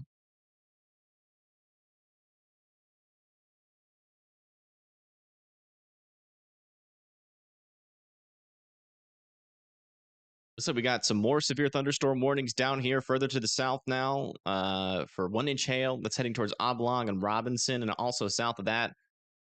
We've got yet another severe thunderstorm warning with 70-mile-per-hour winds heading towards Clay City, Noble, and Olney. You guys need to continue to be indoors and away from windows. And further down to the south, we're still monitoring this convection. It still hasn't really quite organized yet, but still keeping an eye on it. You can see here's like a whole broad view picture of the Illinois area. And it's only going to be, honestly, we really don't have too much longer of this tornado threat. Really, from this point on, we should slowly start to see this environment get a little bit worse, with the exception of down here. This area still needs to be watched. It still could get pretty dangerous along these if these can fully mature and start to tap into some of that spin environment. Anybody know what storms? Yeah, for Dayton, it's going to be a pretty low risk. There's still going to be a small chance for tornadoes, but it should mainly just be like wind and lightning and rain. Really not concerned about Ohio. The only other area where I have elevated concern is going to be here. The fact that we do have storms in this area and they are threatening to mature, certainly want to keep our eye on. But again, hopefully our moisture struggles down here as it has been. Because again, there's only like one storm out here that actually has adequate moisture in this environment. And that is over here near Tuscola. These ones further to the south are definitely struggling in terms of moisture availability.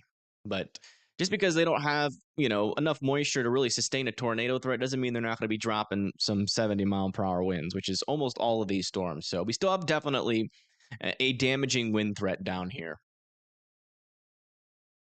Let's see what these storms are warned going into Chicago. 60-mile-per-hour wind gusts.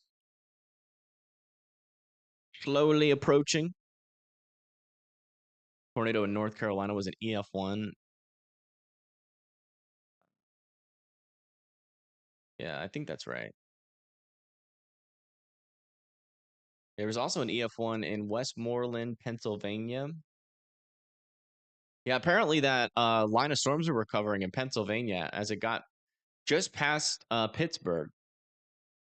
When we were talking about those rotations, those small rotations, but we probably wouldn't have been able to confirm anything. It turns out that a lot of those were tornadoes, like brief tornadoes. Did a fire cam bottom right? Oh, it was. Not sure what happened to it. It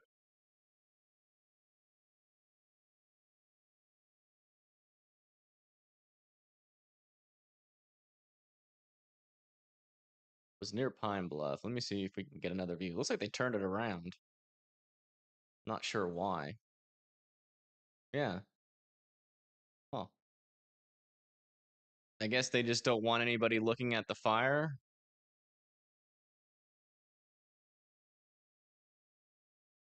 Well, I guess we'll keep it here just in case. Oh, nope, they turned it back around.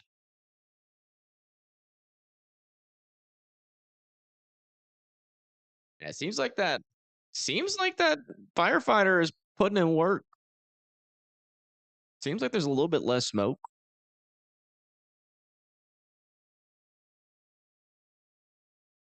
Yeah, this is the fire that is north and west of Pine Bluff. We've been keeping an eye on it. It's closed big road down here, so just giving people updates if they want it. Watching it, see if it's going to go away. It seems like a lot of our storm chasers are out of position. I do think Pagey though is trying to catch up to these storms that are a little bit further out in front of everything. So she's trying to catch up to the storms over there near like Urbana and Tuscola.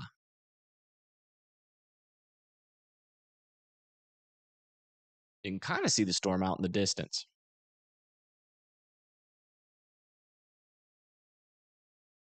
Why do you think they haven't issued a new watch eastward? Because this tornado threat really isn't, at least the northern threat.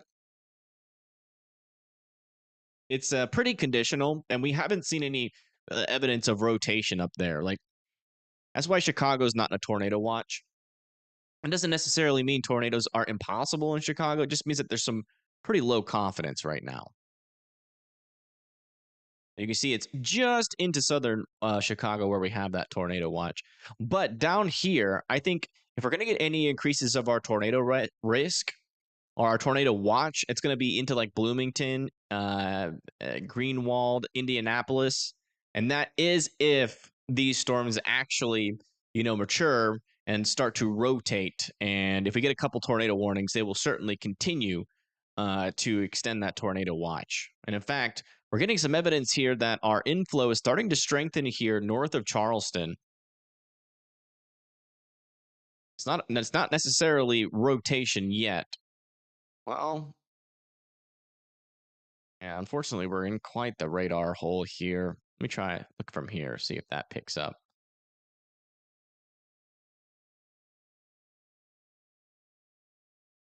Decent little area of rotation.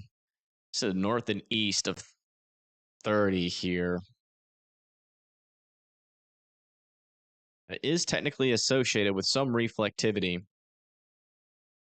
So we might be about to get our first tornado warning with our southern storms here. That one is trying to do something.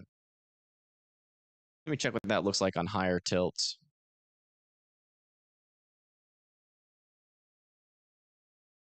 Yeah, that rotation goes all the way up, at least until 0.9 degrees there. Yeah, there it is. A new tornado warning has been issued. New tornado warning has been issued for Ashmore, Oakland, Newman, Hume. You guys need to be going into your safe spots. We've got an area of some stronger rotation starting to develop here.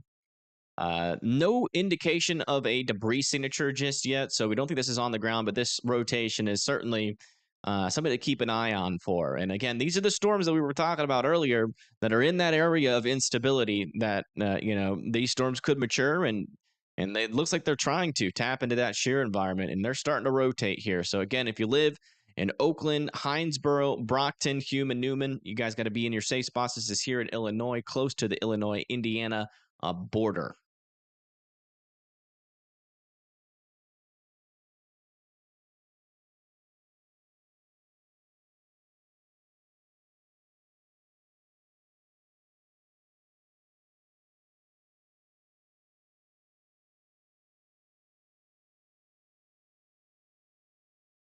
CJ is going to El Paso, Indiana. Okay. Let me see how close Paige is to this tornado warning. Yeah, she's pretty far up to the north. She could technically make it to Urbana. And then maybe take Danville and then go south of Terre Haute. And maybe get in front of this tornado warning if it's still in progress.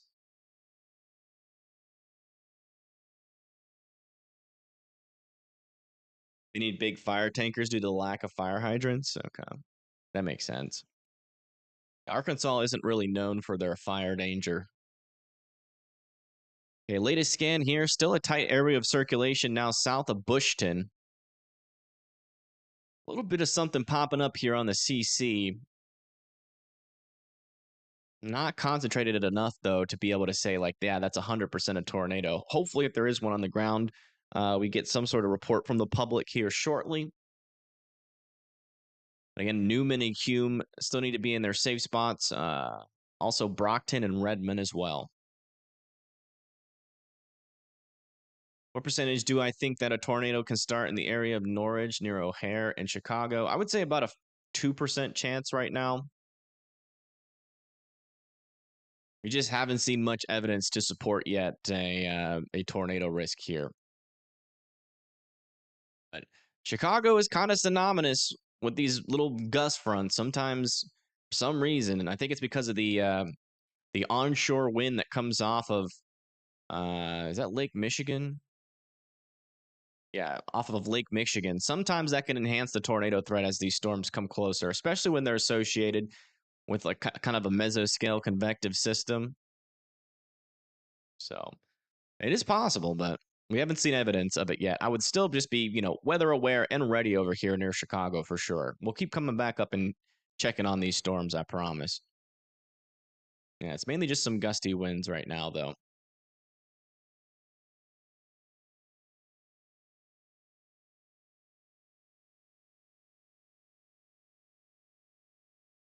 Small percent, yeah. But siren, maybe. It's possible. It's still within the realm of possibilities for sure.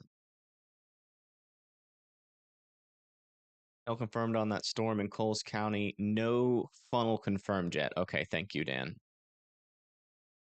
Yeah, Oakland's right here. You're in that tornado warning, and that rotation is pretty darn close to you. So if you're not in your safe spots, you need to be getting there now. I think this is going to hit Addison within the next few hours. Addison where?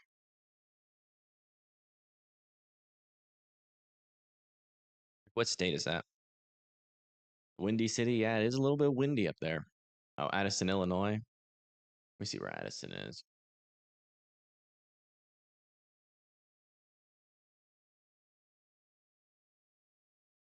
Addison. Oh, yeah. Not in the next few hours. In the next like 20 to 30 minutes. Addison's like right over here in this region, I think. Let me see if I can actually find it on the map here. Should be like up here. So yeah, the next like 30 minutes or so, it should be in that area. And it looks like your primary threat's going to be anywhere from 60 to 50 mile per hour wind gusts and some potential there for some small hail.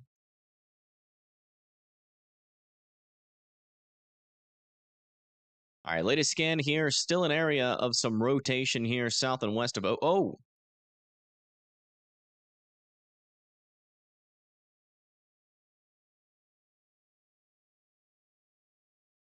That appears to be on the ground.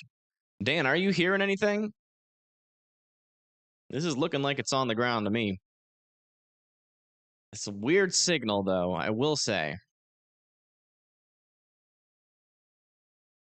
There's our velocity couplet. It looks like there could be some debris coming out of that. It's a weird signal. I would hope to. Water saying you can't confirm, but it's heavily rain wrapped. Okay. It's very possible we have a tornado on the ground here heading very close to Oakland and Hinsboro. If you guys live in this area, you need to be in your safe spots. Also, Brockton, Hume, and Newman all need to be in their safe spots as well. This is coming pretty much right at you. It's not good. Yeah, hopefully it's not. But I mean, it could be like some hail wrapping around this. It's just a messy signature. But I mean, the correlation coefficient underneath an area of rotation with some reflectivity, that's all lining up. Should be a lot of Chicago cams. Yeah, all of them are copyrighted. So you can't use any Chicago cams unless it's like a traffic cam. And Chicago or Illinois just does not have good traffic cams.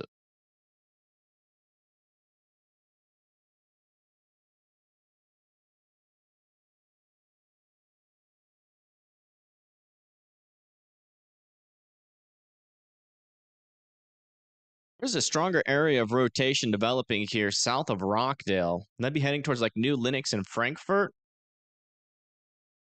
Let me check this on our higher definition radar. Yeah, it's showing up on both radars. There's a little bit of a couplet trying to form south of Crest Hill. That is honestly just to the south of Joliet as well. I'm gonna come back up every scan for that one.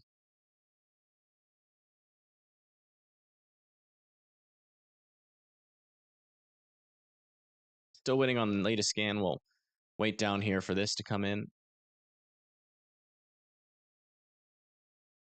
Those windshield wipers are distracting. Sorry. It's raining though.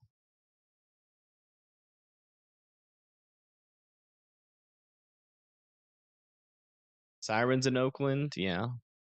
You know that. Yeah, I mean there's still a debris signature here.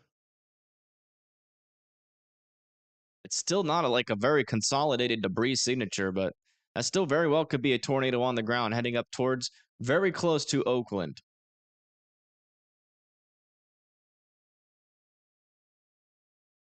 Like you really called it. It's taking that little pocket of instability and running with it. Yep. Yep. That's all it needs, man. I mean, the shear environment's there. The thing that's been lacking with a lot of these storms is the instability.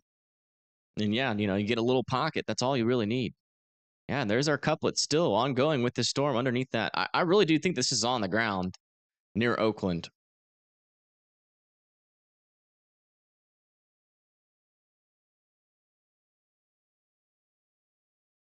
The only thing that's got me hesitant is we got this big old hail core flinging hail within that circulation. But as far as I could tell, we got a debris signature, a rotation, right underneath an area of reflectivity. So it would be interesting if we could get some confirmation here from a spotter in the area. But unfortunately, this thing appears to be rain wrapped. Let's see if they've confirmed it. They have not confirmed it yet. Might be extremely large hail. Yeah, that's what I'm thinking. It's definitely a possibility that that could be hail wrapping around this thing. That's the only thing that's giving me pause. Why I'm not going to be like 100% and keep on using the phrasing. I'm pretty sure. New information, this Okay, they did tornado just warning confirm it. has been upgraded. So it has been observed. Radar confirmed. There we go. So we got a radar confirmed tornado. It looks like they think that this is a tornado. That potentially could be a tornado as well. So Oakland, Brockton, Newman, and Hume, you guys need to be in your safe spots.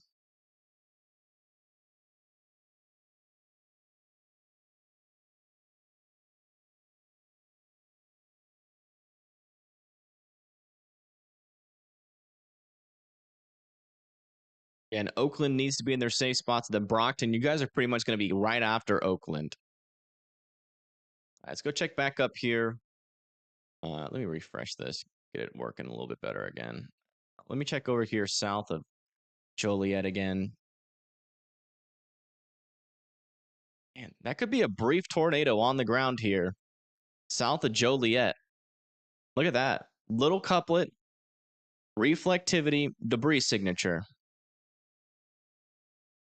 That might be a brief tornado here south of Joliet. Unwarned brief tornado here south of Joliet near the Chicago region here.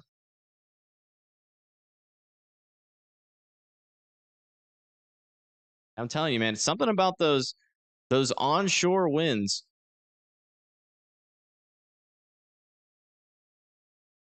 Yeah, that's the same area of rotation we were talking about earlier. And you got to watch for this one to maybe potentially produce a brief tornado there as well. But yeah, right in here, a little bit of a debris signature, a pretty tight couplet south of Preston Heights. About to head over 53. If you live in Union, I'd be in your safe spots. That's most likely a tornado on the ground there as well.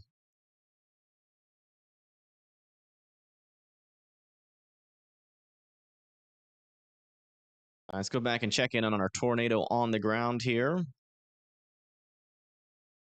Oh, no. It looks like Oakland might be getting a direct hit by this tornado on the ground. That velocity signature went directly over the area. Next in line is going to be Kings and then Brockton. Isabel all need to be in their safe spots here as this storm approaches. Let me see how close Paigey is. She's probably getting pretty close. Still pretty far.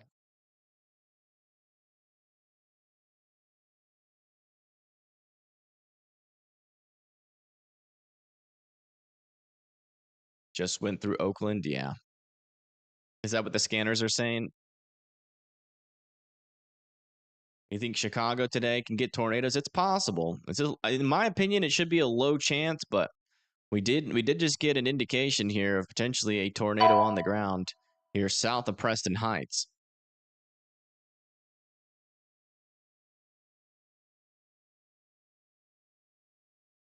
So it's in the realm of possibilities. As far as I can tell, that might have been a brief tornado there south of Preston Heights, and it still might be on the ground. One of the things that's kind of a little bit iffy about this one is we're really close to the radar. And it's definitely a little bit of a scattered signal there. Let me check from this radar here. Yeah, it's showing an area of rotation there as well, so still not warned. Hopefully there's not. Hopefully that's just a a radar artifact and not actually a real tornado on the ground. Because if it is, then those folks, for the most part, are unwarned. The latest scan out of Oakland still appears to be some sort of debris lofting or wrapping around this center of circulation. Unfortunately, this just went through Oakland and is now pushing into Brockton. A new tornado warning has been issued. New tornado warning. Hasn't showed up on here yet.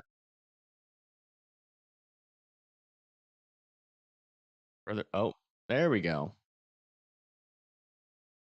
They finally threw a warning on it. If you live in Ingalls Park, New Lenox, Frankfurt, and Homer Glen, you guys need to be in your safe spots. Radar indicated rotation, but like I said before, it did appear like this was on the ground and could still currently be on the ground here. It's just kind of hard to tell now that we're getting too close to the radar, but I would treat it like a tornado on the ground there near Ingalls Park, Homer Glen, and Frankfurt. Wow, something's popping up here on the radar, but it's not being backed up by a CC drop.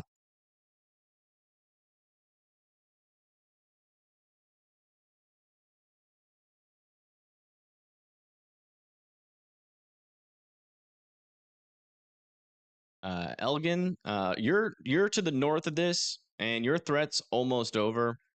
Not really much rotation over here near you. The leading edge of the gust front's about to come through. After that passes, your tornado threat should be pretty much done.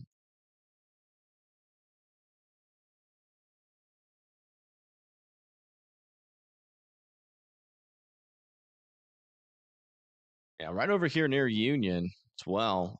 A little area of some tighter rotation.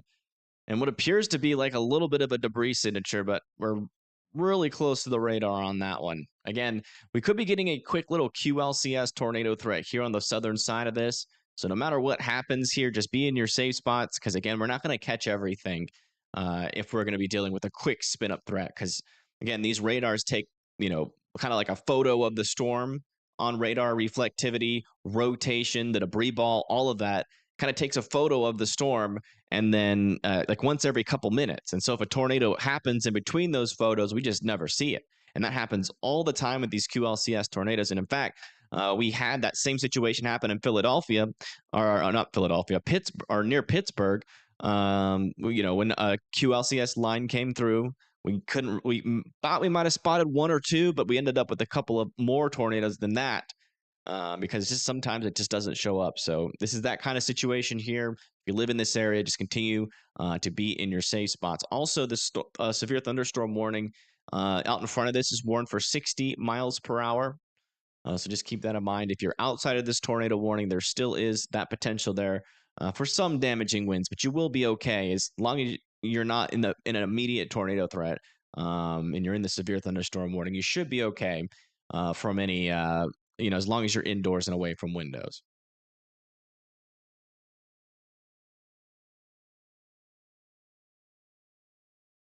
Wow, this warning includes 4 million people. That is insane.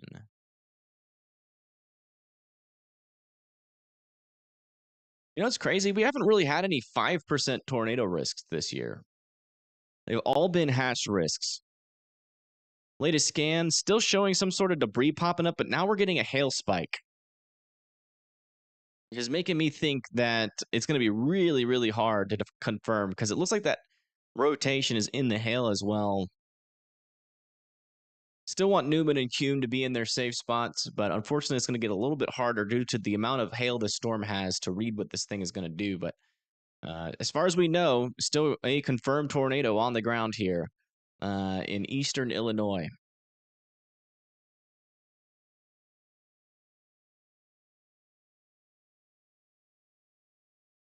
You say that Joliet is kind of one of those unknown tornado hotspots. It's just kind of this area in general, and I think it's caused by just locally backed winds that come off of the lake. Even when the tornado threat itself, it doesn't appear to be that elevated.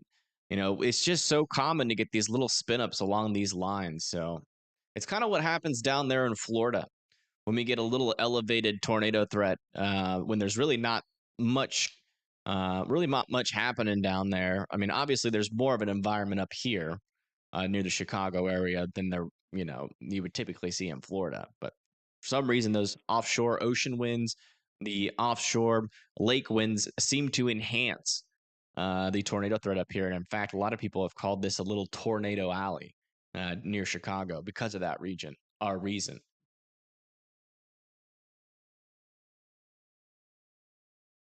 Yeah, SRB knows about it.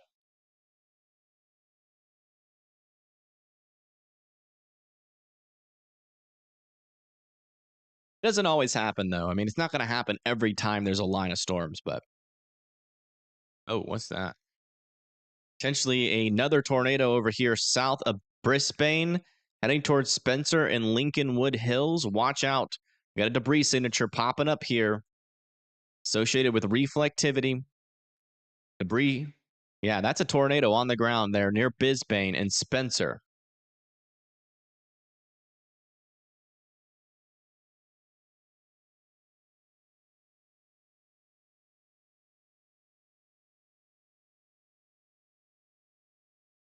Near Wilton.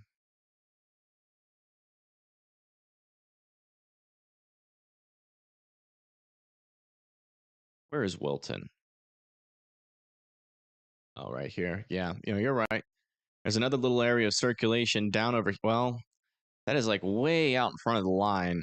Maybe mainly a GustNado threat there, but worth keeping an eye on.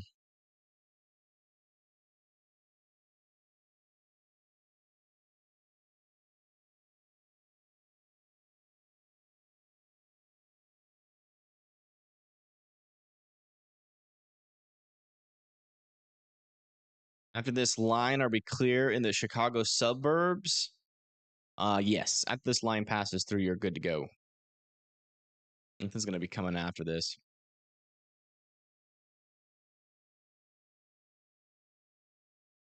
Tinley Park and the tornado sirens are going off. Yeah, parts of Tinley Park are in this. Like, if you live in southwestern Tinley Park, you're definitely in this tornado warning.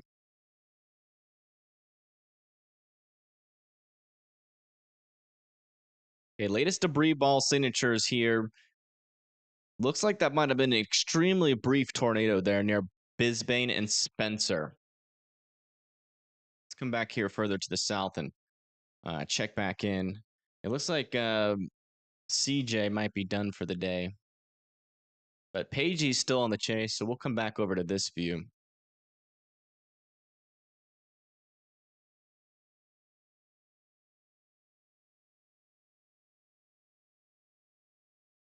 Yeah, new update over here near Newman. No definite debris ball anymore. Seems like this tornado has lifted somewhere in between Hume and Oakland. Still want Newman and Hume to continue to be in their safe spots, though, as this approaches. Oakland can come out of their safe spots. Isabel, Borton, and Redmond can also come out of their safe spots. We got any signs for Chicago? Yeah, I mean, we potentially have had two tornadoes on the ground here near New Lenox. Also one near south of Juliet, and we got one potentially still trying to rotate here near Spencer.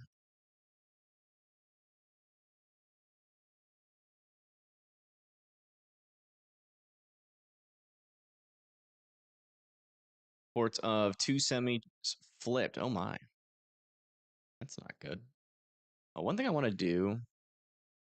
Let me see what it looks like if I turn off the fill opacity of the severe thunderstorm warning. Ooh, yeah, that's a lot better. Two reports of semis flipped over in the Chicago Tor warning per scanner. Okay, thank you, Catkins. That is really helpful information. So we have a reports, most likely in and along Highway 80 here of some semis flipped over. Thank you, Brosif, for the 5. You say thank you for the coverage. Yeah, no problem. I got you. Your new Linux will stay in your safe spots. It's almost over. In fact, yeah. I mean, that rotation is in southeastern New Linux near Spencer. So just stay in your safe spots for about 4 to 5 more minutes. You can come out. Springfield, Illinois. Think you guys are almost done, if not done. Yeah, Springfield's good to go for the rest of the night.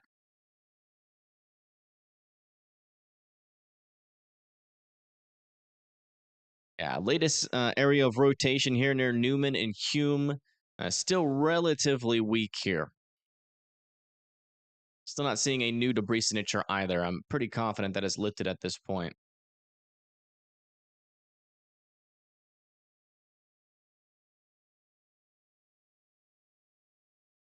Air continuing the warning as radar indicated. Okay. Man, look at this.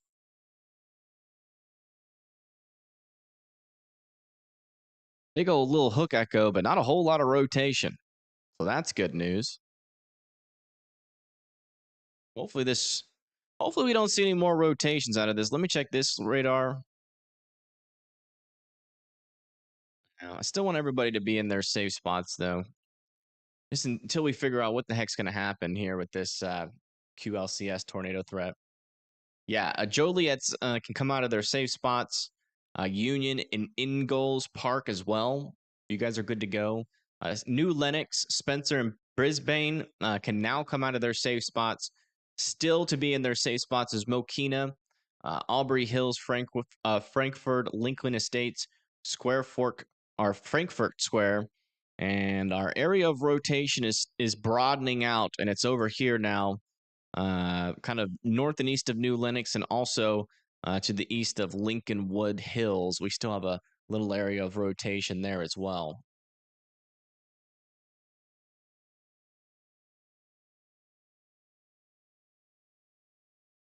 And look at this thing just bowing out there. Definitely got a little bit of an MCS happening here. These are the kind of storms that in the summertime would produce derechos. But thankfully, there's just not a whole lot of instability, but just enough to cause a little bit of a tornado threat.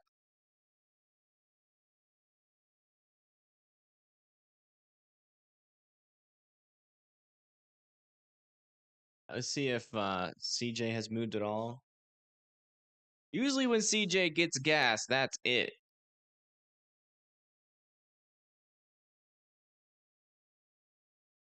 AG tornado is almost caught up to our southern tornado warning. She's still got a little ways to go, though. She's got to make it through all that rain.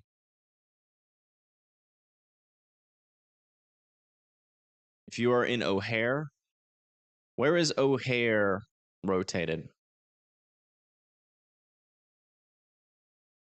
Did I say rotated? I meant to say located. Isn't it like no, it's near, isn't it near downtown Chicago? O'Hare's an airport, right? Or is it a city? Near Franklin Park. Oh man, there's so many parks. There's Lincoln Park, University of Illinois. Yeah, like further up to the north near downtown Chicago, there's really not a whole lot of activity in terms of rotation right now. It's mainly over down here near Frankfurt.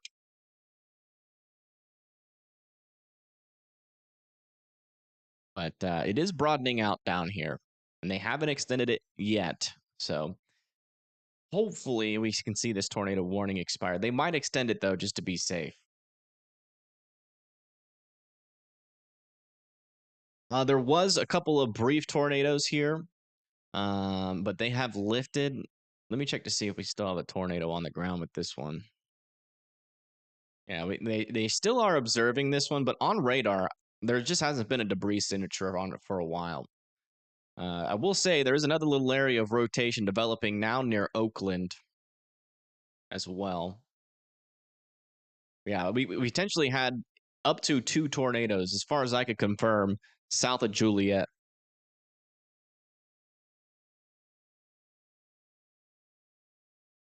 Or Joliet, I think it's how it's pronounced.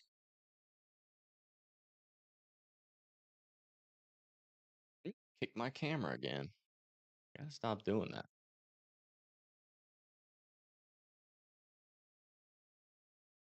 You warned her good. Good. And if she's sightseeing herself some storms. Right next to Chicago and the sirens turned off. Am I okay?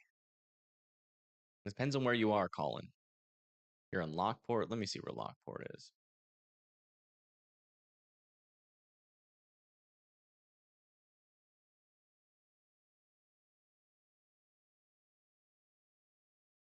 Oh, that's north of Joliet. Yeah, you're fine. You can come out of your safe spots. And in fact, you're done for the day in terms of your tornado threat. She's sheltering at Taco Bell. Oh, boy. Yeah, if she's near downtown Chicago, she's fine from the tornado threat to the south, but so I mean, she just needs to be indoors right now and preferably away from those big old Taco Bell windows. We're still monitoring it though. I wouldn't completely rule out a tornado, especially as this line gets closer to the shore here. But I'm glad she's alerted. If there is a tornado warning, tell her to get in that bathroom.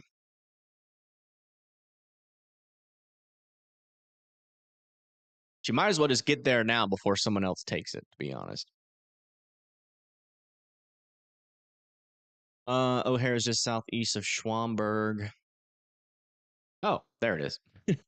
I see it. Yeah, of course. It's right there where the big old plane is. How did I miss that? The world will never know. About to cook and play Skyrim till Torwatch came in. Elapsophobia. What is that? Never heard of that before. Yeah, no tornado in O'Hare right now.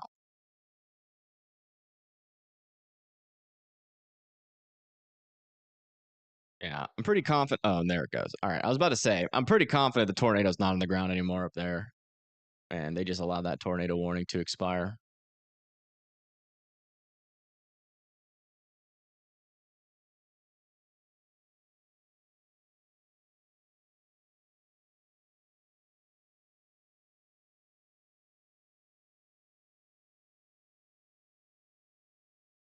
Do they still have air traffic? I would assume so. I think everybody. Oh, we got a graphic? I love the Tornado Explorer graphics. Here we go. Boom. What is this? I love it.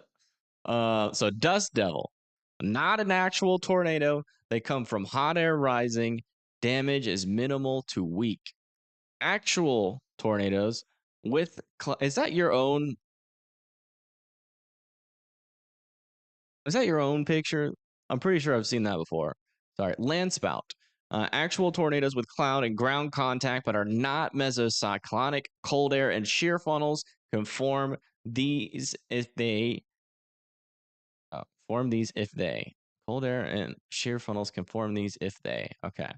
These can also form in large smoke clouds. Damage is usually weak. Actual tornadoes associated with the mesocyclone. Large smoke clouds can, but very rarely form these. Damage can be weak. So when he's saying large smoke clouds, he's talking about fires. Now, GustNado is not an actual tornado. They come from outflow boundaries and have no cloud contact. That's what we saw a lot today. Some reason everybody forgot about the old GustNado. Damage is weak to minimal. That's why we weren't freaking out about them, because again, they don't usually cause like barely any damage at all. They might throw around like a lawn furniture here and there, but and then water spouts, the fair weather water spouts, they're different from tornadic water spouts. That's right. Tornadoes with a cloud and water contact, but are not mesocyclonic. Land spouts, but over water. Damage is usually weak. And actual tornadic water spouts is a supercellular water spouts, tornado over water associated with mesocyclone. Damage can be weak to violent.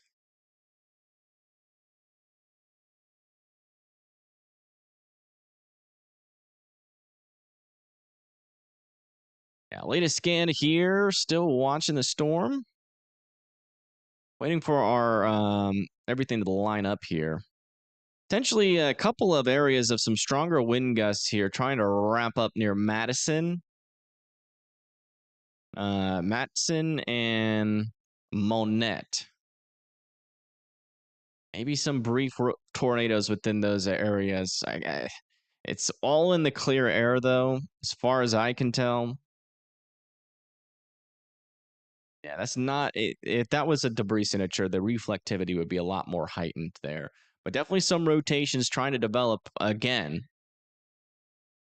But everybody in this tornado warning, by the way, can come out of their safe spots there near Frankfurt, New Lenox, and Homer Glen. You guys are good to go. For everybody else, it's not a tornado warning. We are still warned here for some 60-mile-per-hour winds. And then also some 60-mile-per-hour winds for Kankakee, Mamenitz, Bourbonnais, what the heck, and Montano. What the heck? What happened to the names over here? Why do they get all crazy there? But everything seems normal up here. But as soon as we get back over here, it's just like, what language is that? Is that like French? Let's come check back in with these storms, see if they're trying to re-rotate. No, not there. Still a little bit of rotation over here near Oakland. Okay, the storms over here near Kentucky. The storms are trying to mature down here. They are trying to mature. We are running out of instability, though, for a lot of our storms, I will say.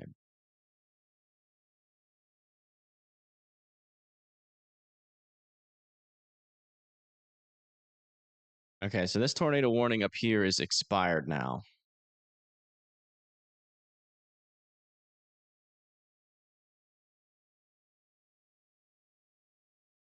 Yeah, these little areas near Moni, also near Petone,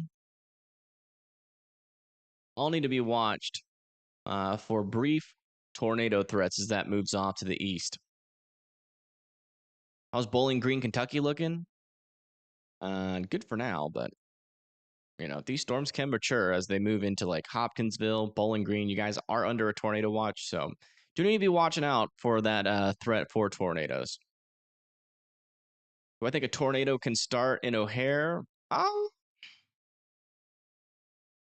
check it again, but okay, I lost the plane. Oh, there it is. No, it's just gusty winds. You're good up there. Just be indoors. And also a couple of little areas. Yeah, you know, it's crazy. This entire line, every little area where it gets a little bit of an inflow, it's trying to rotate. Here near Kankakee, Bourbonnais, coming over here. We got rotation there, rotation there, rotation there. Yeah, they're about to throw a new tornado warning on probably this entire northern portion. We've got one there, one there, one there. Let me see what that looks like on this radar. It actually doesn't look as bad on this radar. Definitely some rotations here and here. That southern rotation doesn't look as intense on this radar. Let me look for one of the ones that are a little bit farther away. Okay, that doesn't help. Okay. Doesn't look as bad, but I mean, hey, this might be a tornado.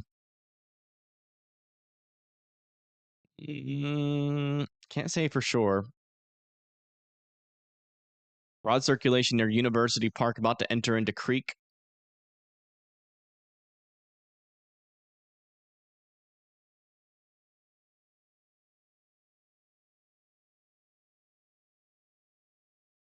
Kankakee.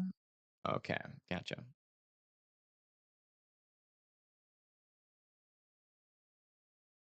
Yeah, they're definitely picking up in an area that wasn't really expected, to be honest. That's just kind of how it goes. That's why we kind of stay on here, even though our main risk pretty much completely fell apart. Um, you know, we still have a little bit of an unexpected. I mean, we did have tornado chances over here, so I guess it's not unexpected. But this was certainly our lower risk, and we've had potentially 2 tornadoes up here.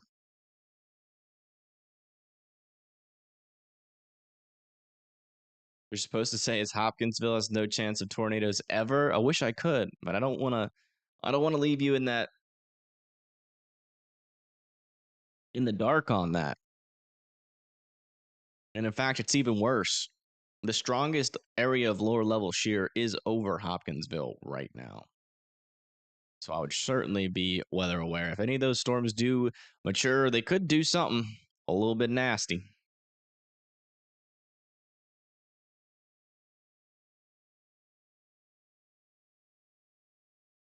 You're still waiting for your tornado bubble suit? Oh, that's gonna be so difficult to make, but I definitely want to make one. Next in line here for our southern severe thunderstorm warning here. He's got a new one issued.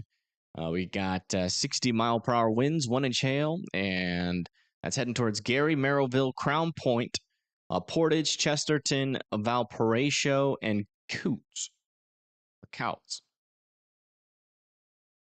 Storms headed northeast. Yeah, they're heading generally to the north and east. Yeah. Follow storm chaser Corey Girk and his impressive view of the storm near Oakland and Chicago area. No, I mean I do follow his storm chasing journeys whenever I'm not live. But I don't use his footage because he's a little bit too expensive for my little old channel. I think during this entire stream, let me see. We've made like $50. So if I gave him $150, I would, yeah.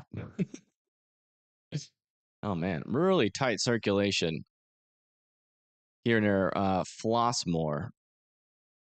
This is looking pretty dangerous here. Yeah, I can also see that this is really starting to wrap up. Man, there's our tornado warning near Hammond, Dyer, A new Harvey, tornado Park warning Forest, has been and issued. Crete. You guys need to be going into your safe spots here immediately, as we are starting to get some tighter circulation move off to the east here.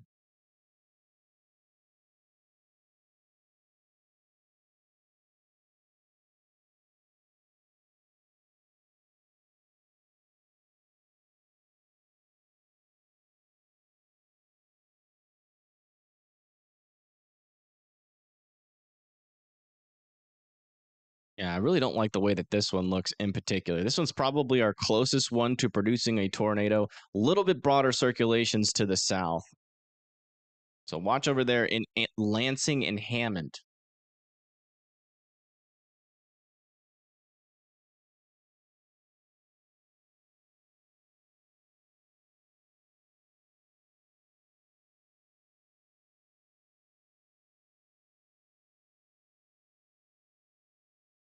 Hey, thank you, Name Last, for the $20. I appreciate that.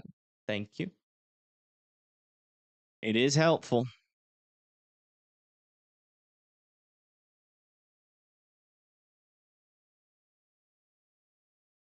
We'll definitely use that to pay the chasers that we got.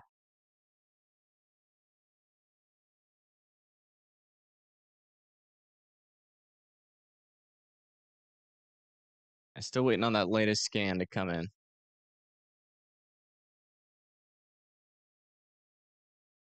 New mesoscale? Ooh.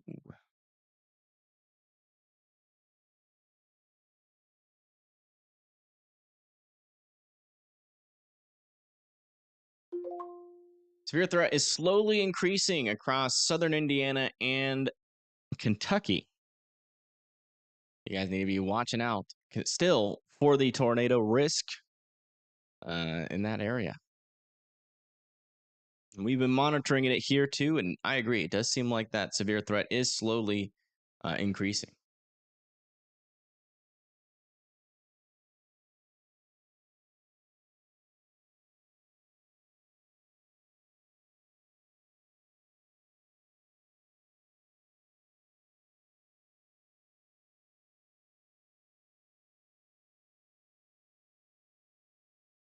Boy.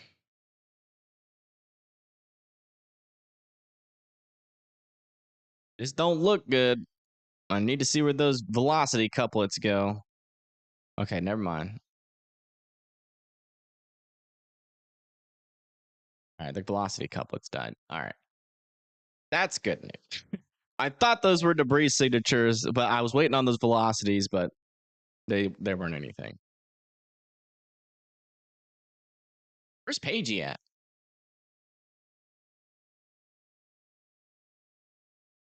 She's made it to the storm. So if it does do anything, we again in the future in Indiana, we will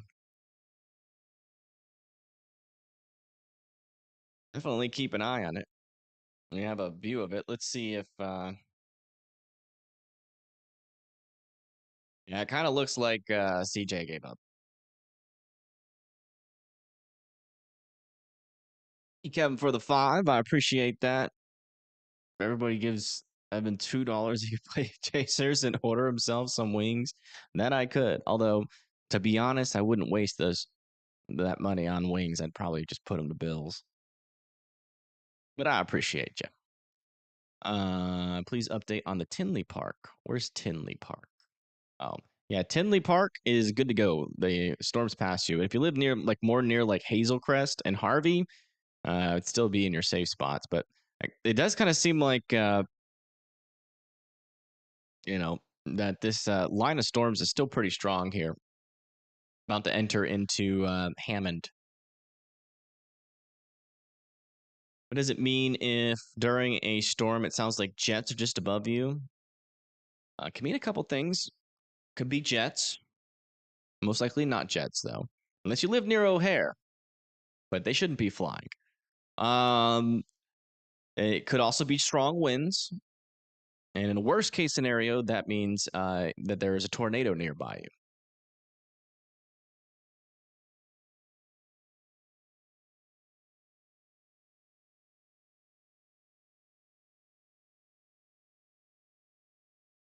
In O'Hare? No, there's no tornado forming in O'Hare, I promise.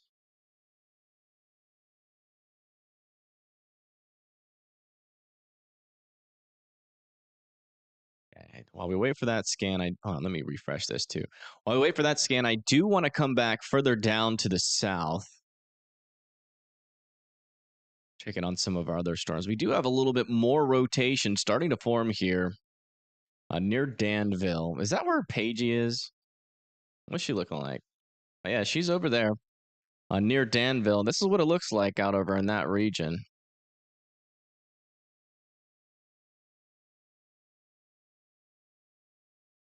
I think if there was any like stronger rotation in this storm, I think it would be back in that precipitation.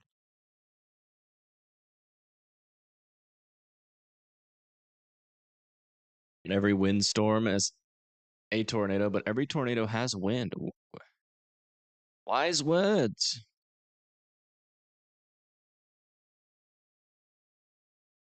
You have a photo? Well, you can send it to me on Twitter if you want, but I can tell you right now, there's no shot that that's a tornado. It's most likely what you saw is a scary looking cloud. Yeah, our more northern couplets have kind of died off here, but there still is a little bit of a couplet down here south and east of Crete. I'm keeping my eye on. Oh, okay, yes, to the north, southeast of Crete. I'm still keeping my eye on areas like Hammond, Lansing, Dyer, Shearerville need to be in their safe spots still.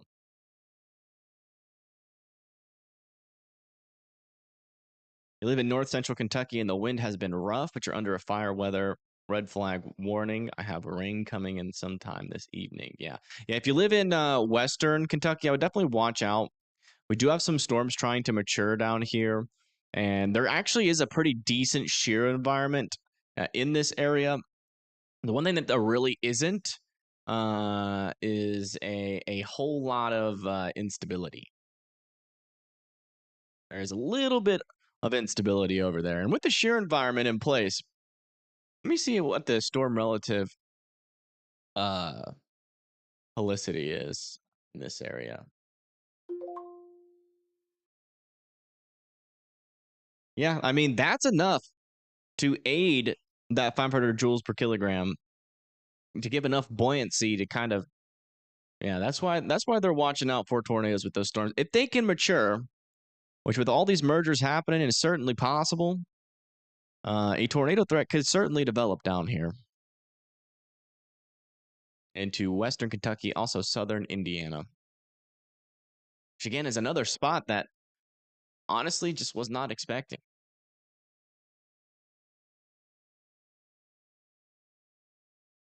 That seems like it could potentially have some strong tornadoes in it, to be honest,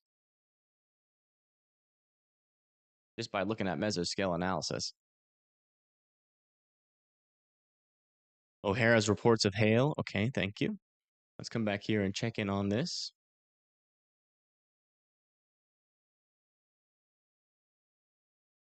Latest scans, not really seeing any definite couplets here, except for down here. Holy moly. Over here near Mamanents.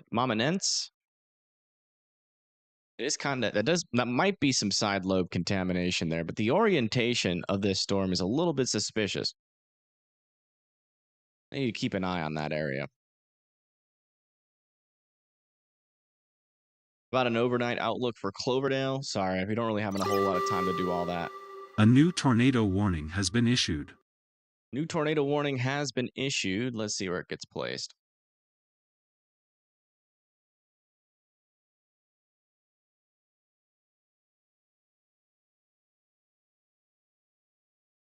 Is well, it's going to be for that area of rotation we were talking about. So that's going to be for Mamanents, Illinois, Hopkins Park, Papanui, and Beaverville all need to be in their safe spots. Okay, we do have a lot of traffic cams, I believe, in Indiana. So let me go ahead and get those up here. It looks like this highway is still closed. It appears, but it looks like the fire is almost done here in Arkansas. So let's go ahead and replace this.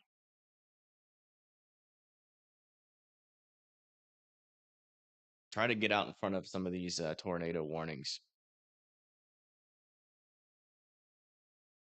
South of Gary. Look, this camera right here. Oh, wow. You can see the storm on the right side there. That's the tornado warned storm. Mom and M's. Oh, so like M&M's, but with moms. Got it. Thank you.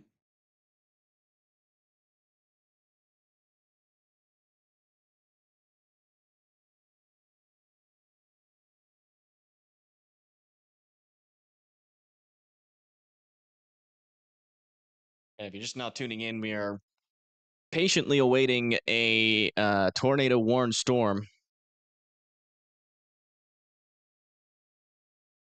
here in south of Gary, Indiana. Let me bring up my radar here.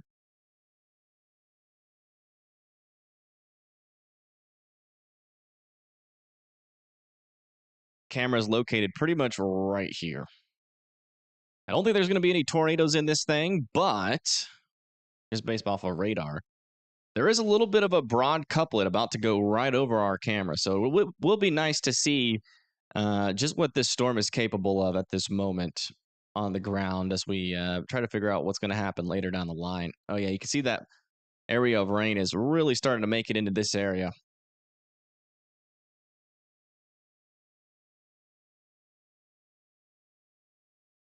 This is Indiana 511 and has traffic cameras all the way across Indiana. Zoom out here. Let me make this radar a little bit bigger on the screen for the mobile folks.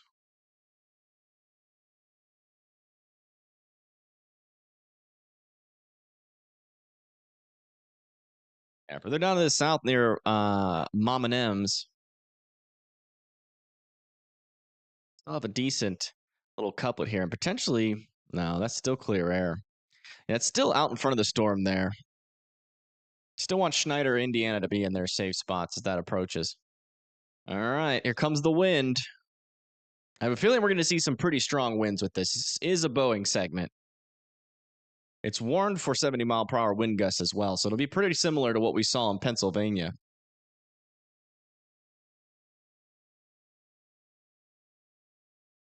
Moments. Oh, moments. Gotcha.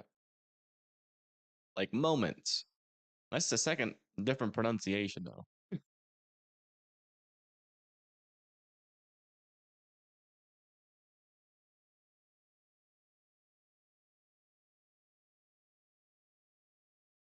Yeah, things are about to get a little bit intense. I have a feeling this is about to look a little bit hectic.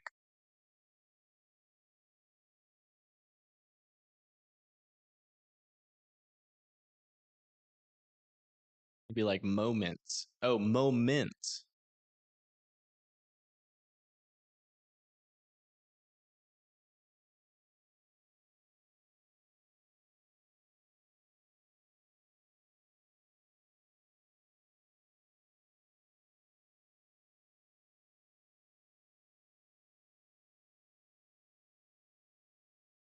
Yeah, any moment now. Here comes the wind and the rain. Yep, there it is.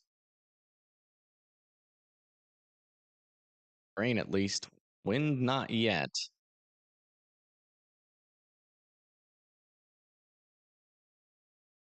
Just pulling into Shearville and South Gary.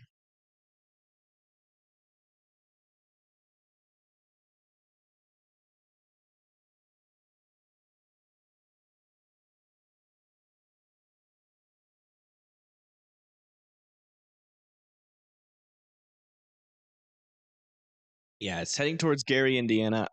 This is South Gary, Indiana, and I would just be in your safe spot still.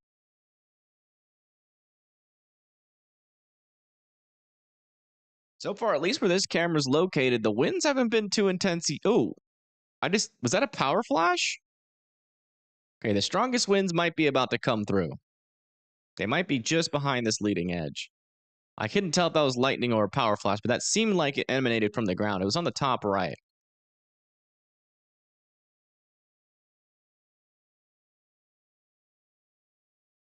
Let me just double check to make sure there's no new areas of rotation. I mean, there is a little bit near where our camera is, but if I had to guess, that's probably due to wind, if that was a power flash.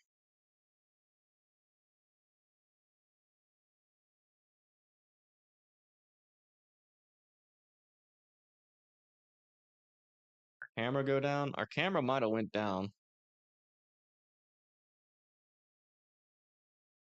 This camera went down.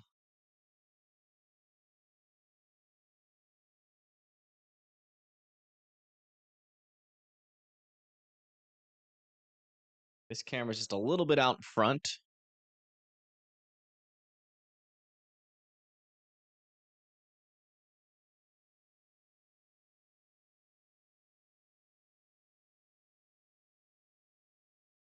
At our latest velocities here, I have a little bit of some decent little couplets back down over here, still near Moments and Schneider. Still want you guys to be in your safe spot. Also down here near Hopkins Park, you guys need to be in your safe spots.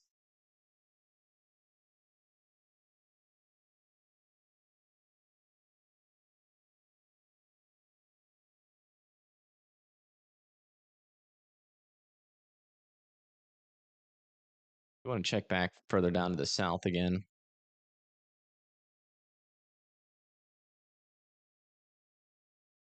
Boy, oh boy. Very broad circulation here with this storm near Attica. That is the storm that Pagey is on.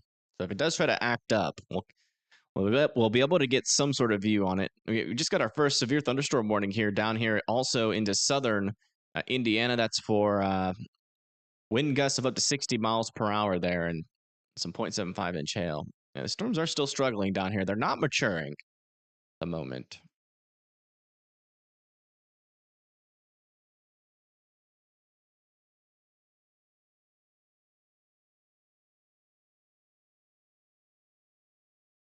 Okay, storm is getting closer here. Hopefully our camera doesn't go down this time and we actually get a good view of what's happening in the core of this storm.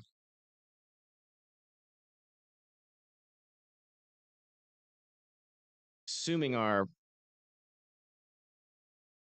power outages are starting to go up.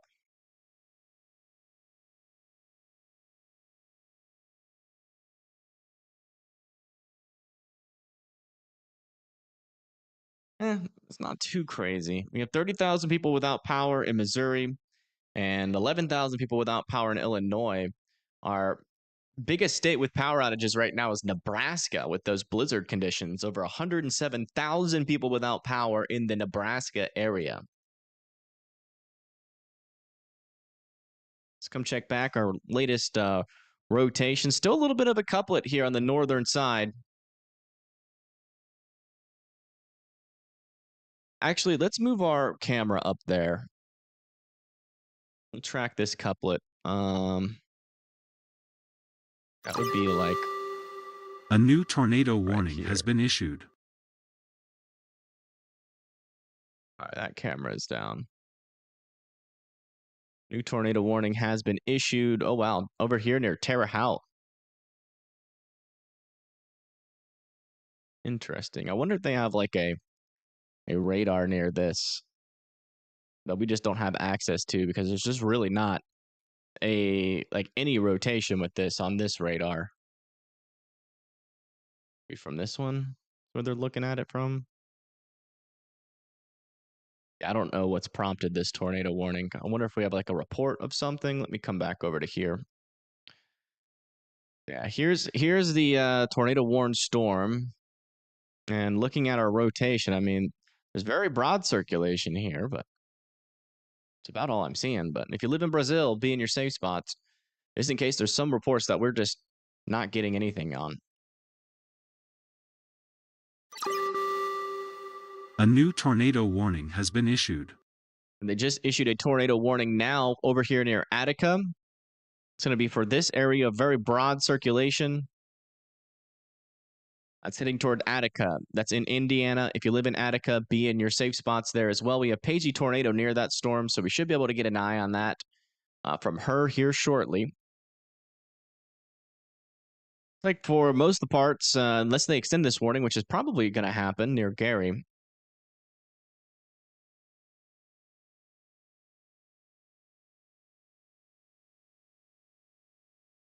Still is a little bit of rotation here. What the storm looks like right now, it's a little bit north, but this isn't a bad spot. We'll keep this camera up there.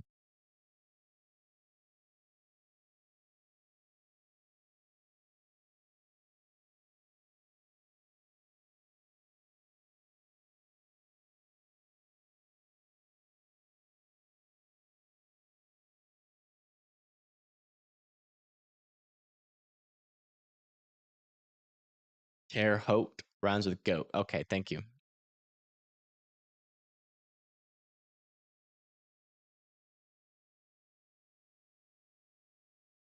Circulation up there is starting to weaken a little bit, but still keeping my eye on it. We'll have a good view of it here in a little bit on our traffic camera.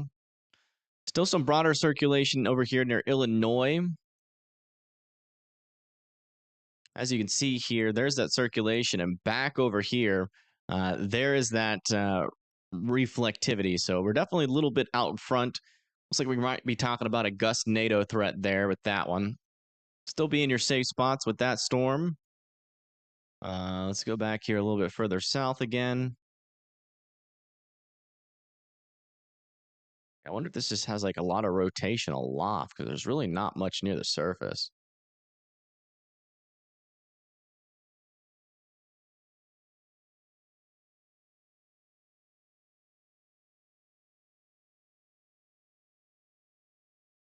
My gosh, they're saying this is on the ground.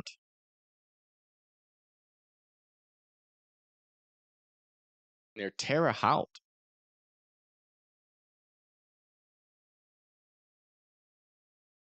I wonder if this is one of those GustNados. Let me see if I can get a traffic cam on it. Would be very surprising. That kind of lines up with what we saw from some of our earlier storms. So I'm wondering if this is another one of those GustNados. Let me see if I can get eyes on it.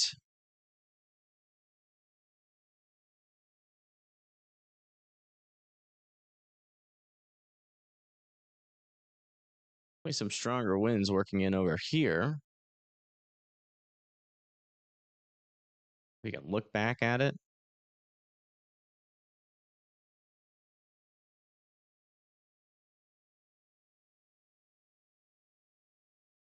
That just doesn't make any sense.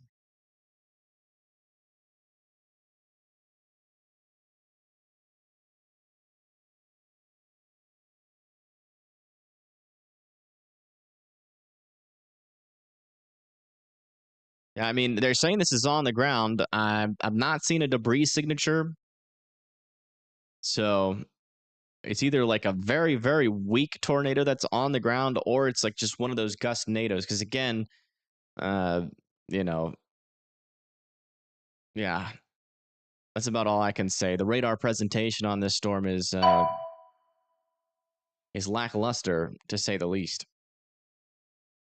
Yeah, weather spotter confirmed tornado, according to weather spotters, and they're saying the tornado is in Terre Haute or near Terre Haute.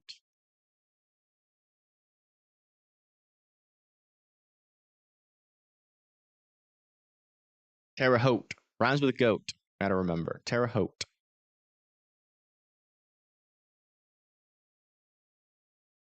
Yeah, strong winds are moving into the Gary area. Looks like Pagey tornado is now near that tornado warned storm. You can see it now just off to the left. This is the tornado warned storm over here into parts of Indiana near Attica.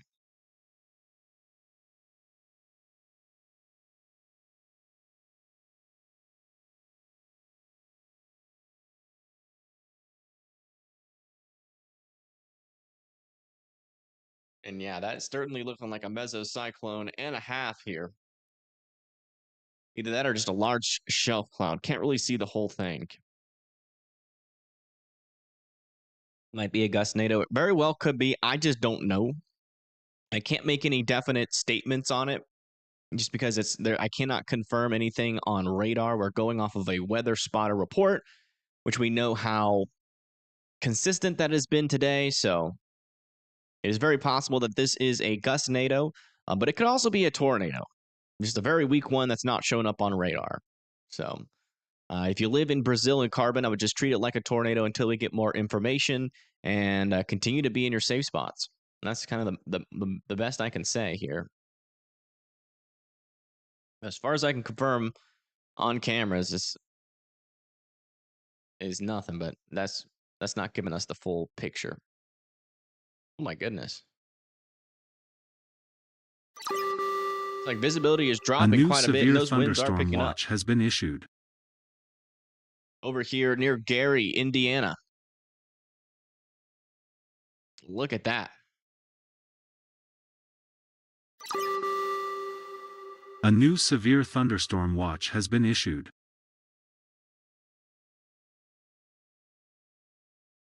See if I can get even further out here.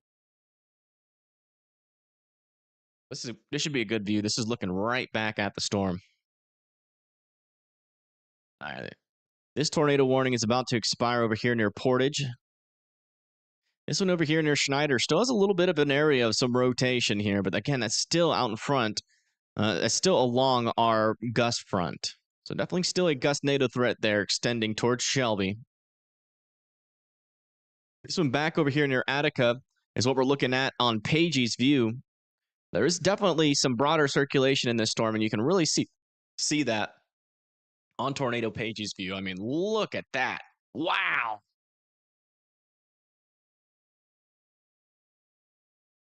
What a view.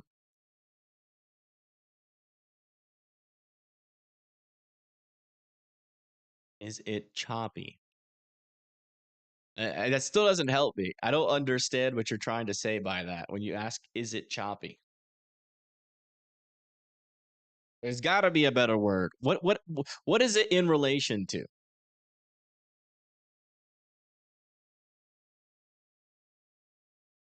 And that's this storm over here near Attica, where we do have some broader circulation, but that's about all we have with it right now. Nothing tight or consolidated. Further back over here near Terre Haute, still trying to get more information on this storm. Is Dan C still in chat? Is anybody listening to scanners? If anybody's listening to scanners, if you could divert your attention down to here and see if we can get any more information on that.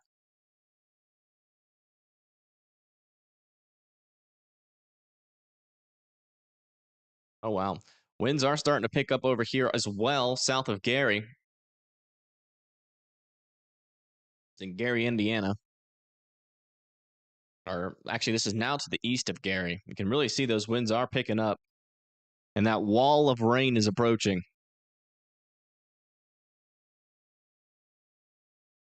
It's going to be back up into this storm over here, heading towards Portage, Chesterton, and Valparaiso.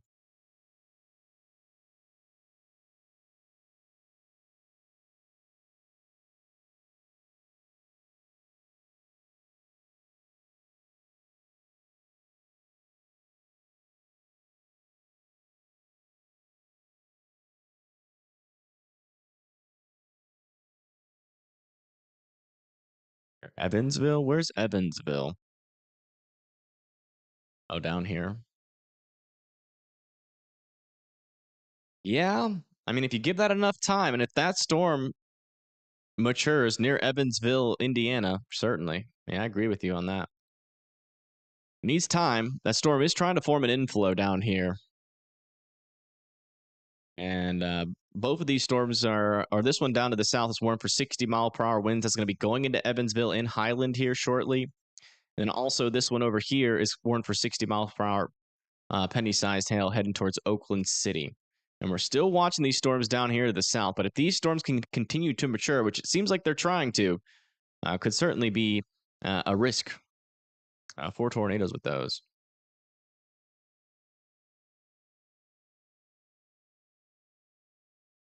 Looks like all of the Chicago area is good to go for the rest of the day. Move this camera over here down into Evansville and see if we can't sneak a peek on that storm.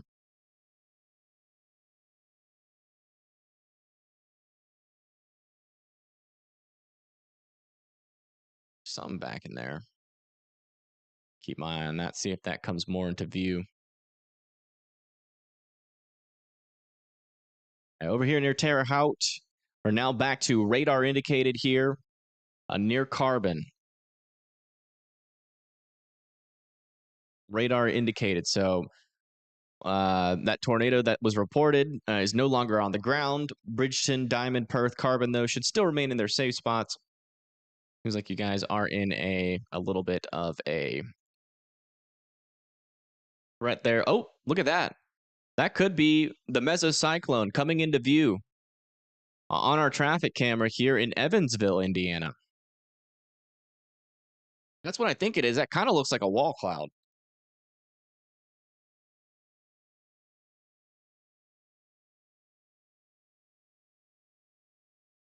Is Illinois having a tornado? Not right now, no. A new severe thunderstorm watch has been issued.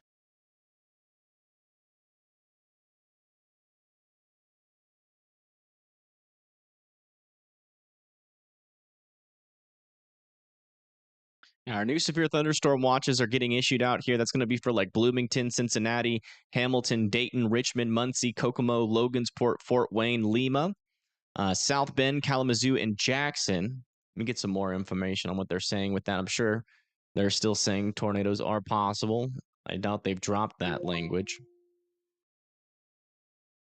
Yeah, a couple tornadoes possible. Isolated hail of up to ping pong ball sized hail is possible, and scattered gusts up to 75 miles per hour are possible. Still some potentially dangerous storms possible coming into that area. This really isn't lasting long before it just quits on us.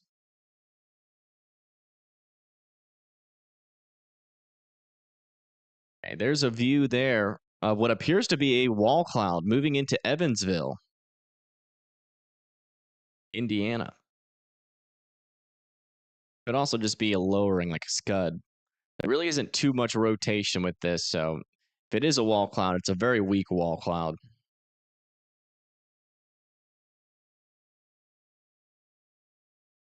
Back over to here. Still a little area of some super broad circulation there heading towards carbon.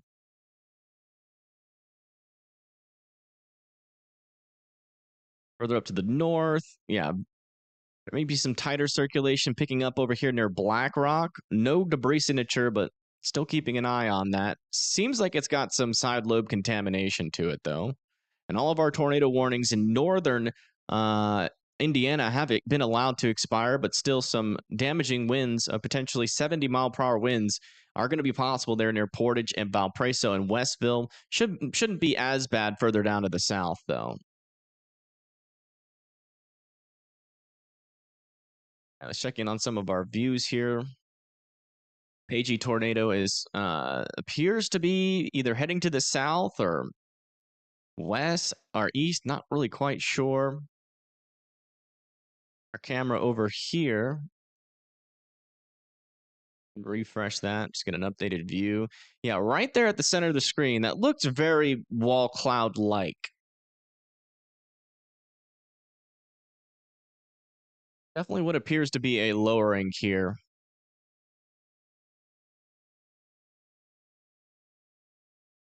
Still keeping an eye on that area.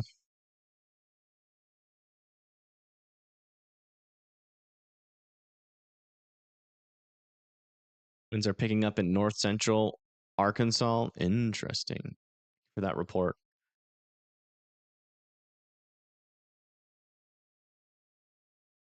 Still no circulation on that storm in Evansville, though. That's an interesting looking cloud, but it's not really backing it up by much rotation. I have a feeling some of these tornado warnings further up to the north are probably going to be allowed to expire here. Especially this one over here near Alice or Alicia. If, yeah, this kind of look continues with it. That's definitely a lot of side lobe contamination. So hopefully they recognize that.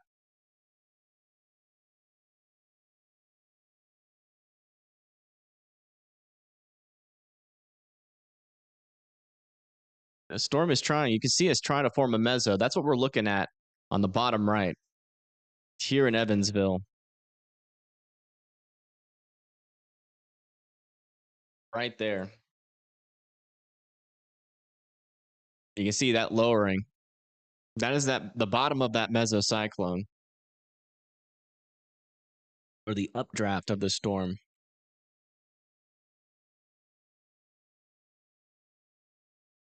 O'Hare is done for the day. Do you want to see if there's any better looks at this?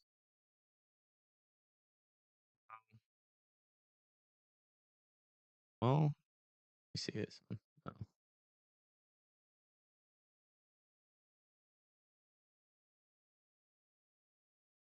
South, no. This is the best look at the storm that we got.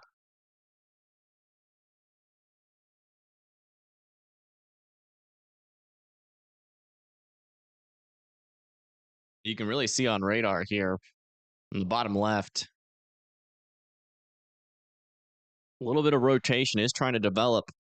What is that? No, never mind. That's out in front of the storm. It looks dangerous, but there really isn't a whole lot of rotation underneath that storm right now. Let me just check on the upper tilts just to make sure, because that's probably what we're seeing. No, not a whole lot in the upper tilts either.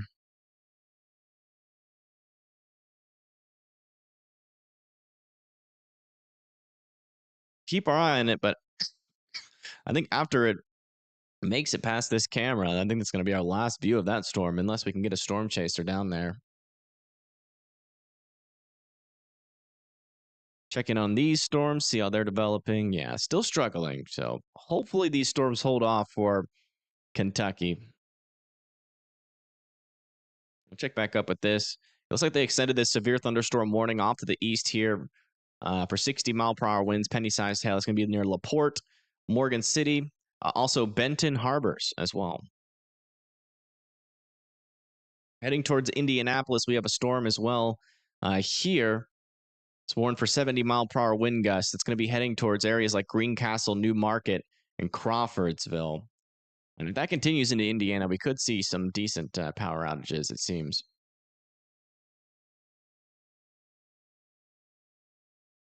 Looks like our storm's pretty much out of view here. Is there going to be anything down the line? Probably not.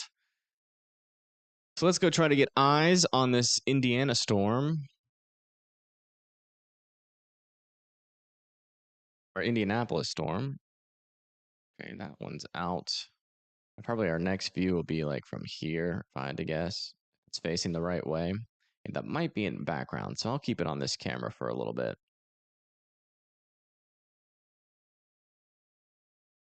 A confirmed tornado. Yeah, that's what they said.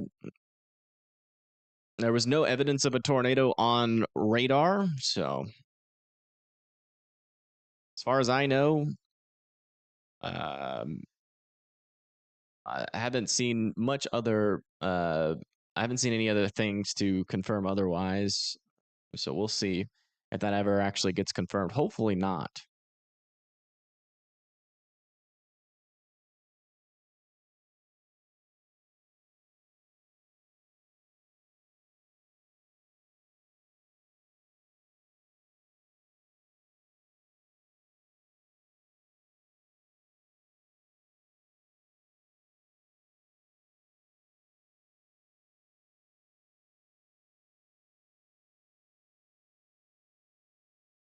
Is there a second line behind the line? Yeah.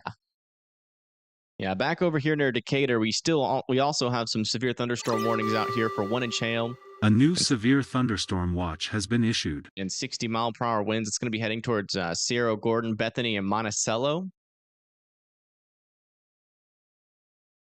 And a lot of that instability is eaten up from these storms, but they could continue to produce some severe gusts as long as there's precipitation in that area for sure. I don't think that's going to actually pick up on anything there. See, some of these other cameras are looking at. It's going to be a little bit before these storms get in range. This is kind of the closest one, so we'll keep this one up for this one. Actually, what if we go towards Lafayette, maybe? No.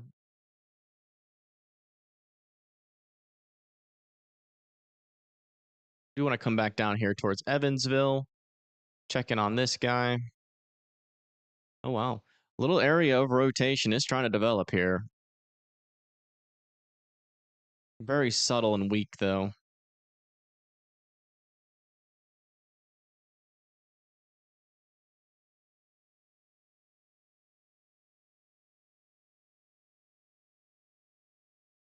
Hearing some slight rumbling of thunder in Marion, Grant County. All right, thank you for the report. Rockford gonna have a tornado.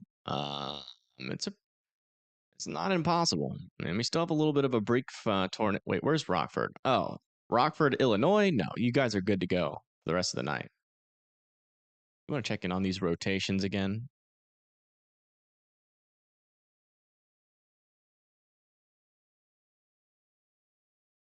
Wow. Yay, another person. All right, guys, we do have a video of that GustNado that came through. And I just want y'all to pay attention to the trees near it. I posted it in chat. Another person correctly identifying GustNados. And pay attention to the trees in that building. And you will see that no damage was caused by, or no like very noticeable damage was caused by this thing.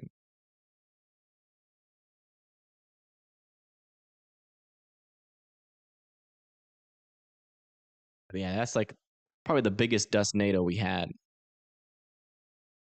I remember we were seeing it from CJ's view. Lots of GustNados, lots of leaves flying around. But you wouldn't have thought that if you were watching somebody else. You would have thought a freaking tornado outbreak was going on. You guys were here.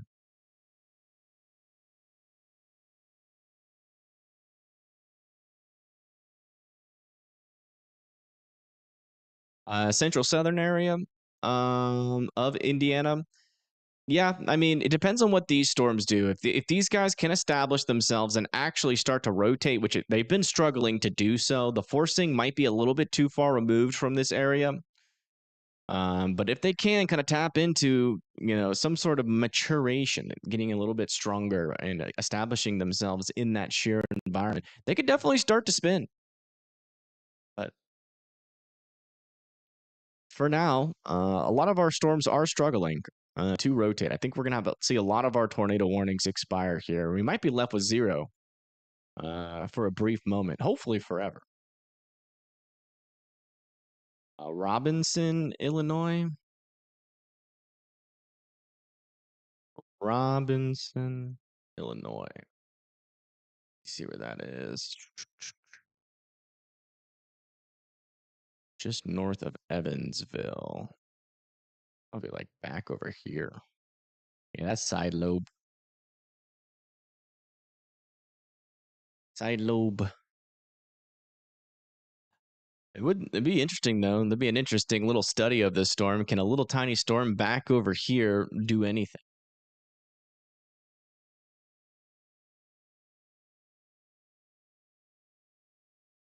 Yeah, our environment is now completely capped out over every single storm, at least in our surface. We definitely have a surface inversion. Mixed layer cape, yeah, we're sitting around 500 joules per kilogram. It's going to be really hard for those storms to produce down here to the south. You see where our yeah, there actually isn't much forcing at all. Most of our forcing right now is over here where these storms are. But down further to the south, there's like zero divergence in the 300 millibar range, which is essentially just something way above our heads that creates a void, forces the storms up.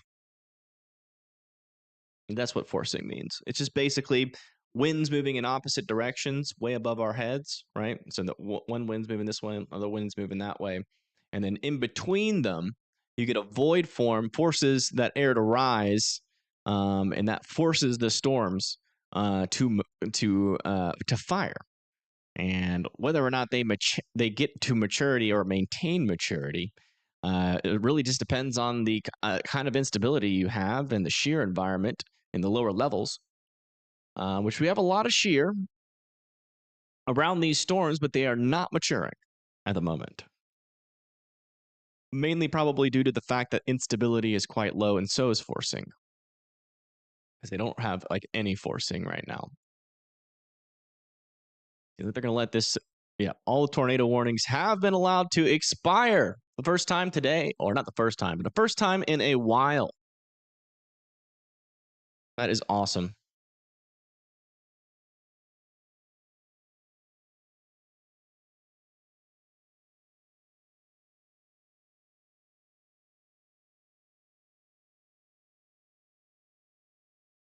And a pushing truth. Yeah, no problem.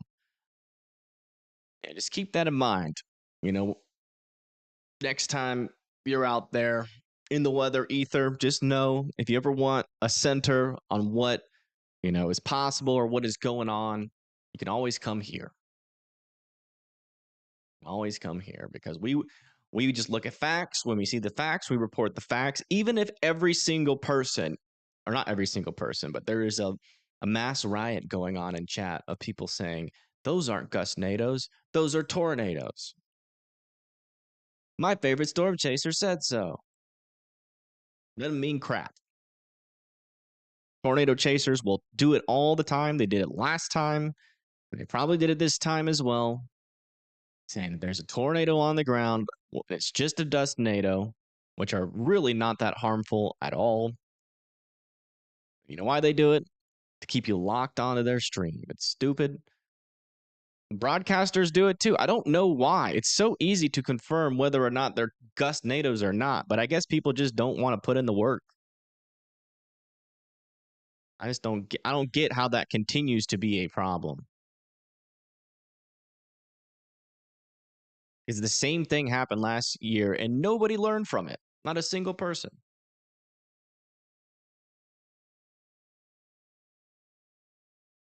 In Gas City? Let me check. Figure out where Gas City is.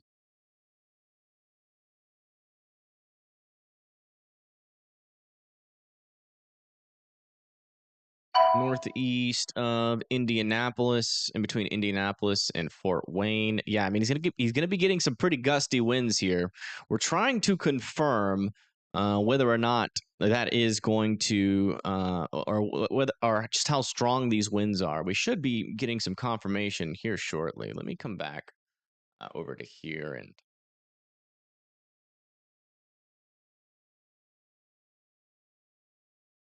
get this camera back up and rolling here. This is just to the west of Crawfordsville, and you can see the storm is just coming into view a little bit. We'll be keeping an eye on this camera as the storm approaches. Should be able to give us a pretty good estimation of what these winds are like at the surface.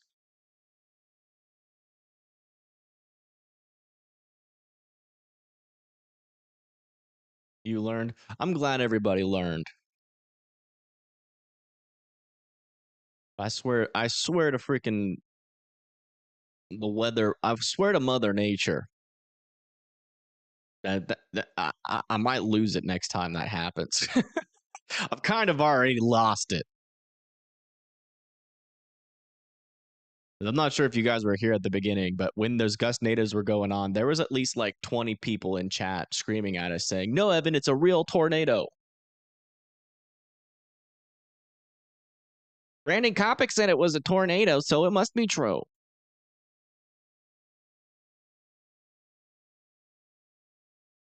We had to tell them, and they were screaming at us because we were just telling them facts. It was like really annoying. And it's like I'm here stating the facts, and everybody is just like losing their minds because of Hypeville. It's what happens. The hype happens. People get into the hype, and then once the hype dies down, then they start to admit the truth. But the secret is to just never have hype. Then you're impervious to the BS. I still can't believe what happened earlier today. It was, oh my goodness. I'm gonna be thinking about that all night. Just letting y'all know.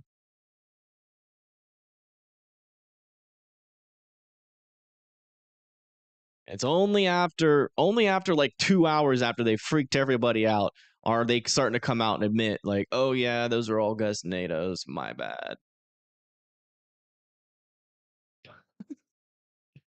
It's like, where's all the people that were, screaming at us before? I haven't seen one of them come into chat and apologize.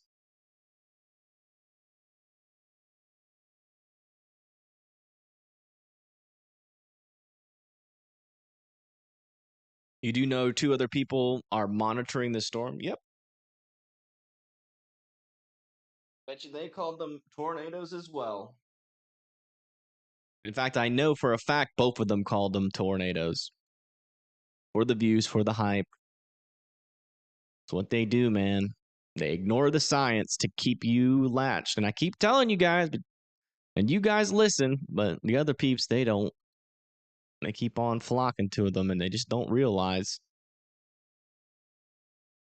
the lengths they're willing to go to just keep you hooked. I'm not seeing any dangerous rotations right now. I'm monitoring these little kinks here.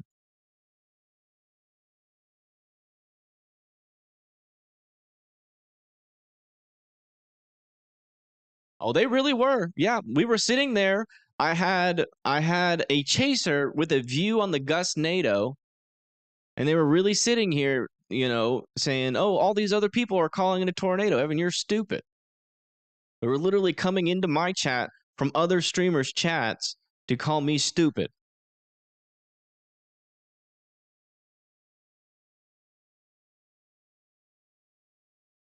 That's why it got to me because it's like one thing to spew nonsensical misinformation, but when the evidence is right there, I don't know why, but that drives me crazy.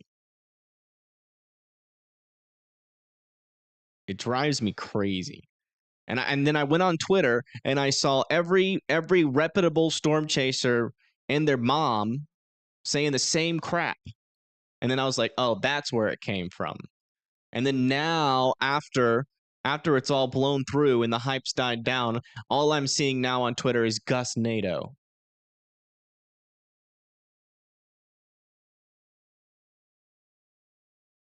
It's like we almost went through like a situation that didn't exist. It's like they've it's like, oh, it's not a tornado anymore. It's now a GustNado. It's like it's really easy to confirm that on radar. The mesocyclone forms in the precipitation. There's always precipitation around a mesocyclone unless it's a low precip storm. If it's not, and you can easily identify the gust front out in front of where the storm is, and that's where everybody's reporting, a circulation, that's always a GustNado. And then when I saw it with I don't know, I'm gonna stop talking about it because stupid, but it is what it is. Michigan City, LaPorte, New Buffalo, Olive, Bridgman, Storeham, Benton Harbor. Maximum wind gusts of 60 miles per hour and penny-sized hail. Further down to the south, Ladaga, Rochdale, Greencastle, Thornton, Thorntown, Frankfurt, Lebanon. Watch out. We got a line of storms coming. 70-mile-per-hour winds still possible. That's still certainly enough to cause some power outages. Let's come back over to here.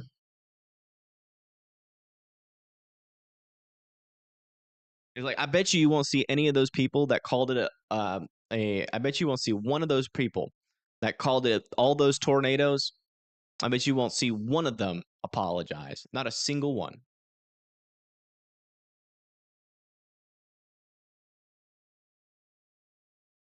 A GustNado is so like on the leading edge of a gust front, so a surging outflow boundary. When you have a lot of vorticity and stretching at the surface, that can lead to GustNados. And essentially what they are is it's just like an eddy. Like if you've ever seen like a water eddy, right? Where like it's rotating, right? It's basically just that. It's just like an eddy along the leading edge. And what it does is it spins up dust from the surface. And typically the winds do not increase in that GustNado. It is just still a continuation of the winds that are already at the leading edge of the storm. So it doesn't cause any more damage than say, like the winds of the storm itself would do. That's why they're generally considered, not an indication of anything more dangerous. But if you call them tornadoes and you associate it with that, tornadoes definitely increase the winds. They're, associated with the updraft of a storm, and it can definitely lead to more damage. And GustNados do not do that. And so that's why it's a lot more scary to call something a tornado than, a GustNado, because GustNados are pretty much harmless in comparison to the storm they're originating from. A lot of our severe thunderstorm warnings are expiring, and we still haven't seen rotation in a while. I'm wondering if we're about to get to the end of this thing. Well, that is the purpose of Twitter. It is.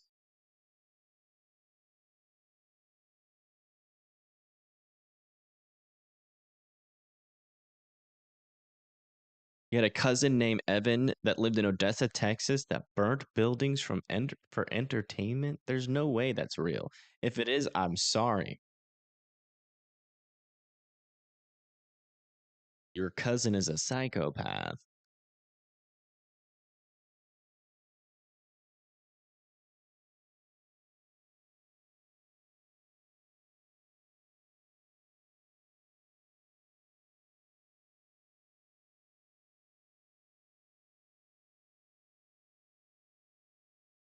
Tornado is from the mesocyclone, and the gust front can pop up anywhere.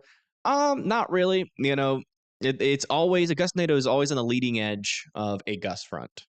And again, it's typically when there's a lot of vorticity and 3 Cape in the area. We see them very often. Like I even was talking about them before they even started happening, before the stream started, because we're just kind of in that environment.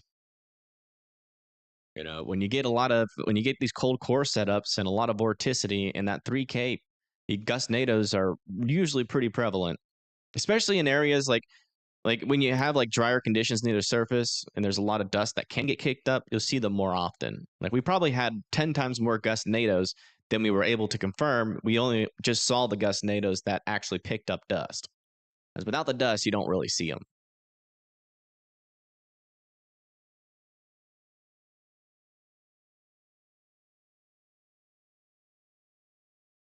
Your daughter burned down our house? What the heck? Killed 40? Did she do it on purpose?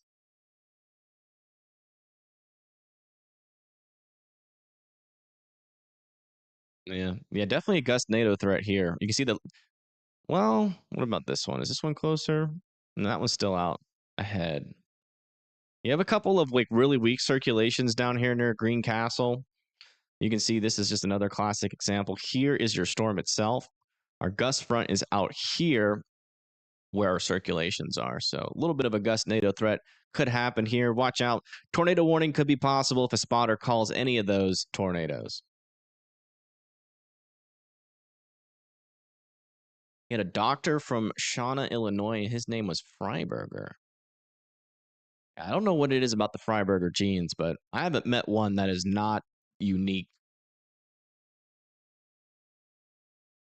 Little brother's an actor. My older brother's a doctor.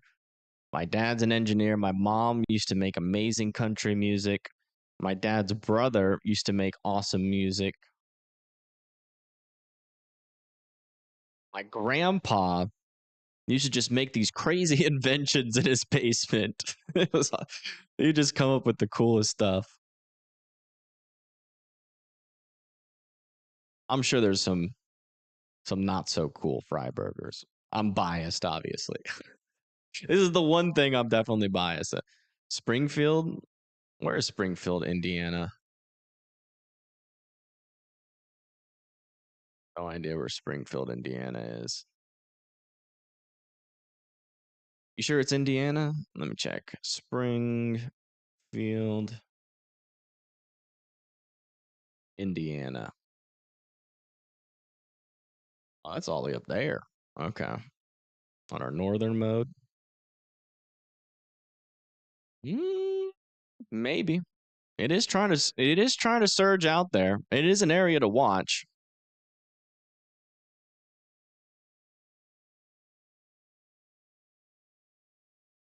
Online for some time. I'm live every storm event.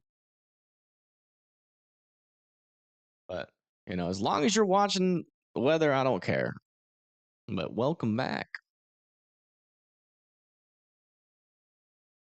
Let's come check out our traffic camera view again.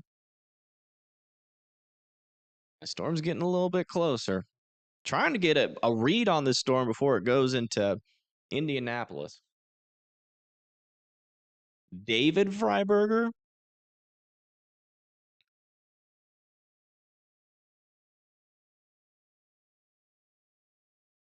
I have never heard of a David Freiberger before. Not sure. Look him up. I might. I don't have Facebook, so I don't really have great ability to do that.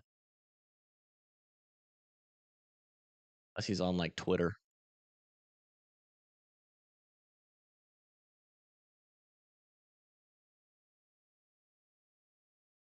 What's Pagey up to?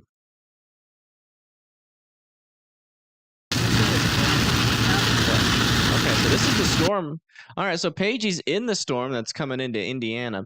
The only problem about like watching it from a storm chaser view is that like the way that they move relative to the winds, it makes it kind of hard to tell how fast the winds are, but trying to see if I can see some trees because this part of the storm is warned for 70 miles per hour. Although it does look like it might spare Indiana or Indianapolis. It might go just to the north. It might maybe go into like northwestern Indianapolis.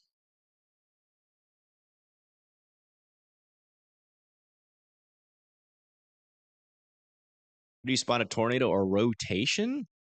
Well, you look for rotation. I'm just kidding. I'm joking. I'm pulling your chain. All right. I'm trying to find an example for you. So yeah, like something like this, right? So you have green. That's moving towards the radar because our radar is off over here. and these reds are moving away. And so if you have greens close to reds, that is rotation. Now in this case, our reds are really weak while our greens are kind of mid-range here. So it is weak rotation here, but this is a signal, especially when you get a gust front like this. You always got to watch out for some circulations on the northern side. Now that doesn't always happen, but it's something to keep an eye on, especially given what this storm has already kind of done in the past.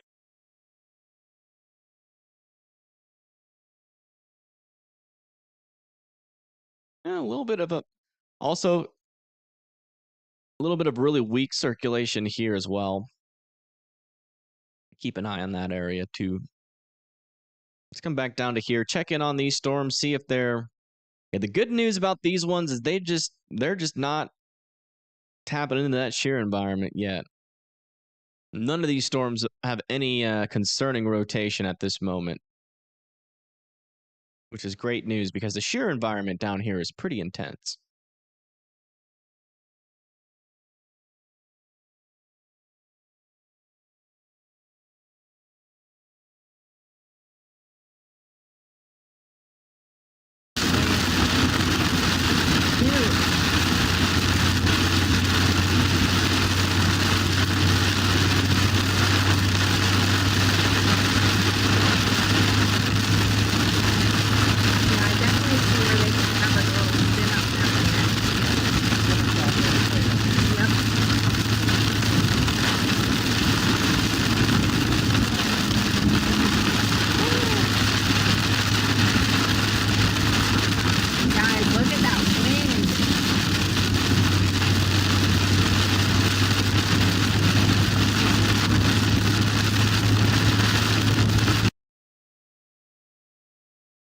A little bit stormy.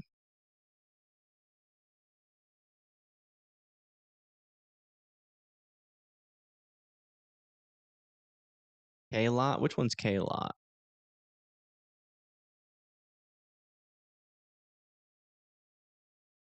Oh, this one? Yeah, I think it can scan up to once a minute. Isn't that right?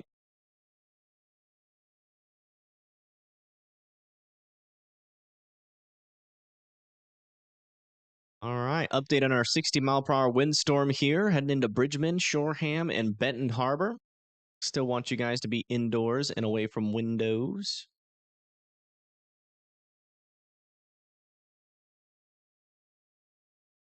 See if this one's still warned for 70. Yeah, this one's still warned for 70-mile-per-hour wind gusts.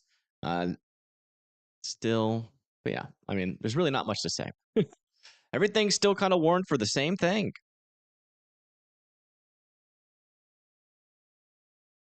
Do a little bit of a broader view here for everybody. Oh, by the way, so I found out that I'm trying to figure out where it was. Oh, never mind. Darn it. That's on the paid version. They did add smoothing to WeatherWise, and it's a lot more accurate than Radar Omega. So that's definitely one of the things that I might implement once it comes out. So how's everybody doing? It's been a long stream, a little bit longer than I was expecting. I think in total, we're going to end up with about 3 or 4 tornadoes.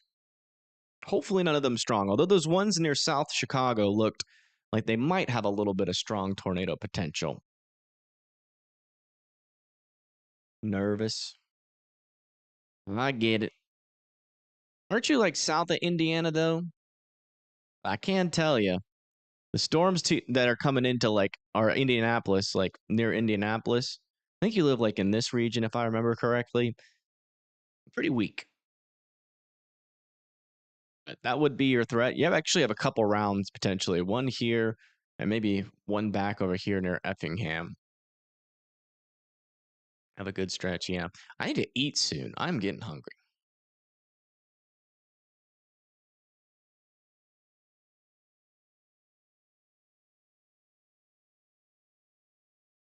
Woodsville, Illinois on super high, our super res reflectivity looks weird. Is that this one?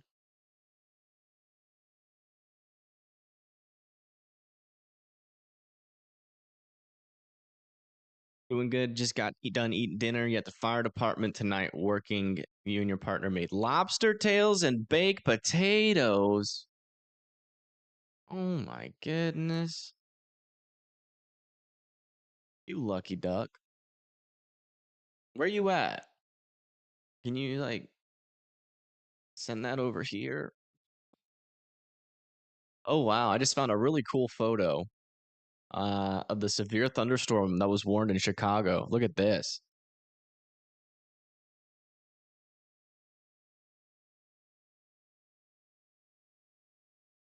It's like the rain blob slowly eating the buildings.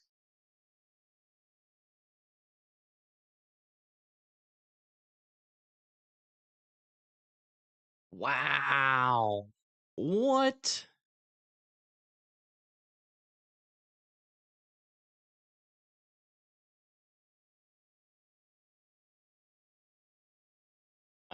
It seems like the storm of the day wasn't even out here. Look at this.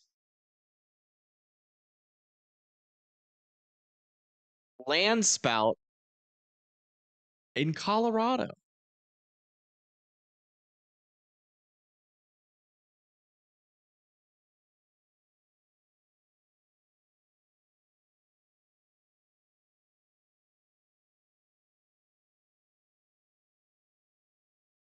How's Michigan looking?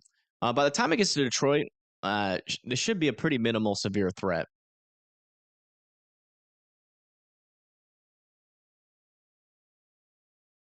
Rochdale, Illinois.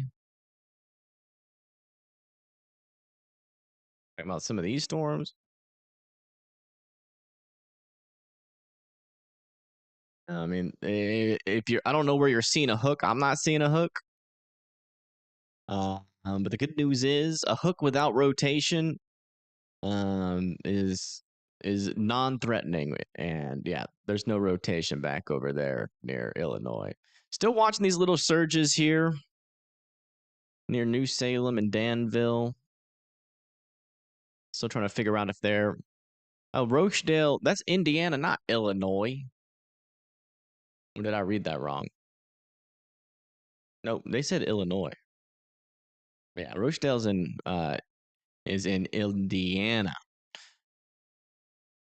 This is not really a hook. It is mainly an outflow boundary. A new here. tornado warning has been issued. A new tornado warning, though, has been issued for this storm. There's an area of broad circulation that's not really that strong. Definitely not on my threshold, but let me check aloft.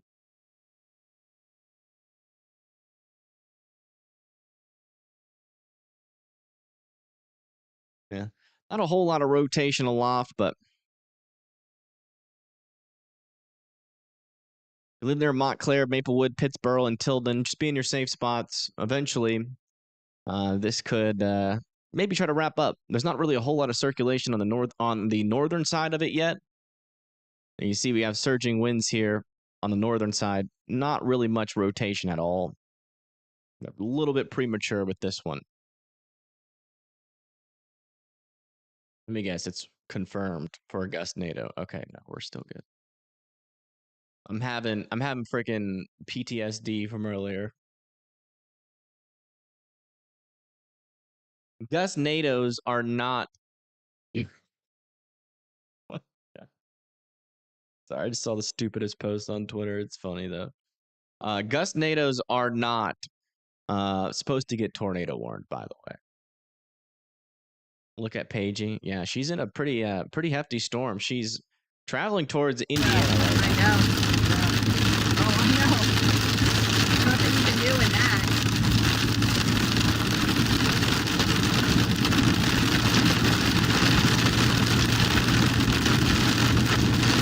Mark, you can do it.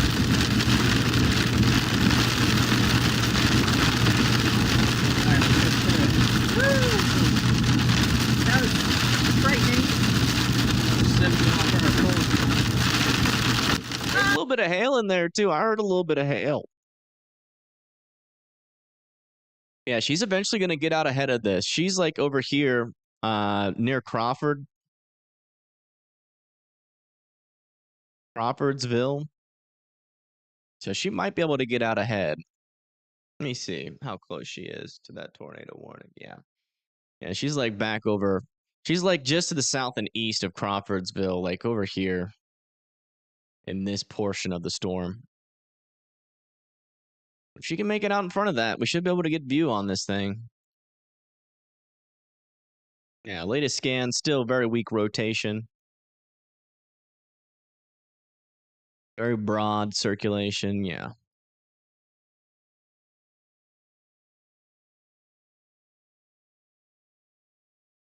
Looks nasty.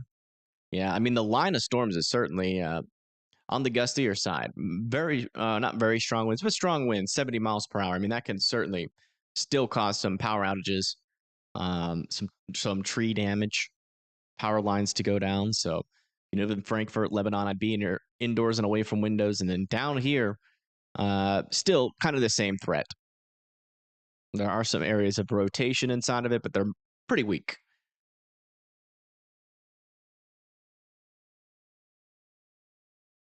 Is there rotation near Culver, Indiana? I don't know where Culver is, but let me search.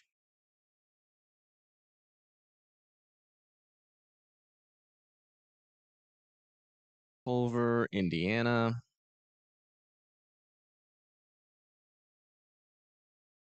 That's over there in like the northern portion. Pretty small city, so it's gonna be hard for me to locate, but it's near Plymouth.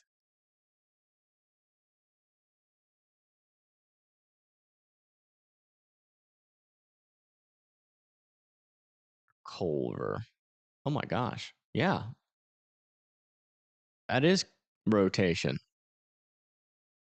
Do you live near Culver or are you watching the radar? And that's a good spot. And if not, that's just a really crappy happenstance. But I'm glad you asked because we weren't even looking at that. Yeah, there is a little bit of rotation over here near Culver, Indiana. Oh, you're watching the radar. Yeah. Well, you're spot on there. Good catch. A little tiny couplet is forming over here near Culver. See if it lasts for another scan, though. Just popped up on the latest scan. Wouldn't rule out a tornado warning if they spot it, but I would assume the NWS's focus might be too far away from that, kind of like where mine was. But thank you for bringing that up.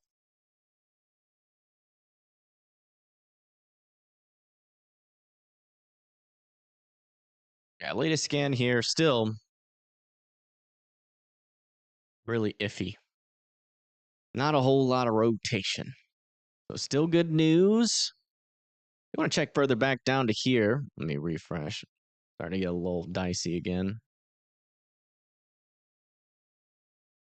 Maybe a little bit more rotation on some of these guys. Yeah, look at this. From this radar, you can see it. Does seem like this threat is developing here into southern Indiana. Couple of areas of some tighter rotation. This is going to be for like French Lick, Paoli, Mitchell, and Bedford. Man, I really need to get some food before those get warned, man.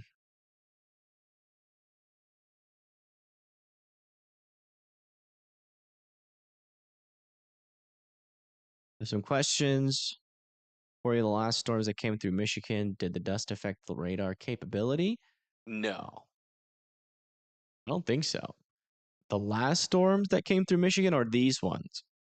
I'm not sure. I don't think we had that much dust that far up to the north.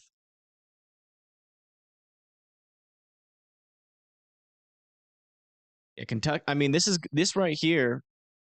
You know, these cells along this area is your threat in Kentucky. And we haven't really been able to see these storms mature, but they do seem to be trying to tap into that shear environment. And we are starting to see a couple areas of rotation further up to the north and kind of near Madisonville as well. Not near Madison, but yeah, near Madisonville, like near Providence. That's a little area of rotation. I mean, this is crazy. This event was supposed to only last like a couple hours.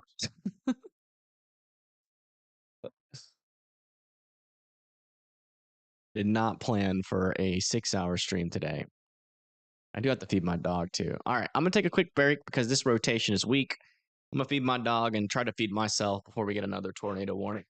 I'll be watching that tornado warning near Indiana or Indianapolis. If it looks bad, I'll let you guys know. New severe thunderstorm warning for Kokomo, Noblesville, Tipton, and Sierra. Just give me a little bit. I haven't eaten all day, and neither has my puppers. So.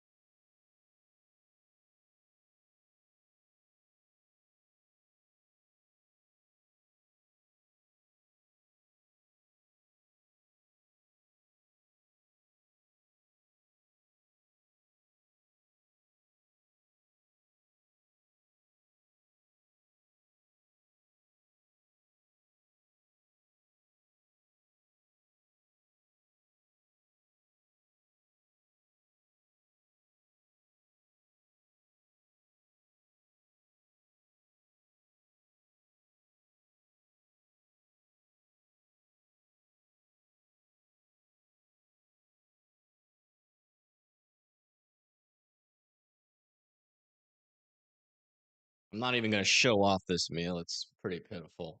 I just wanted to make something fast. Cheap sausage biscuits and an oatmeal cream pie.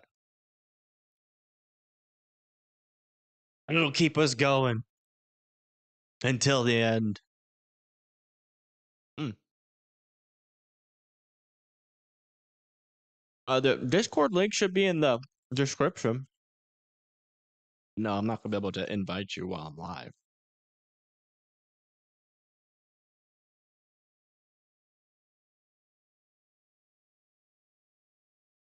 All right, let's go check out our NATO warning. Is it doing anything?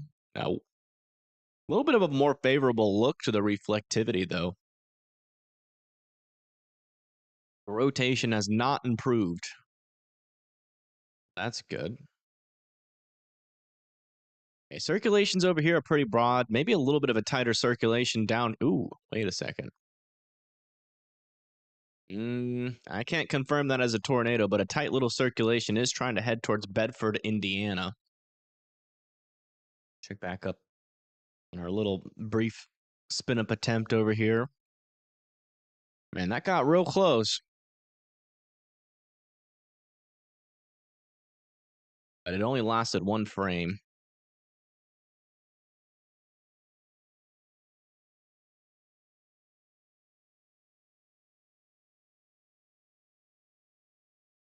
Would not be surprised if this got tornado warned here. Michigan is a little bit sensitive when it comes to warnings. This isn't a very strong rotation. It's pretty broad.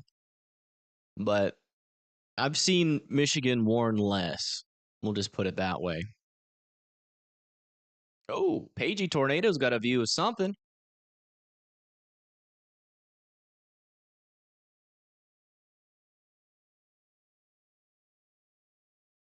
The view is gone.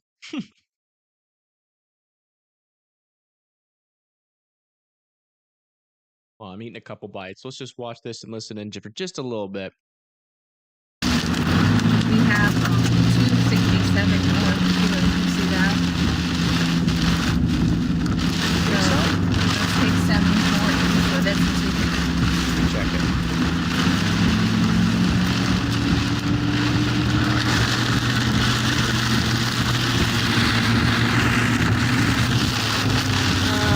Can't confirm that.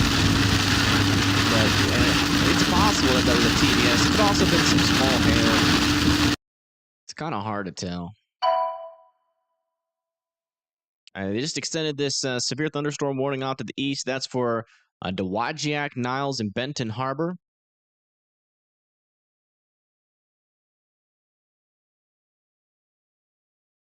A lot of contamination happening around this storm. They're probably going to drop that warning.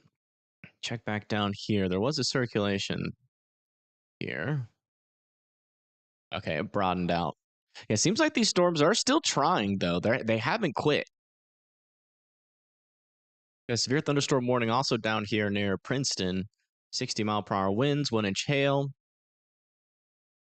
Not really much to note there, but it looks like our storms are extending now all the way down into Tennessee, and they'll eventually make their way down into Mississippi and Alabama. Tornado threat down here, though, should be minimal. But I can't rule out, some severe weather down there.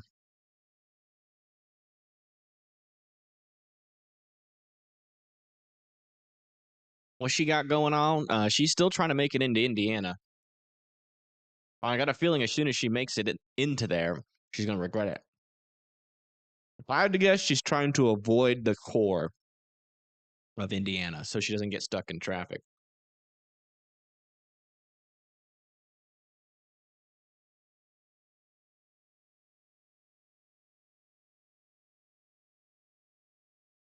The TDS Pop 41 scam.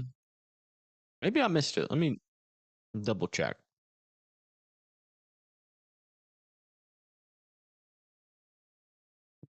I can't do the animation slide, so it's harder for me to check the past. You talking about this? Because that could have been something. Oh, you mean that over there near Hibbert? Yeah, it's just not. I mean, I wouldn't. When it had that tight circulation, it wouldn't surprise me if there was a tornado confirmed there, but it's just not a deep enough signal. It's too light to be able to say yes with any confidence. But it's possible. That warning's out of here. Should be, at least. They might keep it going. I mean, they warned it when it didn't really have much rotation in the first place, so.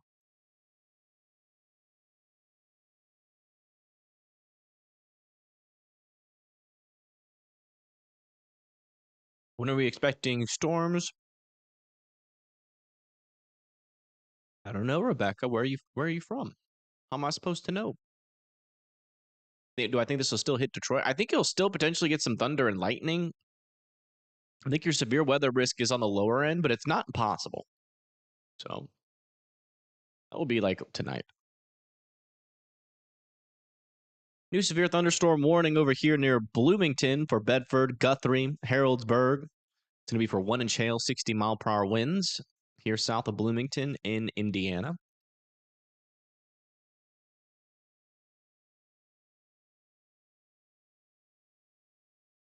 How's Johnstown? Where is that?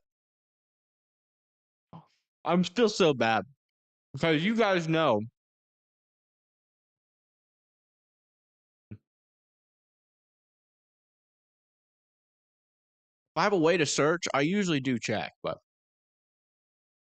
I don't have a search function on here, and trying to find the cities while looking at Google Maps is like extremely annoying and hard.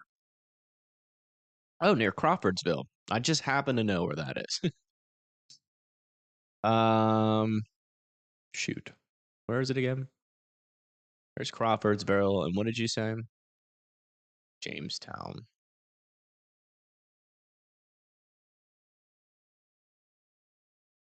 Still not seeing it, but if you're near Crawfordsville, are you south of Crawfordsville? Oh, Hicksville. It's an actual town with a dumb name. It's not. That's honestly should be the name of my town. Hicksville. Yeah, I'm not seeing it. Jamestown. But if you're over there near Crawfordsville, you got potentially 1 to 2 more potential, not really severe weather threats. This should die off as we go overnight, but definitely some thunderstorms possible there.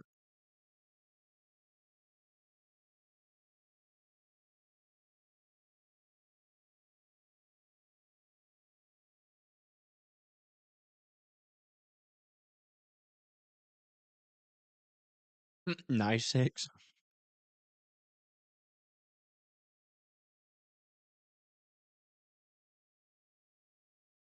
Yeah, Alabama's got a lot of those too.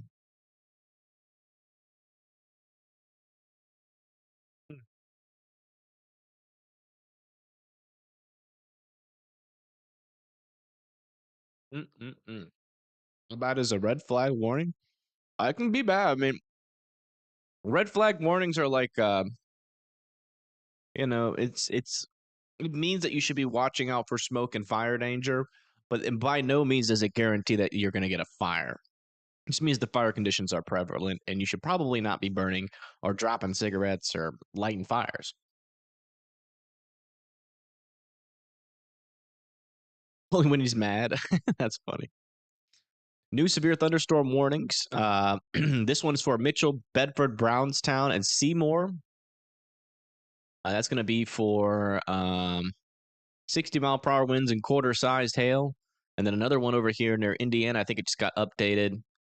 No, still at 70-mile-per-hour winds and 1 inch hail there as well. So, and you seek shelter. Hey, thank you, CJ, for the 10. I do appreciate that. Just woke up from a nap at just the right time. Greetings from Noblesville, Indiana. Thank you for your coverage. Yeah, no problem.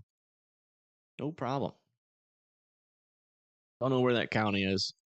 I'm sorry, guys. I just don't have the search function. You know, I would check it out if I had it.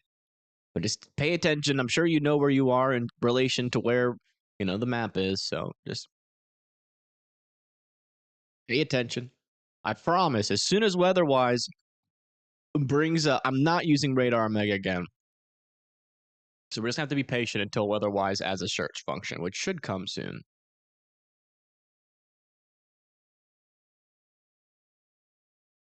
It's like a pirate hook in Bedford. That's not good.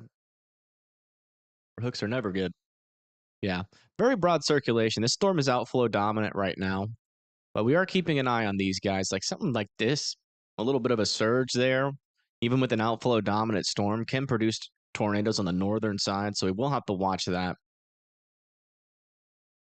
But yeah, there is still tornado potential down here. It's pretty conditional, but if these storms can tap into that shear environment, we actually could get some strong tornadoes down here. But it's a very, very conditional environment, given the fact that our instability in forcing is pretty weak down there.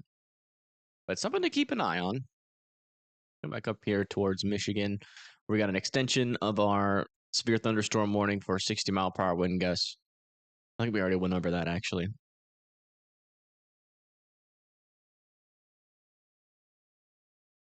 Is CJ still alive?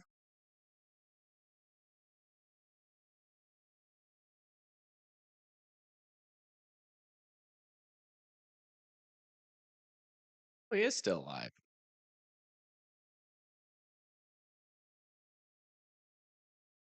He is still live and still not near many storms. He might be trying to go towards the ones near Urbana, maybe.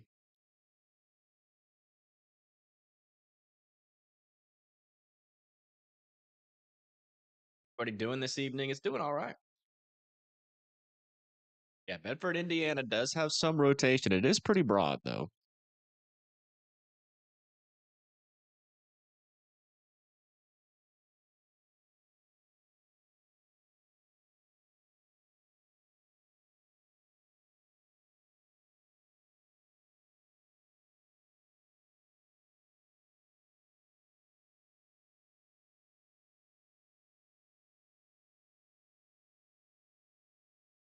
Trying to tighten up there. You see, a lot of these storms are pretty outflow dominant right now. But this one back over here still continues to pique my interest near Yeen. From both radars, there are certainly some rotation. The storm near Bedford does have a strengthening inflow to it, but this is our closest radar up here. And as you can see, that rotation is relatively broad right now.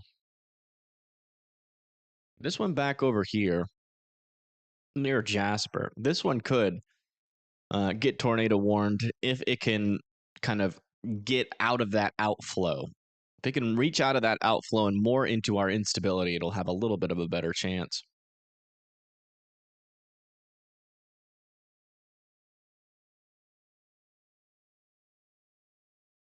Kokomo, Indiana. I think that's north of Indianapolis, right? Yeah, your storm's coming soon, and we're expecting potentially up to 70-mile-per-hour winds. And in fact, what we should be doing is trying to get a camera out there. We probably be smart if we have any, and we kind of do.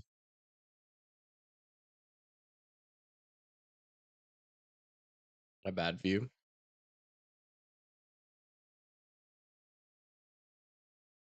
Think tornado possibly? This line's been struggling for a while. Like there is like a little bit of like broad circulation here near you, but it's not really like concerning at this point, which is why it's not warned. Michigan's doing a good job up there. They're doing a good job. They're not overreacting this time. I think they got a little bit too much tornadic experience last year. Poor Michigan. And they were warning every little thing up there last year. Mainly because they just don't typically get tornadoes up there, so they're not super experienced on what to look out for. And man, did they get a lot of experience last year, man. I hope that's not the case this year, but to be honest, I mean, it's only March and we're getting severe thunderstorms in Michigan already. It definitely seems like Tornado Alley is going to continue to be further up north again this year.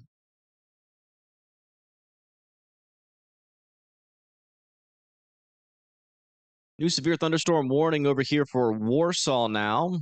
Bourbon, Walnut, and Rochester. That's going to be for this storm here that's moving up to the north and east. Warned for 60-mile-per-hour winds and 0.88-inch hail.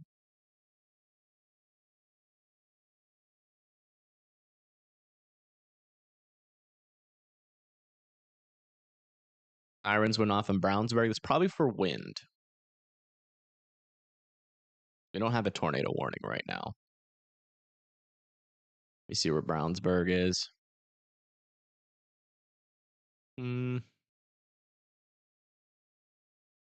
It's down here.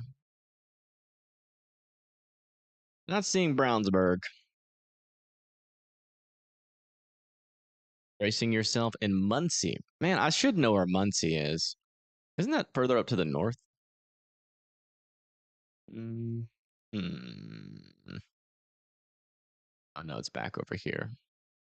Yeah, it'll be there in a little bit. Does kind of seem like it might go north of Muncie, though, at least this portion of the line. There are some storms back here that might try to do something, but they are struggling right now. Brownsburg is north and west of Indianapolis. North and west of Indianapolis. Yeah. I'm not seeing it, but if you live anywhere, to the west of Lebanon and Frankfurt, you just got some thunderstorms coming your way.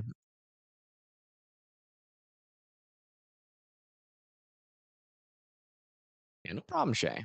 Thank you for tuning in.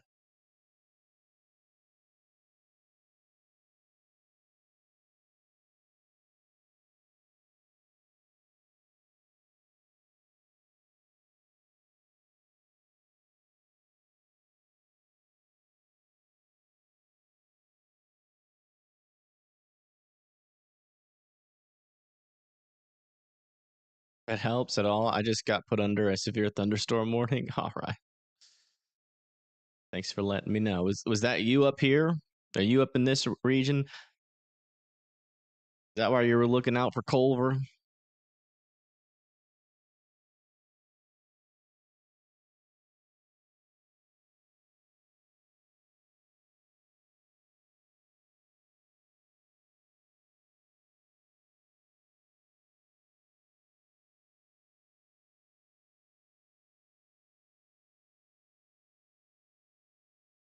Raining hard in Galveston, Indiana, near Kokomo. Some lightning, nothing crazy yet. Okay. Lightning's going to be pretty prevalent in a lot of these storms. I am interested. Let's go check out our environment here. We haven't done that in a while. Yeah. You can see a lot of these storms in Indiana are out of the instability now. Still a little pocket down here near Kentucky and Tennessee, but as you can see, pretty much completely capped out here at the surface. Mixed layer, though, still does not have any inversion, but less instability in the mixed layer. See where our forcing is. Yeah, forcing is trying to move a little bit more into the Kentucky area, but it's still very light forcing, weak forcing. Most of our forcing is still up here into northern Indiana, where we're getting some of our 70-mile-per-hour wind warnings. Strongest wind shear is also into mostly Kentucky and Indiana as well in the lower levels. Upper level, you can see that trough is really rounding the base here, pushing up into the Ohio Valley. Looks like our low pressure system is slowly weakening. Still some strong winds probably over there in Iowa, in Wisconsin, and also down into Missouri. It's like dew points are crashing behind this line of storms here into parts of Illinois. I am curious if we've had any like actual tornado reports that aren't GustNados.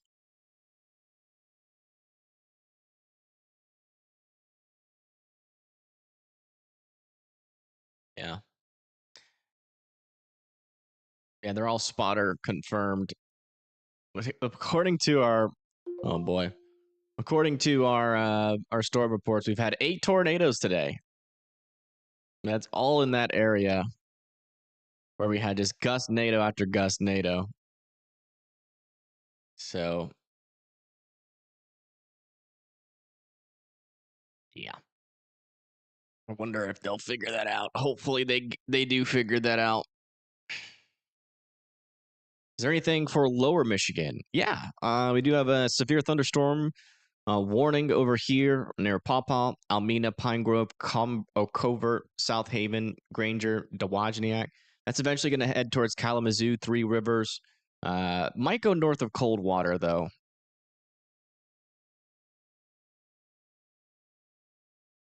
Think anything for Ohio, Tennessee? Yeah.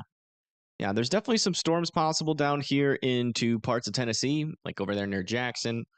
Eventually, that will try to move all the way across Tennessee into northern Mississippi and northern Alabama later. So, Not really expecting too much out of these guys other than a small severe weather threat. Tornadoes should be on the low end down there.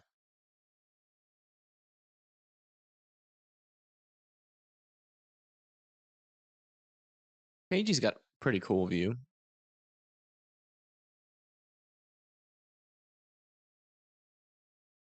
She's kind of stopped. I don't know if she's going to stick up with these storms or not.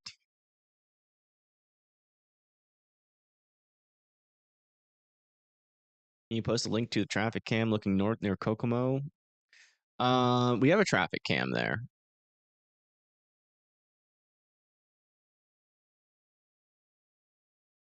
Is this the one? Alan?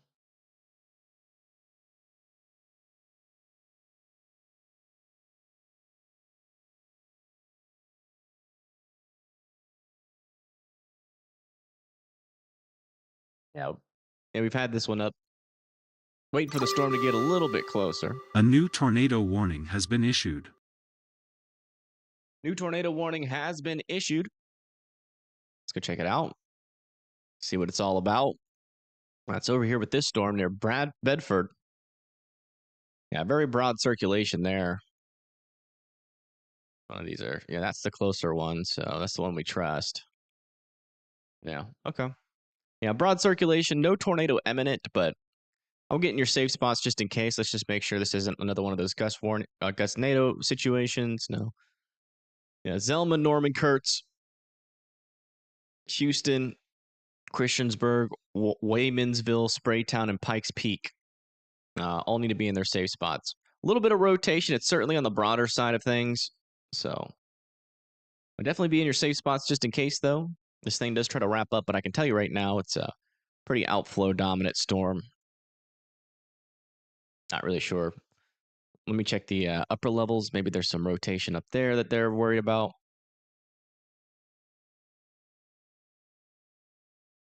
Yeah. In the upper levels, there's definitely a little bit of a couplet. A little bit of a couplet here near Heltonville. But closer to the surface, that has not made it down to the surface. So they might be warning it for the potential of that rotation making it down.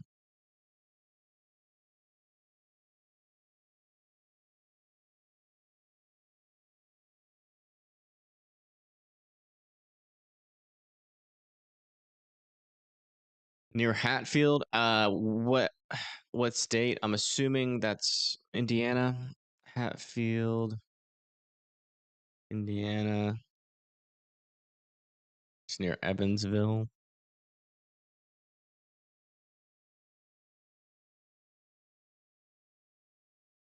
Yeah.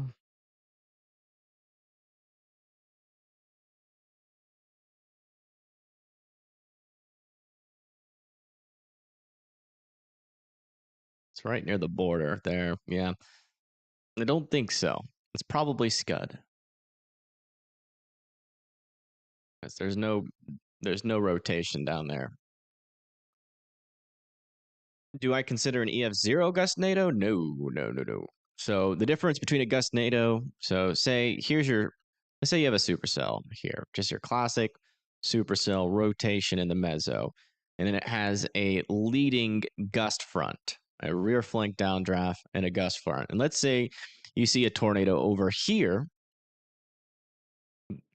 or not a tornado, but an area of ground circulation over here. That's a GustNado, not associated. So this right here, that's the mesocyclone. If you see a tornado under here, that's a tornado. But if it's along the gust front, that is a GustNado. And we have seen almost all GustNados today. We've had some confirmed tornadoes, though. So we probably end up being like 3 to 4 confirmed tornadoes, and the rest of them being GustNados. Did the storm near Madisonville do anything? It's trying. I mean, there is some severe weather still associated with it, but the rotation is non-existent. Main threat's going to be some hail and some winds of up to 60 miles per hour.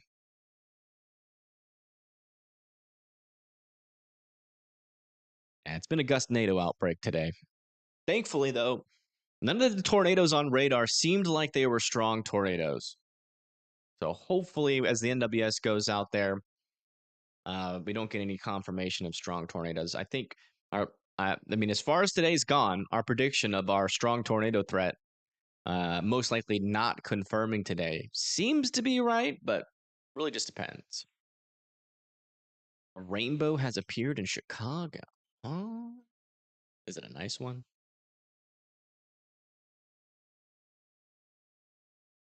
Goodness gracious. Wow. That's about as good of a rainbow you can get. Link is in chat.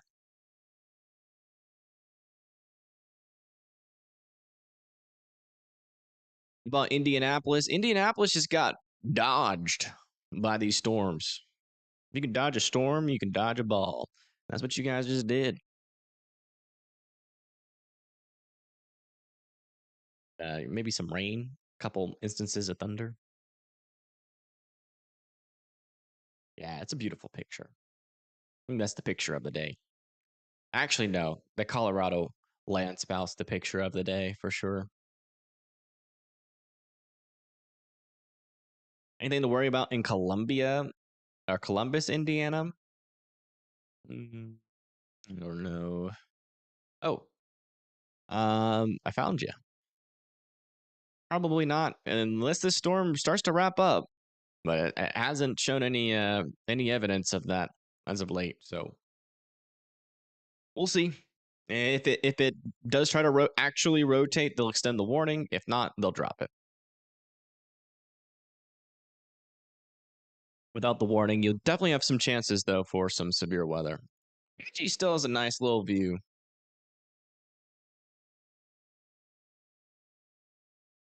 There's another storm approaching her. It's that one that's behind the Indiana storms, coming towards Lebanon and Thorntown.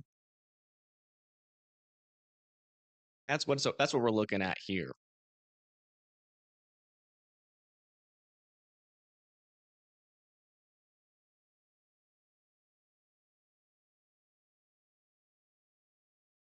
Goodness gracious. Check out this wreck.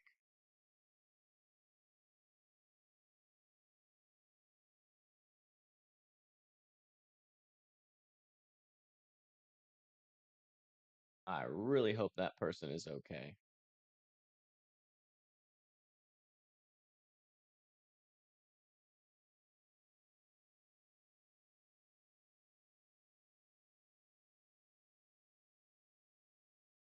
Oh, wow. Here's a time lapse as the storms rolled through Chicago from Burning Peep.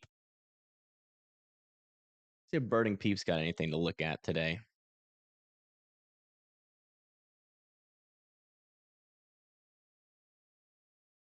It's a lot of things that I can't show.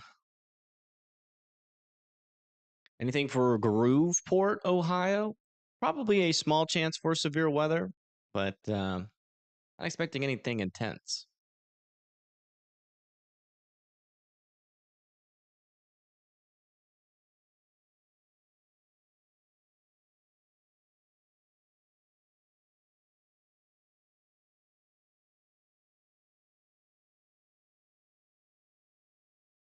First storm came through, the sky looked very orange. Yeah, that was that dust.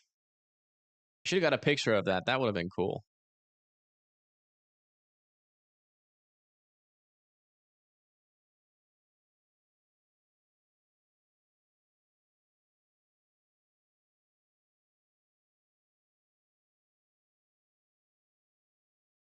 Akron, Indiana?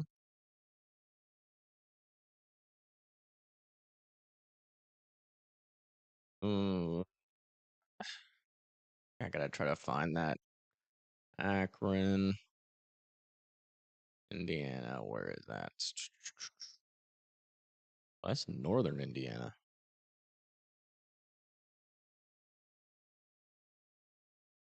Oh, yeah. Yeah, we have a tornado on the ground here, folks. Unwarned. Tornado on the ground. Good catch, help.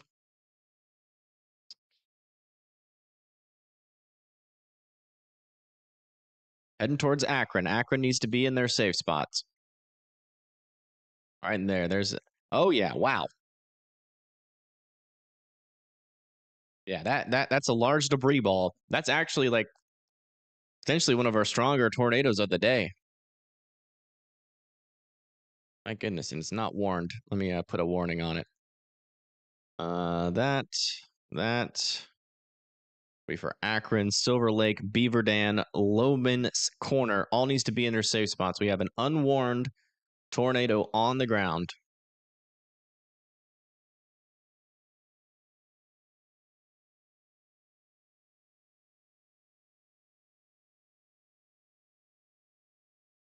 And that's going to be for Akron, Loman Corner, Silver Lake, and Beaver Dam. You guys need to be in your safe spots. This is a tornado on the ground. Our tornado is located right here. This is not warned. This is just an Evan warning, an obvious tornado on the ground warning for Loman Corner, Beaver Dam, and Silver Lake. Let me see if we have any cameras off of 31 there. Doubt it, but one near Argos. Where's Argos? Argos is up there. Darn. We don't have any cameras near this one, but there you go. They're going to produce a tornado on Pagey Cam? No, Pagey's further down to the south. Yeah, this is not good because we're the only ones putting out this warning. Hopefully Ryan I'm sure Andy's seeing this and telling Ryan, and hopefully Max sees it too. So at least the warning can get out that way.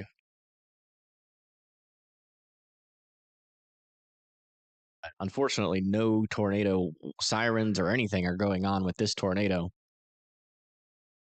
Surely they warn it soon. Oh my goodness. Yeah, that's a decently sized debris signature here. What is our couplet looking like? It's not that strong of a couplet. I don't think we're dealing with, the radar isn't indicating that this is a very strong tornado, but it's certainly enough to pick up debris. Latest correlation coefficient still confirms that this is on the ground. Hold on, let me make sure I don't cancel out of that warning here.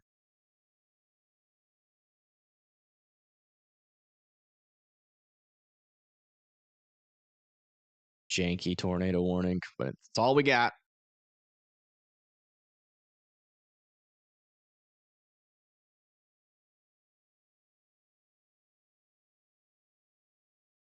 Well, boy, yeah, that's about to go right into Akron. Weaker circulation now, but it still appears like there is a tornado on the ground. So again, Loman, Beaver Dam, Claypool, Sevastopol needs to be in their safe spots. Well, if they don't see it, if they're not talking about it, tell them in the chat. Shoot. I mean, I got way bigger audiences than me, so hopefully one of them's talking about it.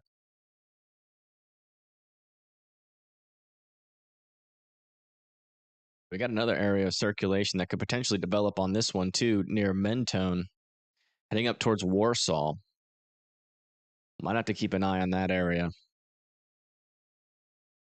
Let's go check back down with our southern tornado warning. Still very broad circulation down here. It's crazy. Our tornado on the ground up to the north is looking way more dangerous than this. But if you live near Houston, Spraystown, and Waymansville, you need to still continue to be in your safe spots. Come on, man. Warn it. Just warn it. Why isn't that polygon straight? Because it's my polygon. We have an obvious tornado on the ground here. I think it lifted. Depends on where that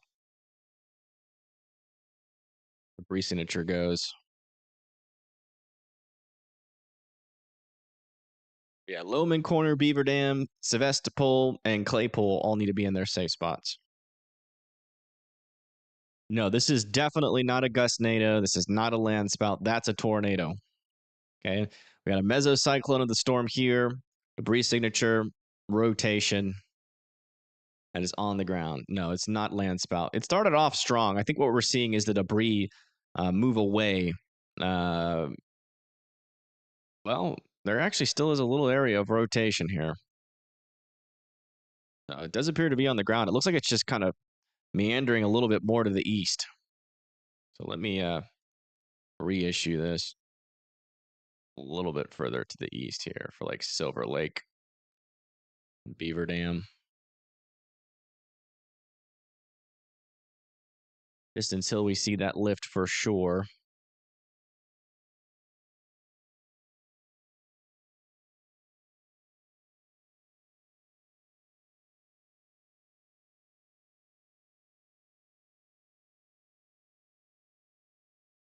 Columbus is in a tornado warning.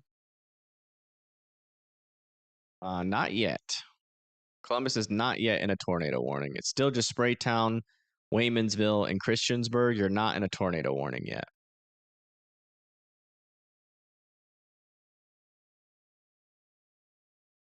Do land spouts not produce debris signatures? They can. They're not associated with the mesocyclone of a storm.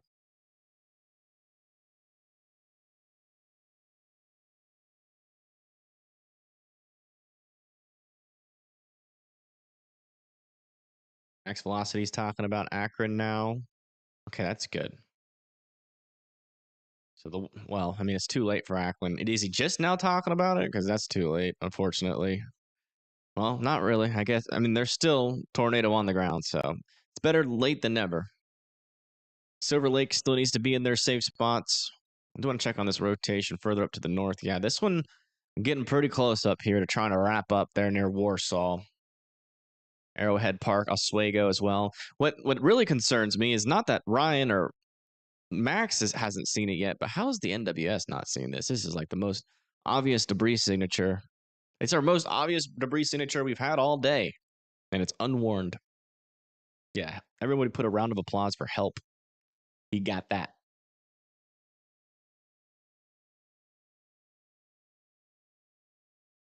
Did a good job, Help.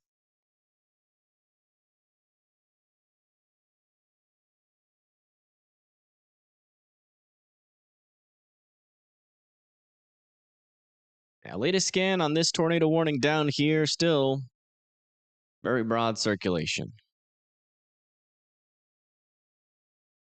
They're down to the south. Something over there near Waverly. Yeah. A lot of side lobe contamination happening over here in Tennessee. And I know Tennessee be warning those. It's very possible we see a whole lot of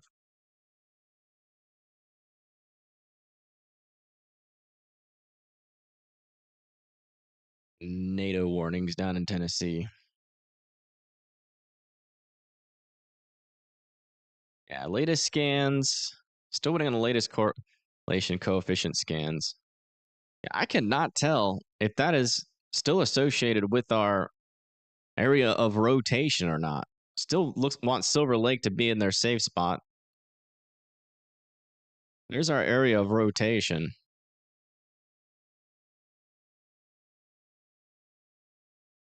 It seems displaced and it's pretty weak. Not associated, and this debris is not associated anymore with too much reflectivity. I mean, there's a little bit.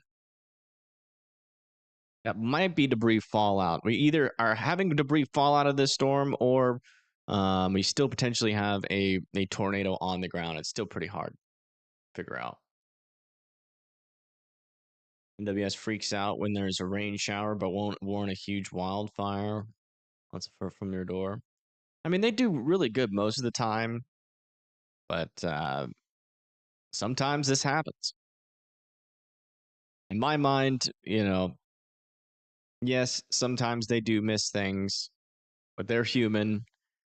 We still need the NWS for everything else.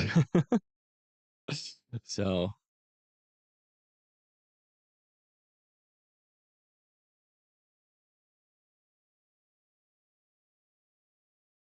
oh gosh, this is getting very close to producing a tornado here. In fact, that might be one over here near Warsaw. Heading towards KASW and Arrowhead Park. Hopefully they at least see this one, and then they see this one down near Akron. Okay, that area of rotation is gone. Yeah, this is debris spread out now. I think our tornado has lifted. Might still be a subtle couplet up here. And I wish we had some reporting. If anybody's on the scanners, let me know what they're saying over here. But it kind of looked to me, the best that I can tell is that this might have lifted, but there's still a little bit of something here. Okay. Yeah, the latest scan has it over here now. So let's see.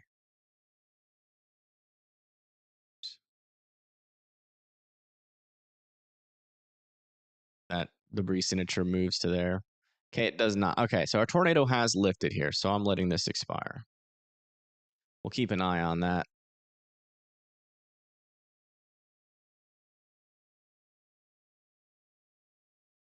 Okay, latest scan on this storm, it is still got some rotation, I guess, but we are getting a little bit close to this radar.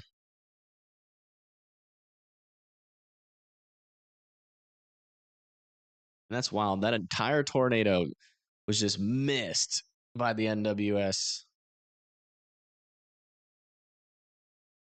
Try the other radar if it's closer. No, it's not closer. This is the only close ones to the storm. I think what we're seeing on the correlation coefficient now is that debris spreading out after the tornado is lifted.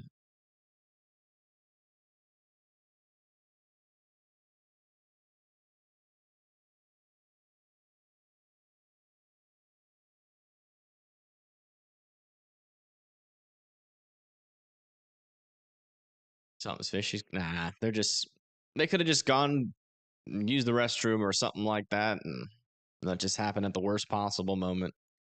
It happens. NWS very rarely misses tornadoes, but they missed this one.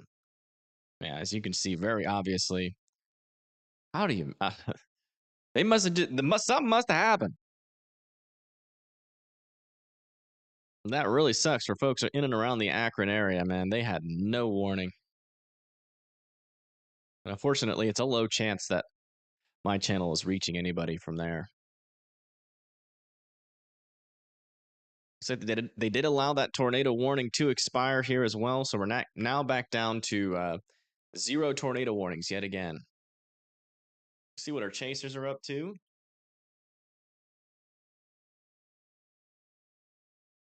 What happened to Pagey? Or not me. Right? Can we get a view of a storm? Let's bring this down into Columbus, maybe. Let's see what this one's doing. And it's starting to get dark time.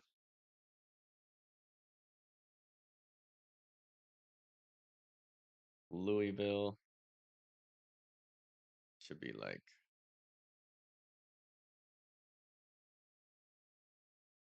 south.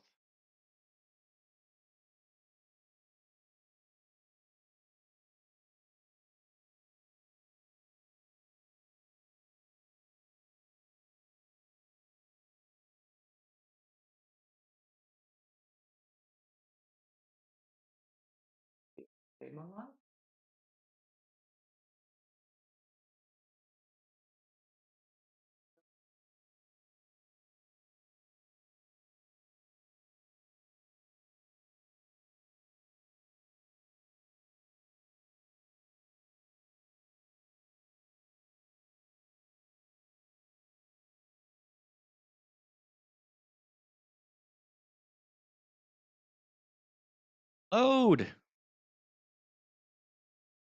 Dang it, I just spent all that time for it not to load. Oh, there it goes. We'll check back into there. It does kind of seem like this storm's trying to wrap up here. Brief moment here where its rotation is trying to get a little bit stronger. Will I be watching the Joplin Netflix documentary? Yeah, absolutely. As soon as it comes out. Do you know when it comes out? And it's crazy how close that came to a strong tornado there north of Warsaw.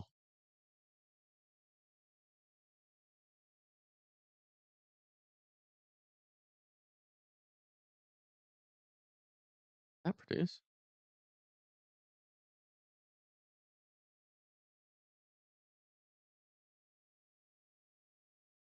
Say that for certain. That might be a brief tornado on the ground here, but we are in contaminationville here.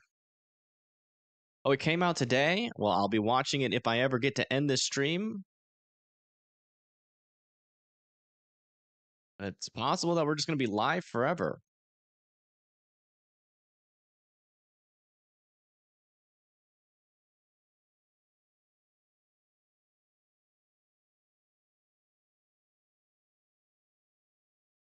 Especially if these storms start becoming a tornado threat.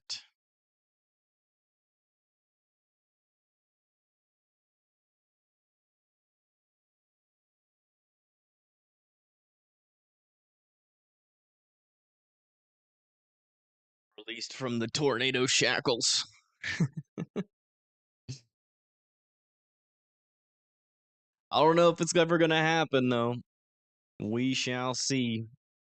I have hope. I'm going to refill my water while we have no tornado warnings.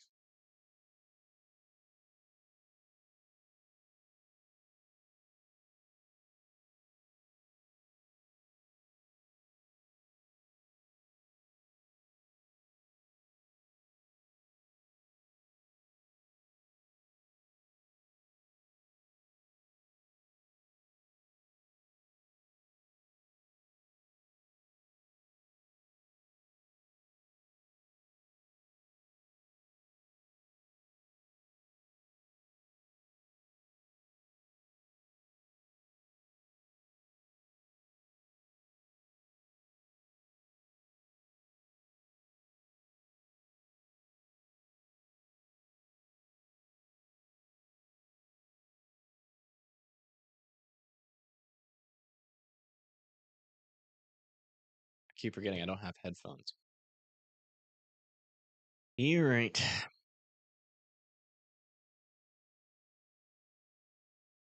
Still broad circulation. They'll probably throw a new warning on that, but it's not wrapping up significantly.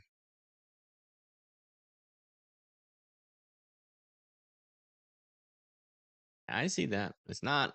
I appreciate the $2.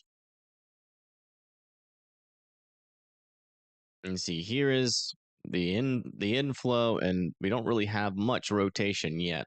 But that inflow, the strengthening inflow, could indicate maybe some stronger rotation down the line, or that could just be a strong outflow.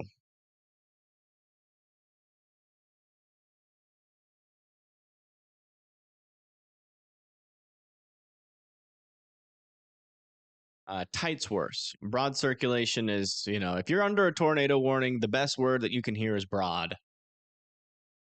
Because if you're under a tornado warning, likelihood is that there is rotation, but broad circulations rarely or never produce tornadoes.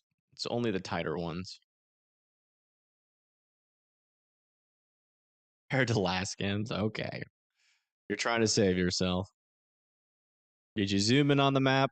Be honest. Or did you just see it from afar? Because from afar... Oh no, were you looking at this radar? Don't tell me you were looking at radar. Okay, there's that tornado warning. A new warning. tornado warning has been issued. Not surprising, but again, same wording is still there.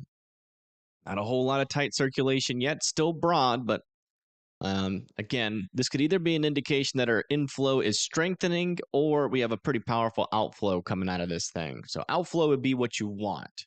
Can't really tell by radar if that's the case, but Garden City, Jewel Village, Elizabethtown, Grammar, Burnsville, Hartsville, and Rugby need to be in their safe spots. Their stream froze. Uh-oh.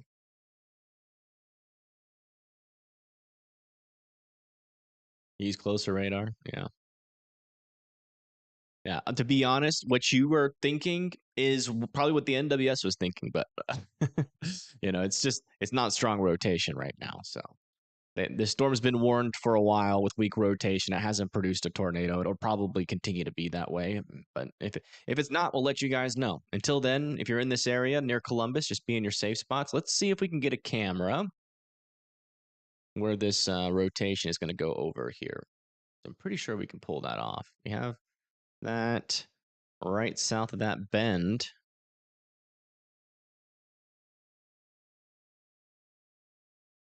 Which one do we go for? That one's going to be too far south. At least this one's going to be in the storm. All right. So this is this camera is located right here. Whoa! It's already proving to be a useful camera. That's a lot of lightning.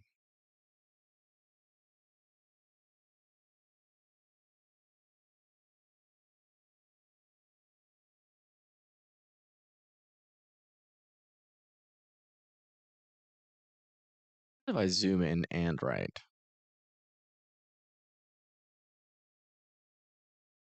Damn. It's all small and blurry. All right, that area should be coming through here pretty soon. Oh, yeah. This storm's got some strong winds out in front of it. That is definitely apparent here on radar. Little bit stronger rotation on that latest scan. Still broad. Check. No debris signature yet, but it's trying to wrap up.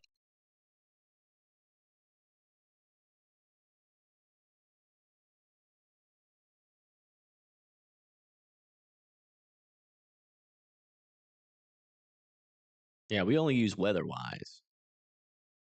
It has that supercellular look. It certainly does. I'm wondering if what's going to win here? Our supercell is rotation, or yeah, that rotation's pretty much directly over the camera now. As of our latest scan, you can see there's our camera and there's our rotation. Hey, did we lose the camera? Nope, we still got it.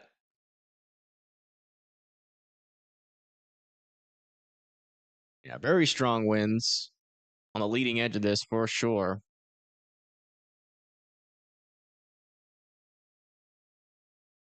Windshield wipers on cameras. Why did it get all white? I think the camera died.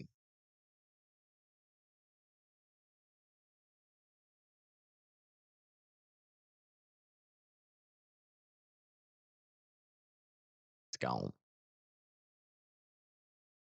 All right, let's come back over to this view. All right, yeah, now it's significantly trying to wrap up here. For sure, that is very close. Oh, that's why it turned white. It's a tornado, I think. A little bit to the south. It's all off. That might be a tornado on the ground here, folks. Potentially on the stronger side.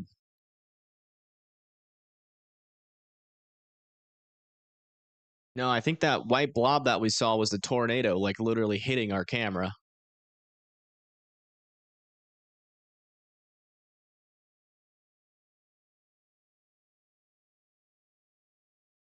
Ow. Watch out there near Rosstown. We'll see in the next scan. I mean, it went away. Maybe it's one of those touch and go tornadoes. I think it's on the ground. I think it just might be one of those. It's a little bit misplaced here. Yeah.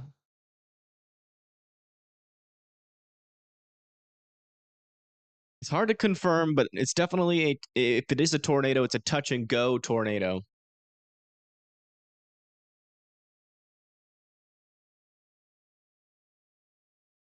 Let's go check around. Make sure no other storms are exhibiting this kind of behavior. No more severe thunderstorm warnings in Michigan, by the way.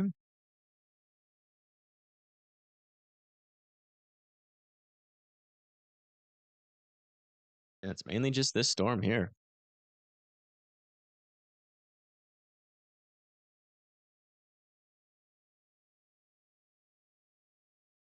I need a debris ball a little bit, yeah.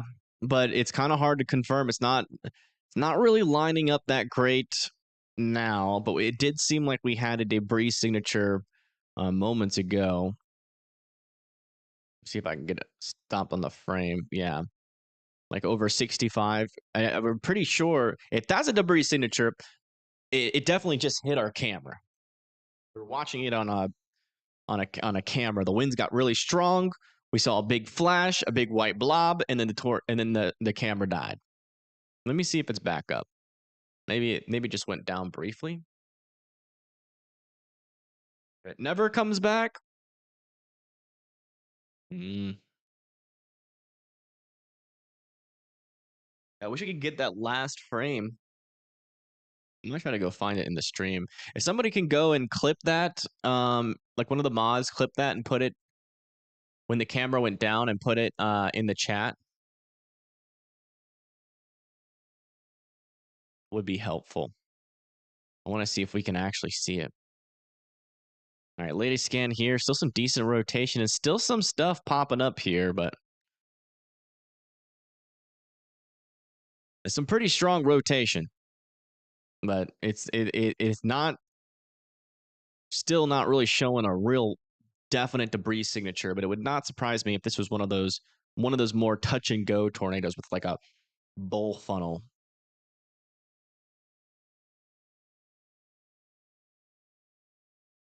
Looks to be occluding. Let me see. Last frame does kind of seem like it did jog up to the north there a little bit.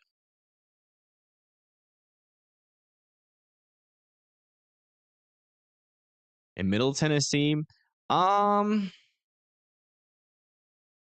of seems possible. I don't know. We keep on seeing some strong inflows in these storms.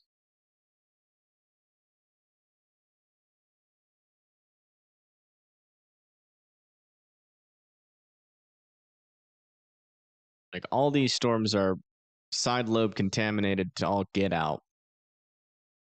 It's a low chance, but I wouldn't completely rule it out. I mean, I definitely think I can definitely think we could get a tornado warning down there. I'm just not sure how legitimate that rotation will be at the time.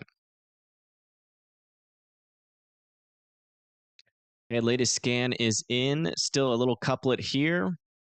And still potentially some debris getting picked up here south of Jewel Village. Yeah, I mean, that's still technically a little bit there, but it's just not a deep enough signature for me to be like, yeah. See here, still radar indicated. Not sure if we have not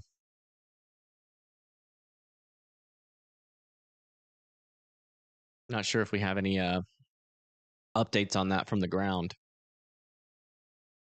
Let me just make sure we don't have any tornadoes further off to the west here. We do over here on 74. If this makes it to 74, we still need to watch it. We got cameras there near Greensburg.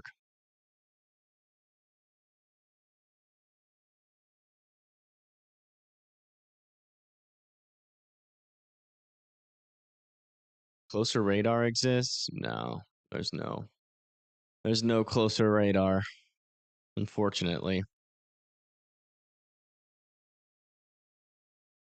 Could have dropped a brief tornado. I agree. No, I totally agree. I think as it went over the highway, that's certainly possible. I think I mean, that's like the best signature we have, like the clearest signature we've had out of this. And again, that went right over our camera, and we saw a white blob. I'm trying to get a clip of it, but nobody clipped it for me, so I have to do it manually.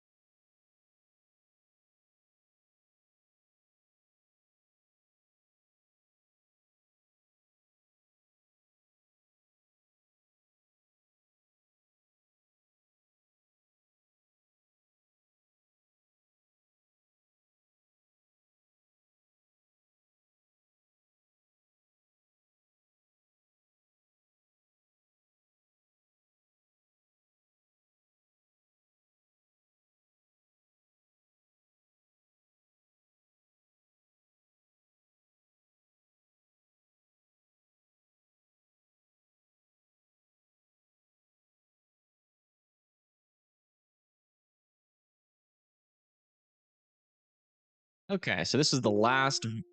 I don't know. What do you guys think? This is the last frame. One of the last frames from that camera. Sorry, I was trying to figure out. I was trying to look at the camera to see if we could confirm anything. I can't tell. I mean, it kind of looks like some there.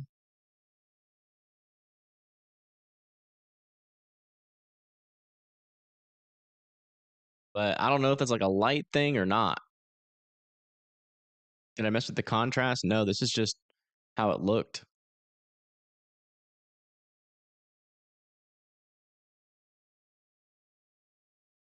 I don't know. Yeah, still some pretty strong rotation here. And a little bit of a debris signature still kind of popping up there. Still very well could be on the ground here south of Petersburg. Heading in towards New Burns, Burnsville, and Hartsville. Still need to be in their safe spots.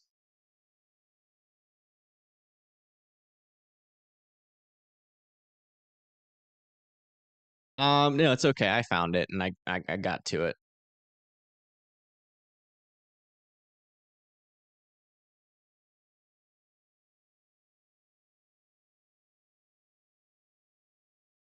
Still waiting on that latest scan to come in.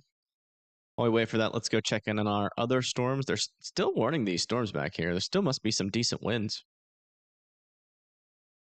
Let's see. Still looking good. Storms just passed by radar. Here, looking okay. Some strong winds still. 60-mile-per-hour wind gusts heading towards Wolcotteville and Columbia City. And also Roanoke, Warren, Rockford, here in Indiana. Further down to the south, still watching these storms. They're still struggling to really become organized.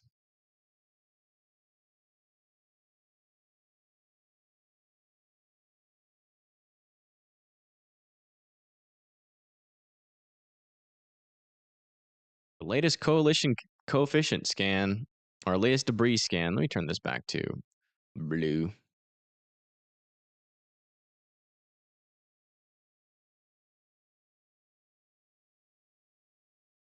Our rotation's under that.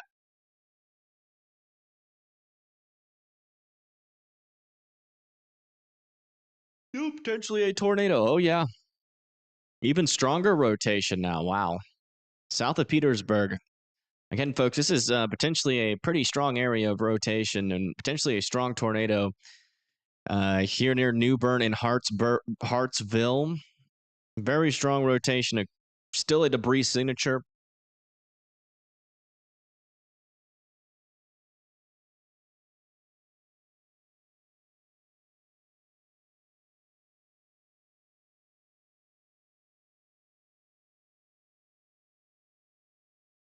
Oh, man, this is really close to you, Christine. I'm glad it missed you. Yeah, you might have another round, but that should go to your north.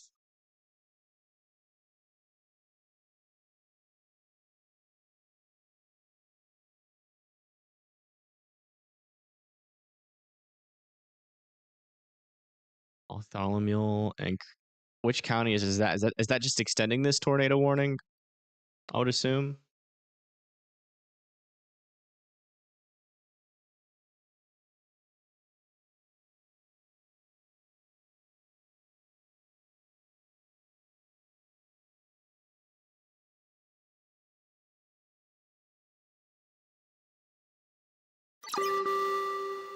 A new tornado warning has been issued. A new tornado warning has been issued for Hartsville, Adams, Greensburg, Milford, Ewington. You guys got to be in your safe spots.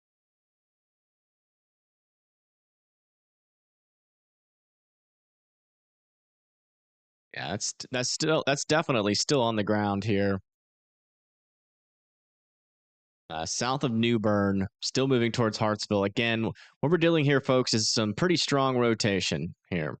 We come over to you have 60-mile-per-hour winds in that area and 60-mile-per-hour winds in that area. We could be talking about a strong tornado. It's about 120 mile-per-hour winds, gate to gate.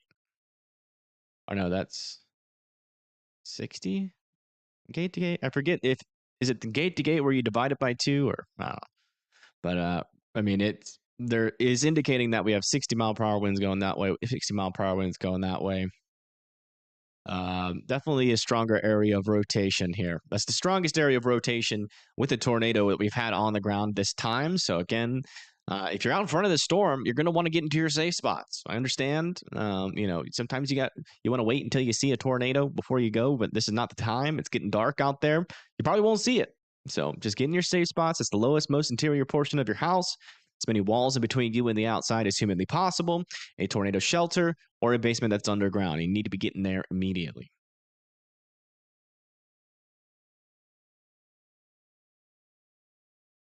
Thinking it might have actually did a handoff, and this might actually be a new tornado. No. Still same circulation.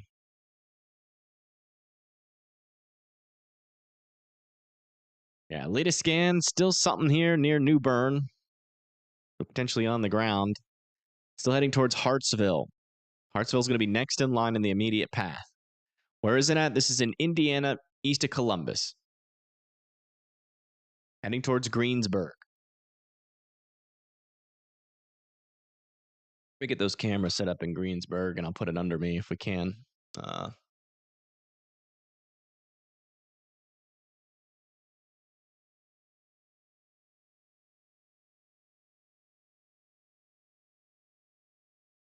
Have a sky view, kind of there.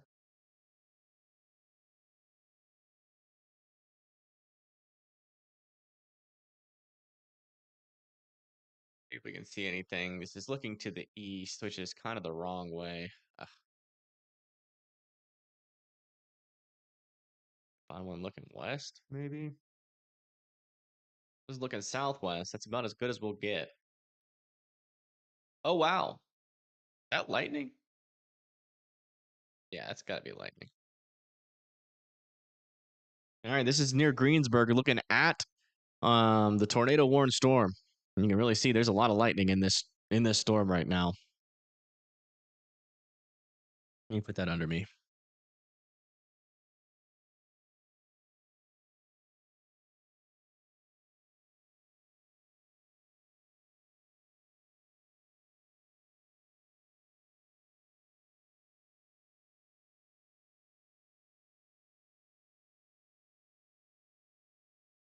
I'll keep that under me for now, and if we once it gets closer, we'll bring it big screen. Still waiting on that latest scan to come in though. Didn't know there's a Columbus, Ohio. There's actually a lot of Columbuses across the United States. You'd be pretty surprised.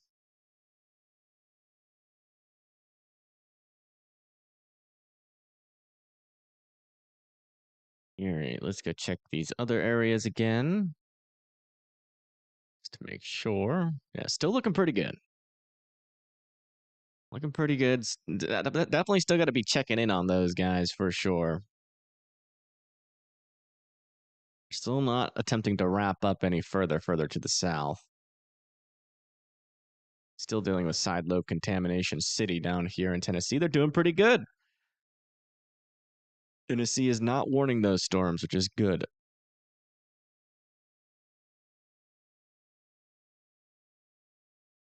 They have learned. Latest scan is a little bit broader here near Hartsville. Still a little bit of debris under there potentially, but this might have lifted, but just in case it hasn't, it might still be a touch and go tornado. Still want Hartsville, Adams, and Greensburg to continue to be remaining in their shelters. Madison what, April?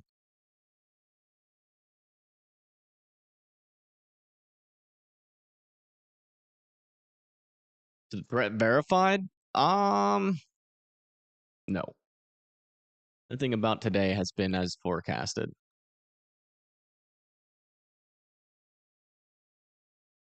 This ends up being a strong tornado that is not in the strong tornado risk.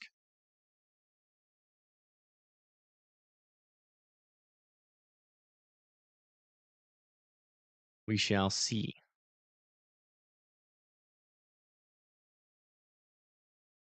CC by sulfur is just hail, I'm guessing.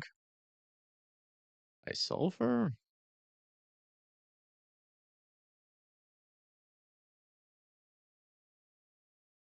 Don't know where sulfur is.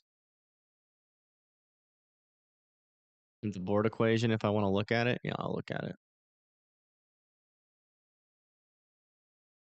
Okay.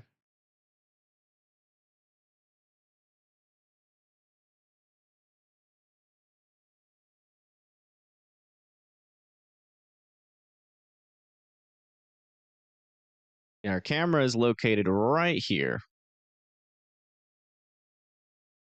That's the one that's underneath me that's flashing like crazy.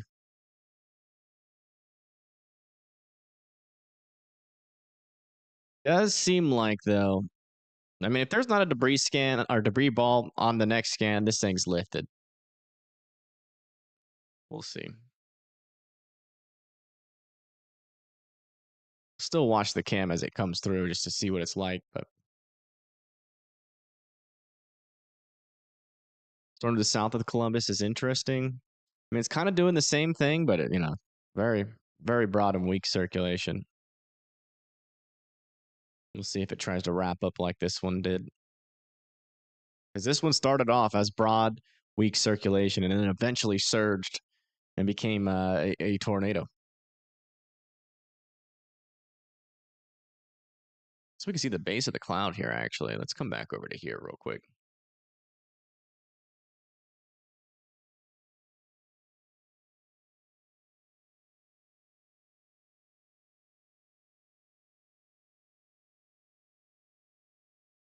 Latest scan, here's our area of rotation right along SR 46. Still showing that faint signal there, but it's a little bit displaced. So I think it's lifted by now. Give it one more scan, but seems like it might have lifted. Did they ever confirm this?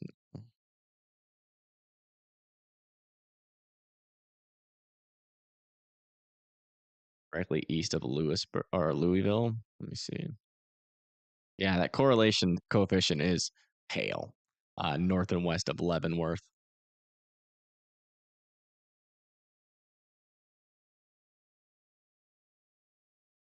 Every now and then when we get just the right lightning strike, you can see that the base of this storm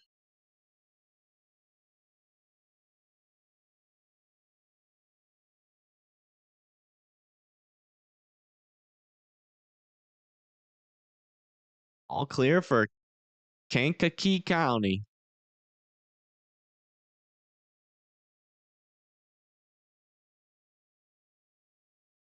Kind of looks like it's getting outflow dominant. And there's still a little bit of something under here, but I don't think that that's tornado related. But we'll wait one more scan just to make sure. But if not, if I don't see like a definite debris signature, a higher scan just came in, then I'm going to change the wording on my title. Yeah, okay. That's lifted.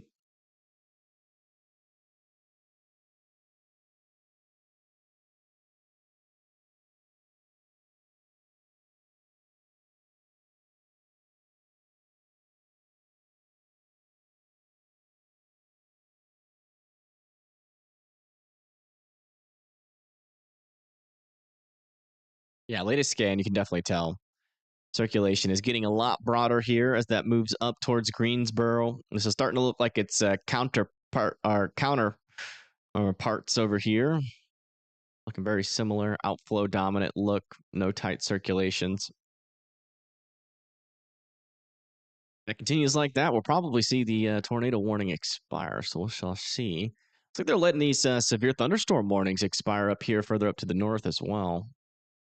A little bit of a couplet over here near Wilcottville. That is trying up there.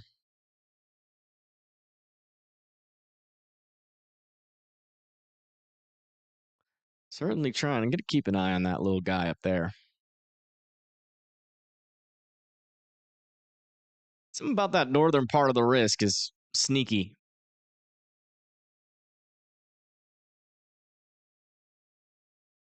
Over here near Hopkinsville, we got a severe thunderstorm warning about to push in. 60-mile-per-hour wind gusts possible. No hail.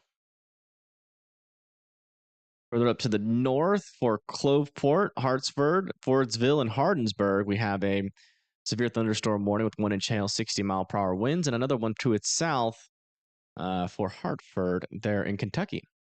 In South Illinois, or Indiana, we have a couple areas of very broad circulation, both with severe thunderstorm warnings with 60-mile-per-hour winds on them. That's heading towards Fredericksburg, Leavenworth, Corydon, and New Perkin. And then Salem also has another warning for it. It is also for 60-mile-per-hour winds. We just got a little update here on our severe thunderstorm warning to the south of our tornado warning. That's going to be for 60-mile-per-hour wind gusts. Other than that, our only other severe thunderstorm warning is back over here associated with this line of storms. That is for also 60-mile-per-hour winds heading towards Rockville and Waynetown. Should be starting there pretty soon for Rockville. All right, let's go back over to our camera. Make sure we're going to go here and just continue to watch this storm. Probably not going to see a tornado, but there might be some gusty winds in there. So freaking tired, but every time you take a nap to go to sleep, something interesting happens. Sorry.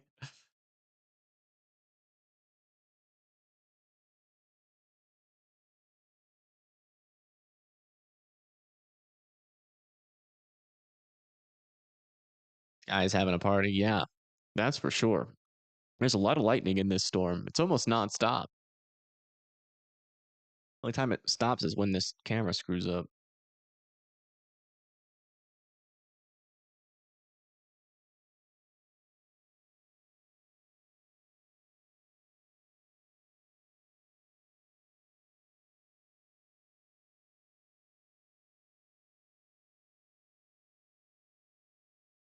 Any cameras in Owensboro? I don't think we have live cameras in Kentucky on that.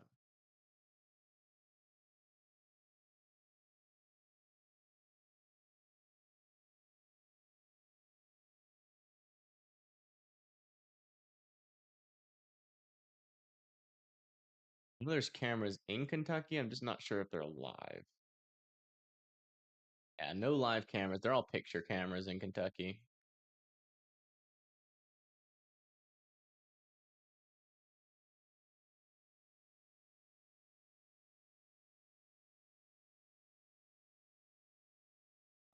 Ohio. Let me see where Selena is. Yeah, it kind of looks like it. Storms are kind of parting around you. Yeah, you're literally gonna thread the needle here, it seems. Kind of like what Muncie just did.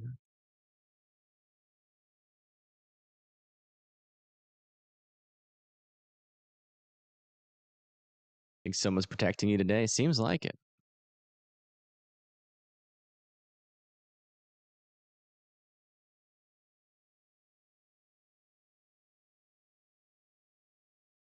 Ugh.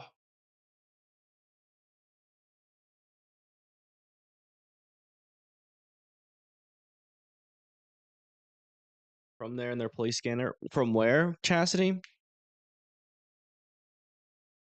Yeah, the documentary was released today. Chastity might be behind in chat, actually, because it's been a while since we've talked about that. Unless someone's still talking about it in chat. Oh, yeah, so Chastity might be behind in chat.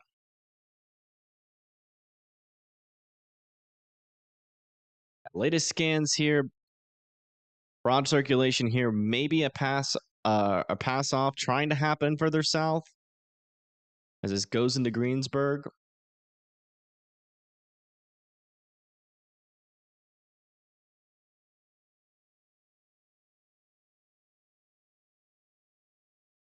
Yeah, to miss the storms today. What all has happened? A whole bunch of GustNados and a couple of tornadoes. None of which that we've been able to see. Like, I mean, this one might have been strong, but the Bree signature really never indicated that. Either that or a strong tornado just went through a very unpopulated region and just didn't pick up a lot of debris. This one was really just touch and go.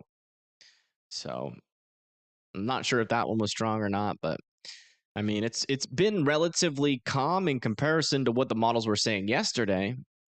But we potentially have had up to maybe 4 or 5 actual tornadoes. The storm reports are showing a lot more tornadoes because they were all, but most of them that have reported, maybe minus like 2 or 3 of them so far, were actually I would say 4 to 5 of them so far were GustNados. So those weren't actual tornadoes.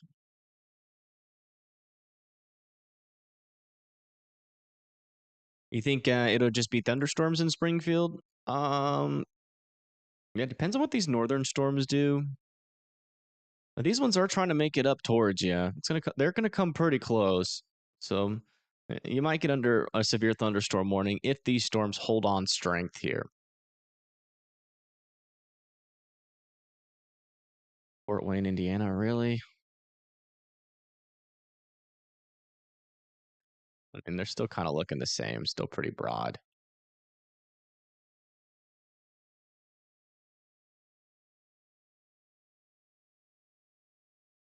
Checking on these. Yeah, broad circulations all the way throughout. Maybe a little something over here near Fawn River. Still a little. There's still little couplets forming up here near Sturgis and Lagrange or Lagrange. Still gonna keep panning back up there momentarily every now and then. Okay, latest scan here. A little bit of tighter circulation near Harris City now, south of Greensburg. I have to switch our camera further to the south. I do have a camera down in there. Is this facing towards the storm?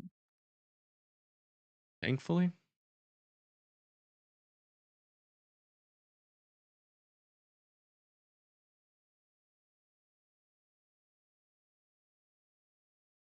We've been live longer than expected. Yeah. I thought this was going to be like a 3-hour stream, not going to lie. Yep, there goes our tornado warning. Tornado warning has officially expired. So now we're going to watch our camera and relax.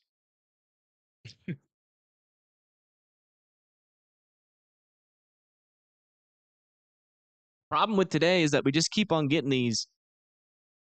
I mean, really, since earlier today and then into now, we've just kind of we've mainly been talking about kind of weaker storms. And then we had like one tornado not too long ago near Akron. I think that's what it's called. Akron. Like over here somewhere, but no, that was further north. Was it Akron? Yeah, Akron. Had a tornado there. That one was unwarned. The storm refuses to die. It's mainly just, strong wind shear keeping the storm alive. We don't even have the strong tornado risk anymore. We're just in a little bit of a 5% tornado risk right now. So we should be getting pretty close to the end.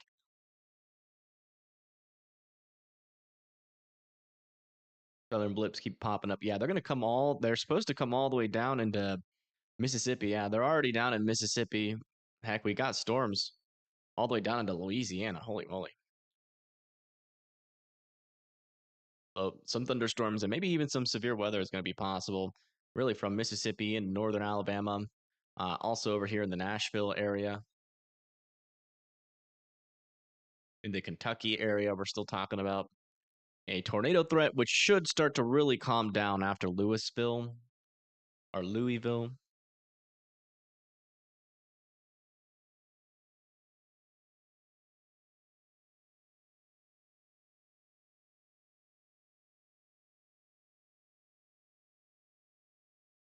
There's a lot of lightning. Will I go live again if any tornado warnings pop up near cities? Well, I'm not ending, so I mean, if I end the stream, I probably won't go live again tonight.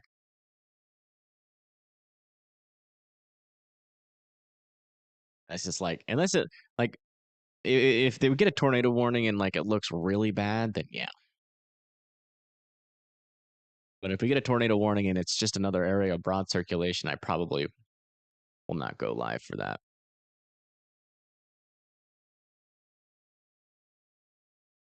At least if I end the stream, I need to eat like an actual full meal.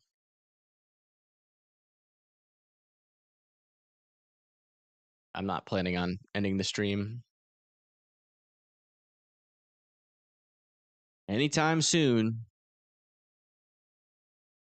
You know, someone that's in Jackson, Mississippi and still don't have power. Wow.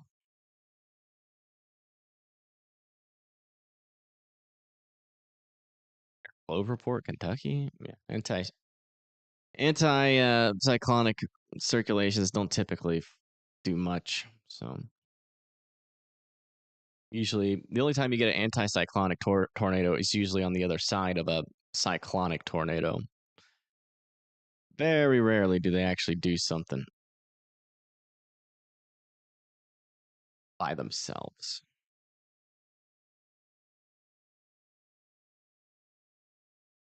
And if they do, it's usually in like a Cape Bomb type environment.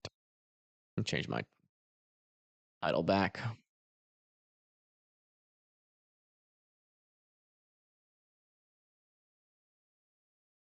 Hey, we don't have any tornado warnings, so there's that.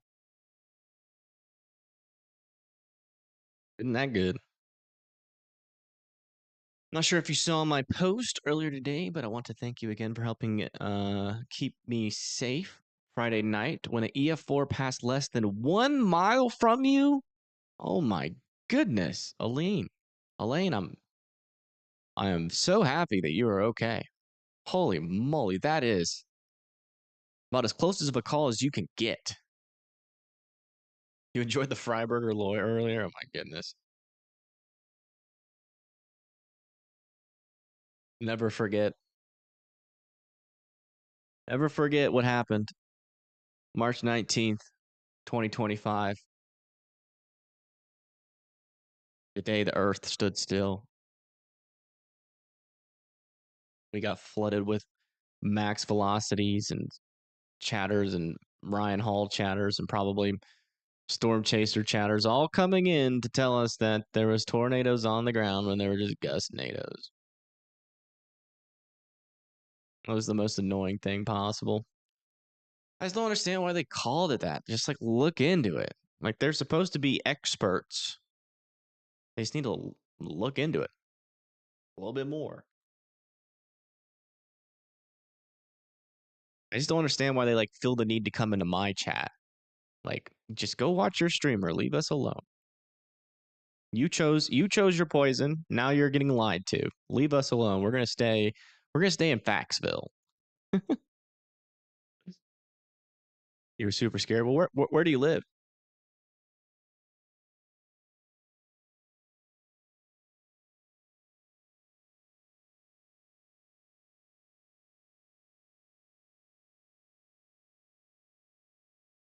We should be getting some rain here shortly and some pretty close lightning strikes. That's what I'm really trying to capture here. There's no tornado on the ground with this storm, but I'm trying to capture, see what the winds are like, and see if we can get some lightning strikes real close. Back fam, yeah. New severe thunderstorm warning for Connorsville, Columbia, Brookville, and Richmond. Going to be for 60-mile-per-hour winds. That's with the storm that we're looking at now.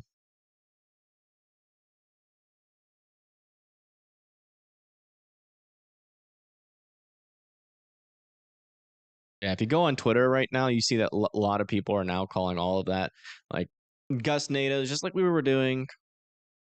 But they had to wait until the hype was gone and their audience left before they could admit it, which is just so sad.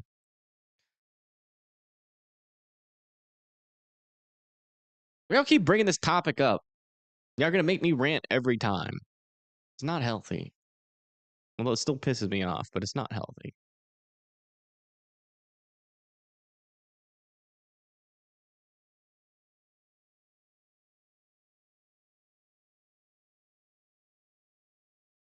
There's a Respect the Polygon remix. Huh? Can you send that to me? Sounds like a banger.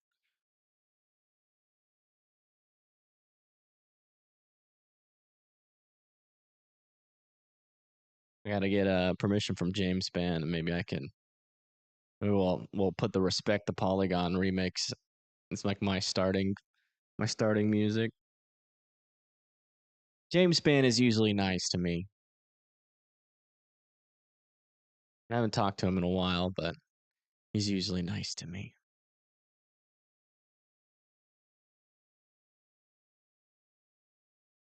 Oh yeah, the mods have been doing an amazing job today. Storm Chasers did a great job. They caught tons of GustNados, and CJ actually caught one of the only tornadoes that happened during that big sporadic GustNado outbreak.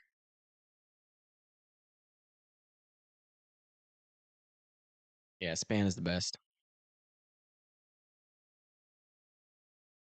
The storm is a bust. Are people saying that now? I mean, technically it did not confirm, so it's somewhat of a bust. Yeah, there was tornadoes, so there was that, but like the strong tornado risk doesn't seem to have verified.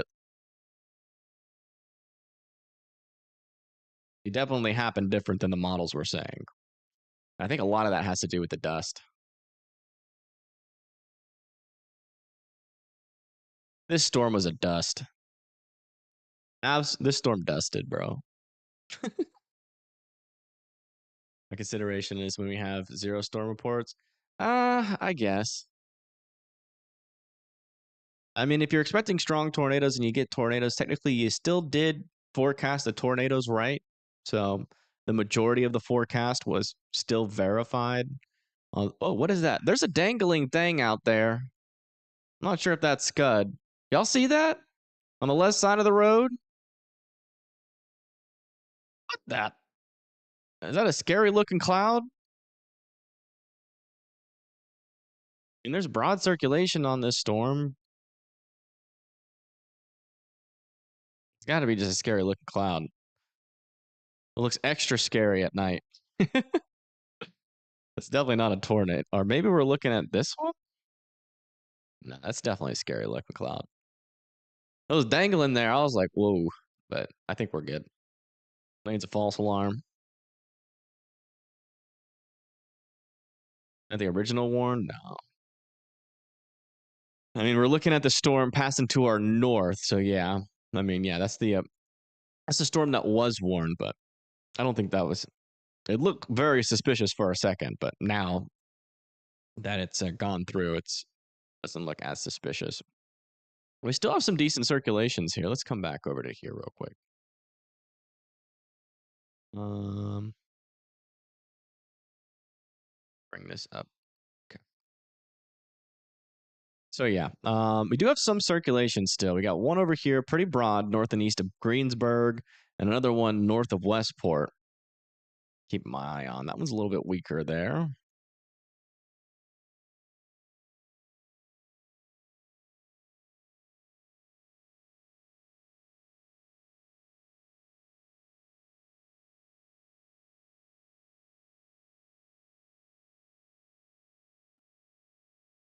Severe thunderstorm warning up here near Jamestown in Angola. Alganese. It's going to be for 60-mile-per-hour winds. Or Algansea, sorry, not Alganese. Some back here also got extended into Thorntown, Lebanon, and Frankfurt and Mulberry. And then this one back over here.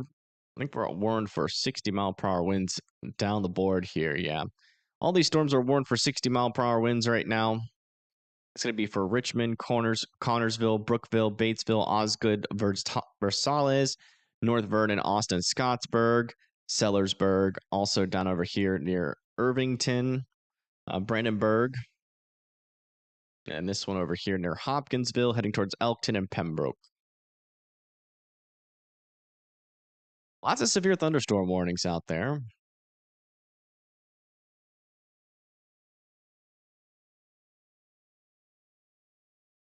Yeah, I mean, the only thing that's keeping these storms alive right now is really just our Storm relativity.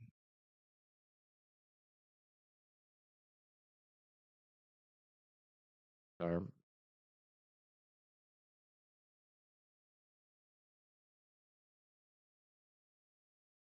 I mean, there's this the environment's fully capped out. The storms up in Indiana don't even have a lot of cape, but our lower level shear is up into 50 knots up there, and our upper level shear is pretty decent. A new tornado warning has been issued.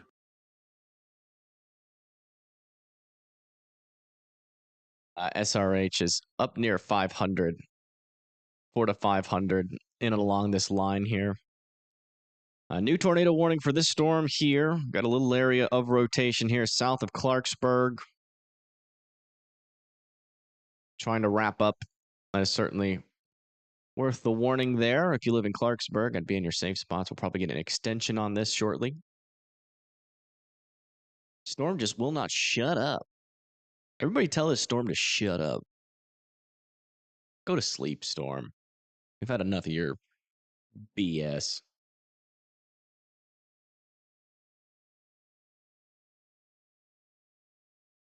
Yeah, this is the same storm, yeah. The same storm that went near Greensburg, the same storm that went south of Columbus. Same storm we saw that weird looking cloud under.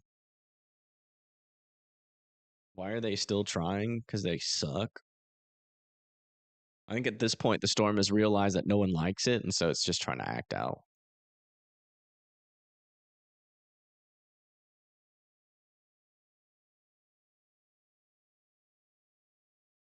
Might get a tornado warning for this storm here shortly, too. South of Greensburg.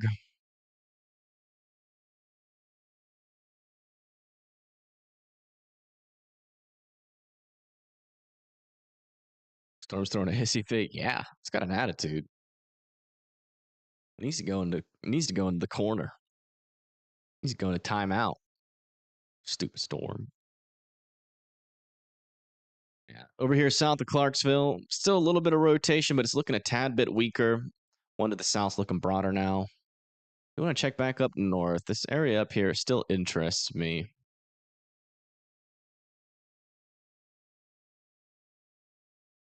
Yeah, never mind. Not really interesting anymore. A new tornado warning has been issued. Yes. They have extended this tornado warning off to the north and east towards Laura and Metamora. Guys need to be going into your safe spots now. Honestly, still can't believe we're live. This is crazy. This has gone on for this long. It really did just... I mean, to be fair, the tornado threat has been on and off all day. So it's not like it's been constant, but... It is a consistent storm. It has a very consistent pattern. It's a little haywire for a little bit, then it just doesn't do much. It gets a little haywire for a little bit, just doesn't do much. And now the only thing that's keeping these storms alive is the buoyancy being created by our storm relativity. We're still chugging along, trying.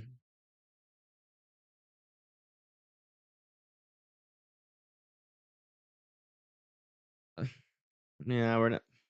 All this rotation back in here has been side lobe contamination.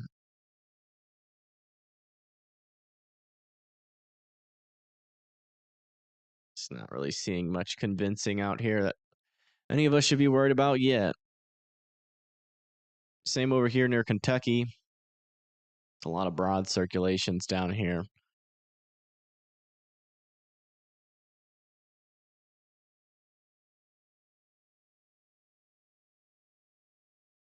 Today was the anniversary of the 100-year anniversary of the tri-state tornado. Oh, that's why so many documentaries came out about it. Gonna be annoying to be dealing with this low intensity threat all day? Not really. I prefer it. I get to talk to you guys more. And I don't have to worry about tons of destruction. So it's kind of a perfect setup. Although I would appreciate some free time before my bedtime. It'd be nice. Let's see if we got any cameras like a little bit further to the east of this. Oh, there's actually something. Oh, okay, that's just the base of a cloud. Little bit further to the east and north? Happening over here. Is this Connorsville? Or yeah, Centerville? No. What is that? Richmond? Where's Richmond? Roseburg. Oh, that's all the way up there. Never mind. Darn it. I thought we might have had something. There's like no more cameras after this. This is our last little look at the storms.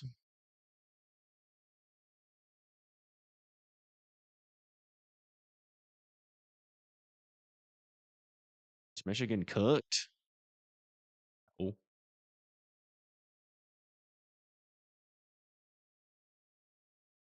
Unless you want tornadoes, then yeah.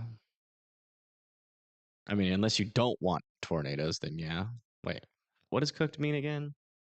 I mean, it means doomed, right? So if you're doomed, yeah, no, yeah. If you don't want, you're not cooked, okay? You're just not cooked. Right.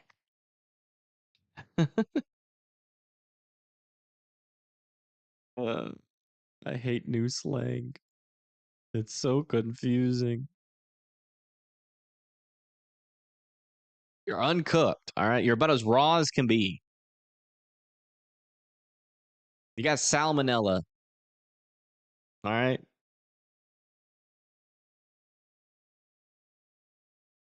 All right, latest scan here. Still a little something, something there. No debris signature. A little weak area of rotation there. Seems to be broadening out. I think we're close to the end. Then watch all these storms down here start to rotate, though. Imagine. I honestly should be banned from saying we're close to the end. Where's my reflectivity? Load. Thank you. How you doing, Jazzy? You're talking about the Jules earlier, and today was on the trend to be underperforming day. Peoria tornado happened, and now we're here. Yeah, the Peoria tornado was a GustNado, I think. I can't remember if the Peoria tornado was the confirmed one or the GustNado. And yeah, today has definitely underperformed in respect to what we were expecting on the high end of this. But we did get tornadoes today, like actual tornadoes. So it wasn't just GustNados, but it was definitely they definitely kind of played out how I was expecting. So strong tornado threat did not verify. And we just had a couple of brief tornadoes. That's pretty much it. Anything interesting headed towards north of Dayton, Ohio? Not particularly. Just some rain, light rain.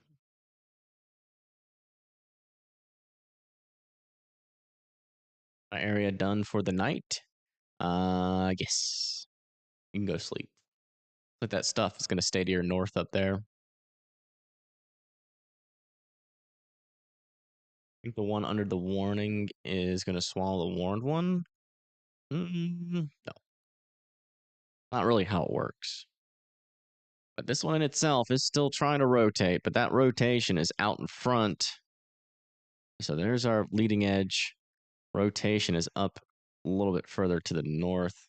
I guess that's still part of the storm. It's very outflow dominant rotation, though, so chances are pretty low that that produces, but we'll probably warn it, and we'll be here for eternity. Hopefully, it doesn't actually wrap up. I really do think that this storm should be dying soon.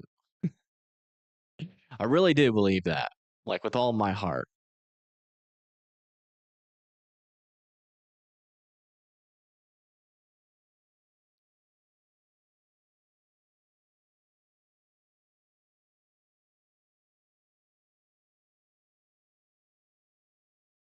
It's immortal. Don't say that, Chastity. Imagine.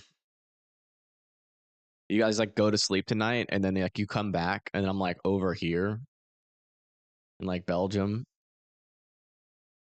It's like, guys, I mean, there's like no instability. I mean, man, there's no shear, there's nothing, but somehow we're still getting tornado warnings. I don't know.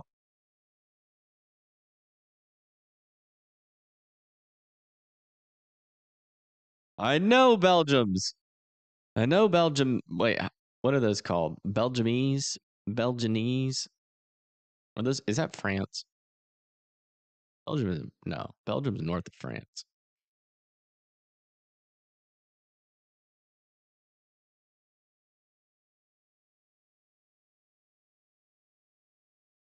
Yeah. Just keep swimming, swimming. Wow.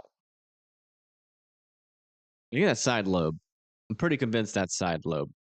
And thank you, Christine, for the 10. Thank you so much. Use that to pay the bills. Thank you so much. Always feel better prepared when you're covering storms in your area. Yeah, I'm glad we actually were able to make it to your area this time. Sometimes you guys are a little bit on the back side of the threat, but this time we actually were able to cover it. So, all right, I'm gonna go watch the storm for a little bit, just for a wee bit.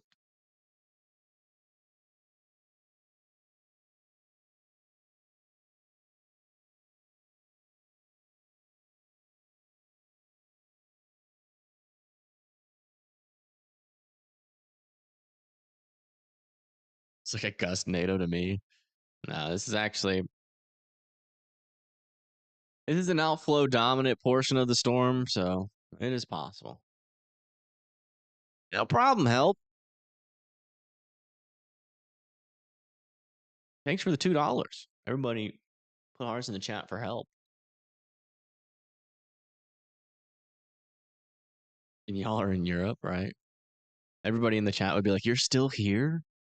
You're still live? You don't even cover Europe. What are you doing?" I think the only legitimate answer would be if that were to happen, that I went insane.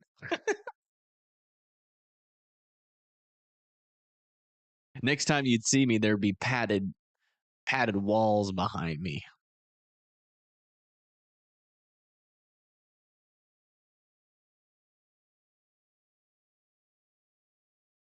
I don't know, guys. If this stream goes too late, I'm not making a video tomorrow. I'm sorry. I'm just gonna wait till day 3.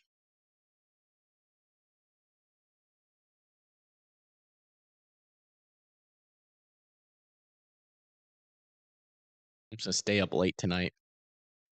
And my camera is struggling. What is up with that?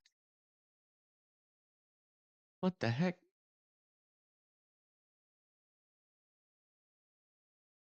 Why is my computer? I cleaned everything on the computer. How is it still struggling?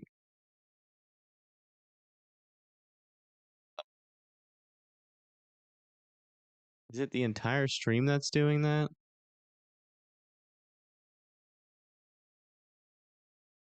It's like a slideshow. I don't know. My computer just keeps overheating, man. I need to get a new one. Need to get a new one.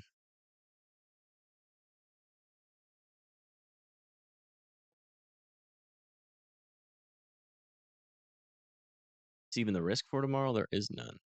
I don't think, unless they've upgraded it. Yeah, it's a general thunderstorm risk tomorrow. A new cooler. Well, it's a. Let me check my task manager. I'm using 50% of memory due to 32 instances of Google Chrome. What? I guess I just got to close a bunch of tabs, apparently.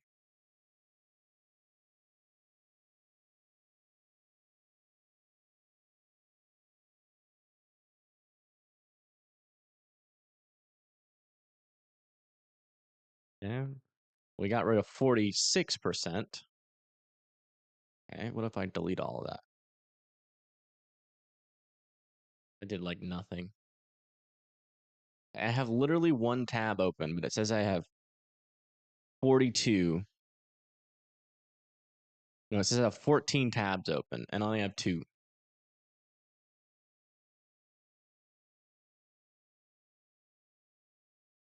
OBS takes up the most memory.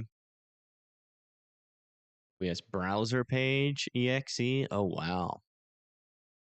Yes, the browser's in here. Let me take off this. It could also help. Oh, jeez. Okay, this, I don't even need this scene anymore. I don't even need this scene anymore. Okay, did that do anything? And I didn't really clear out much memory, not gonna lie. Is it less of a slideshow?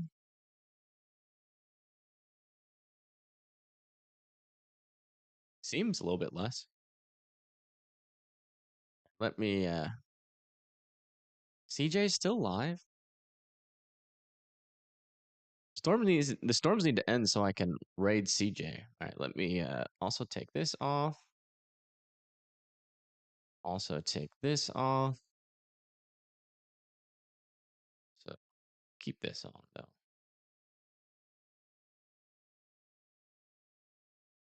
Okay, everything's clear. Except for that. We're still at 45% memory. Thank you, Mandy, for the 5. New computer fund, and it's gonna be a lot more than that. I wouldn't even try. That's gonna be coming out of my pocket, and it's gonna cost a lot. I wouldn't make y'all pay for that.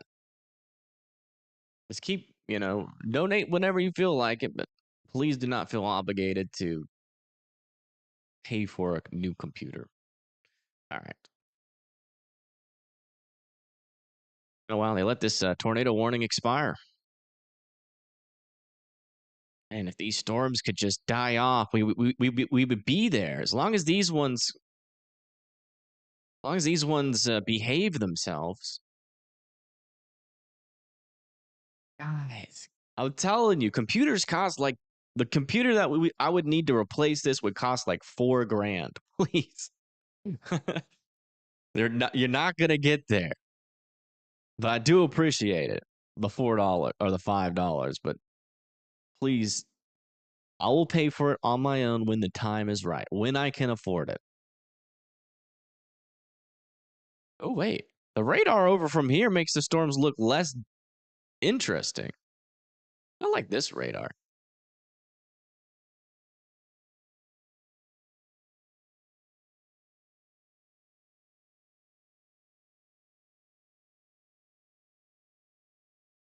Although I do appreciate the donations, but again, I'd like to reiterate. Computer repair fund. Yeah, I don't know what it is. I literally cleared out like everything. I cleaned my disk. I cleared the browser cache. Let me just try closing all my browsers and seeing if can't close that one. Let's close that one for now. Google Chrome. There. Weatherwise. See if that helps. I did like 2 hours worth of clearing out stuff. And I think it did better during the beginning of the screen, but now it's starting to. Oh my gosh.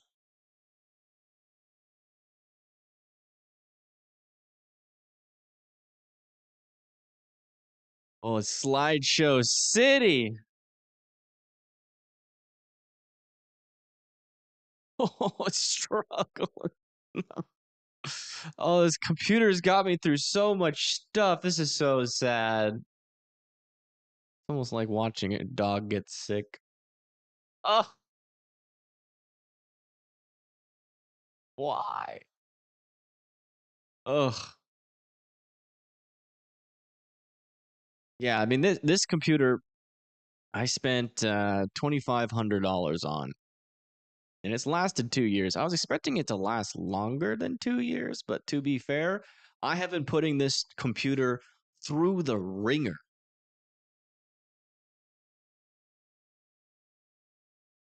I run like so many tabs, so many Storm Chaser views in 10K, like 10 of them at a time. Like, honestly, this computer should have probably, I mean, this is not even a computer, it's a laptop. This laptop probably just should have exploded, for being honest.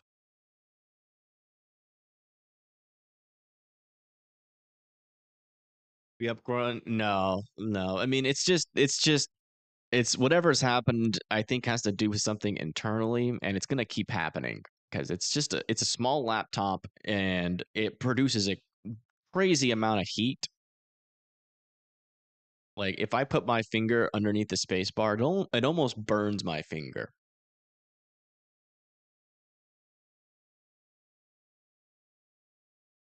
Got my money's worth. Yeah, I mean, 2 years of performance. You know, the reason why this is so nostalgic of a computer, even if it dies, I'll probably keep it around and like, I don't know, keep it as like a reminder. Because I started my whole YouTube journey, sold all my stuff, bought this computer, and here we are.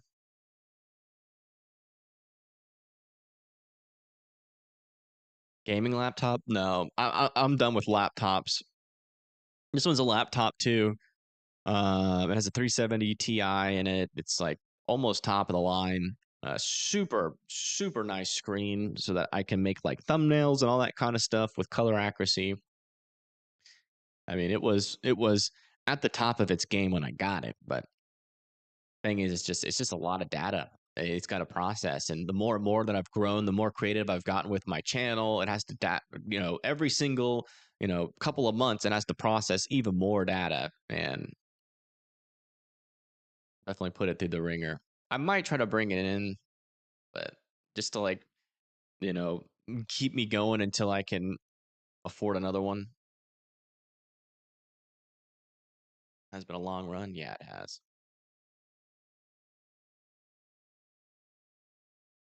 Taping a fan to the side of the computer.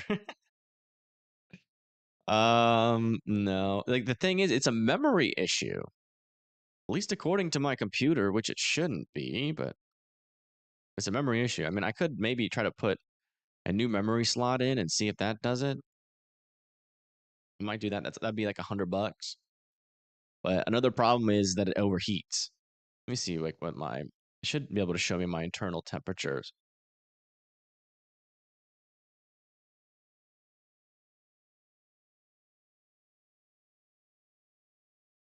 Maybe not.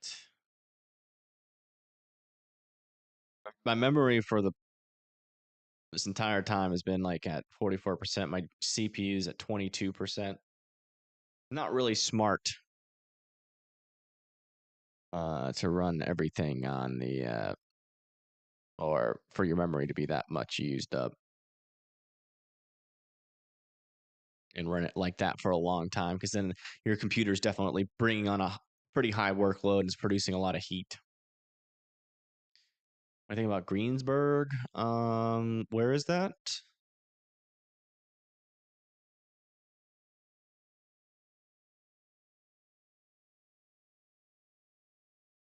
Oh no, Catkins, that sucks.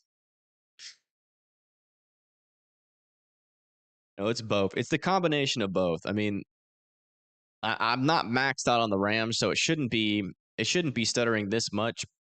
And it didn't stutter that much, unless I was wrong. But I'm pretty sure it didn't stutter that much at the beginning of the stream, and so it's just gotten progressively worse as the stream has gone on, which is certainly more of a heat issue. All right, do we still have lightning on this camera? I need some lightning.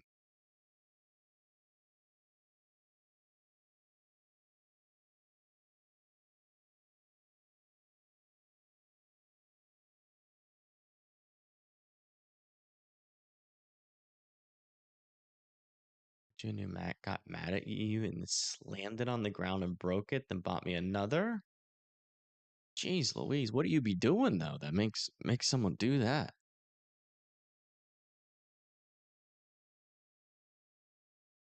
Straight line, damaging winds.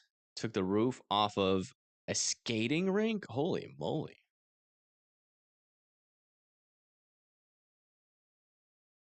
That's intense.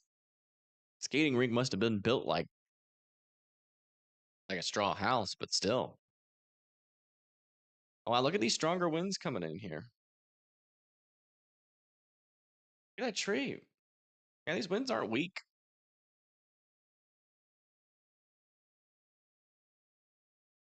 Thank you, Sandy, for the 5.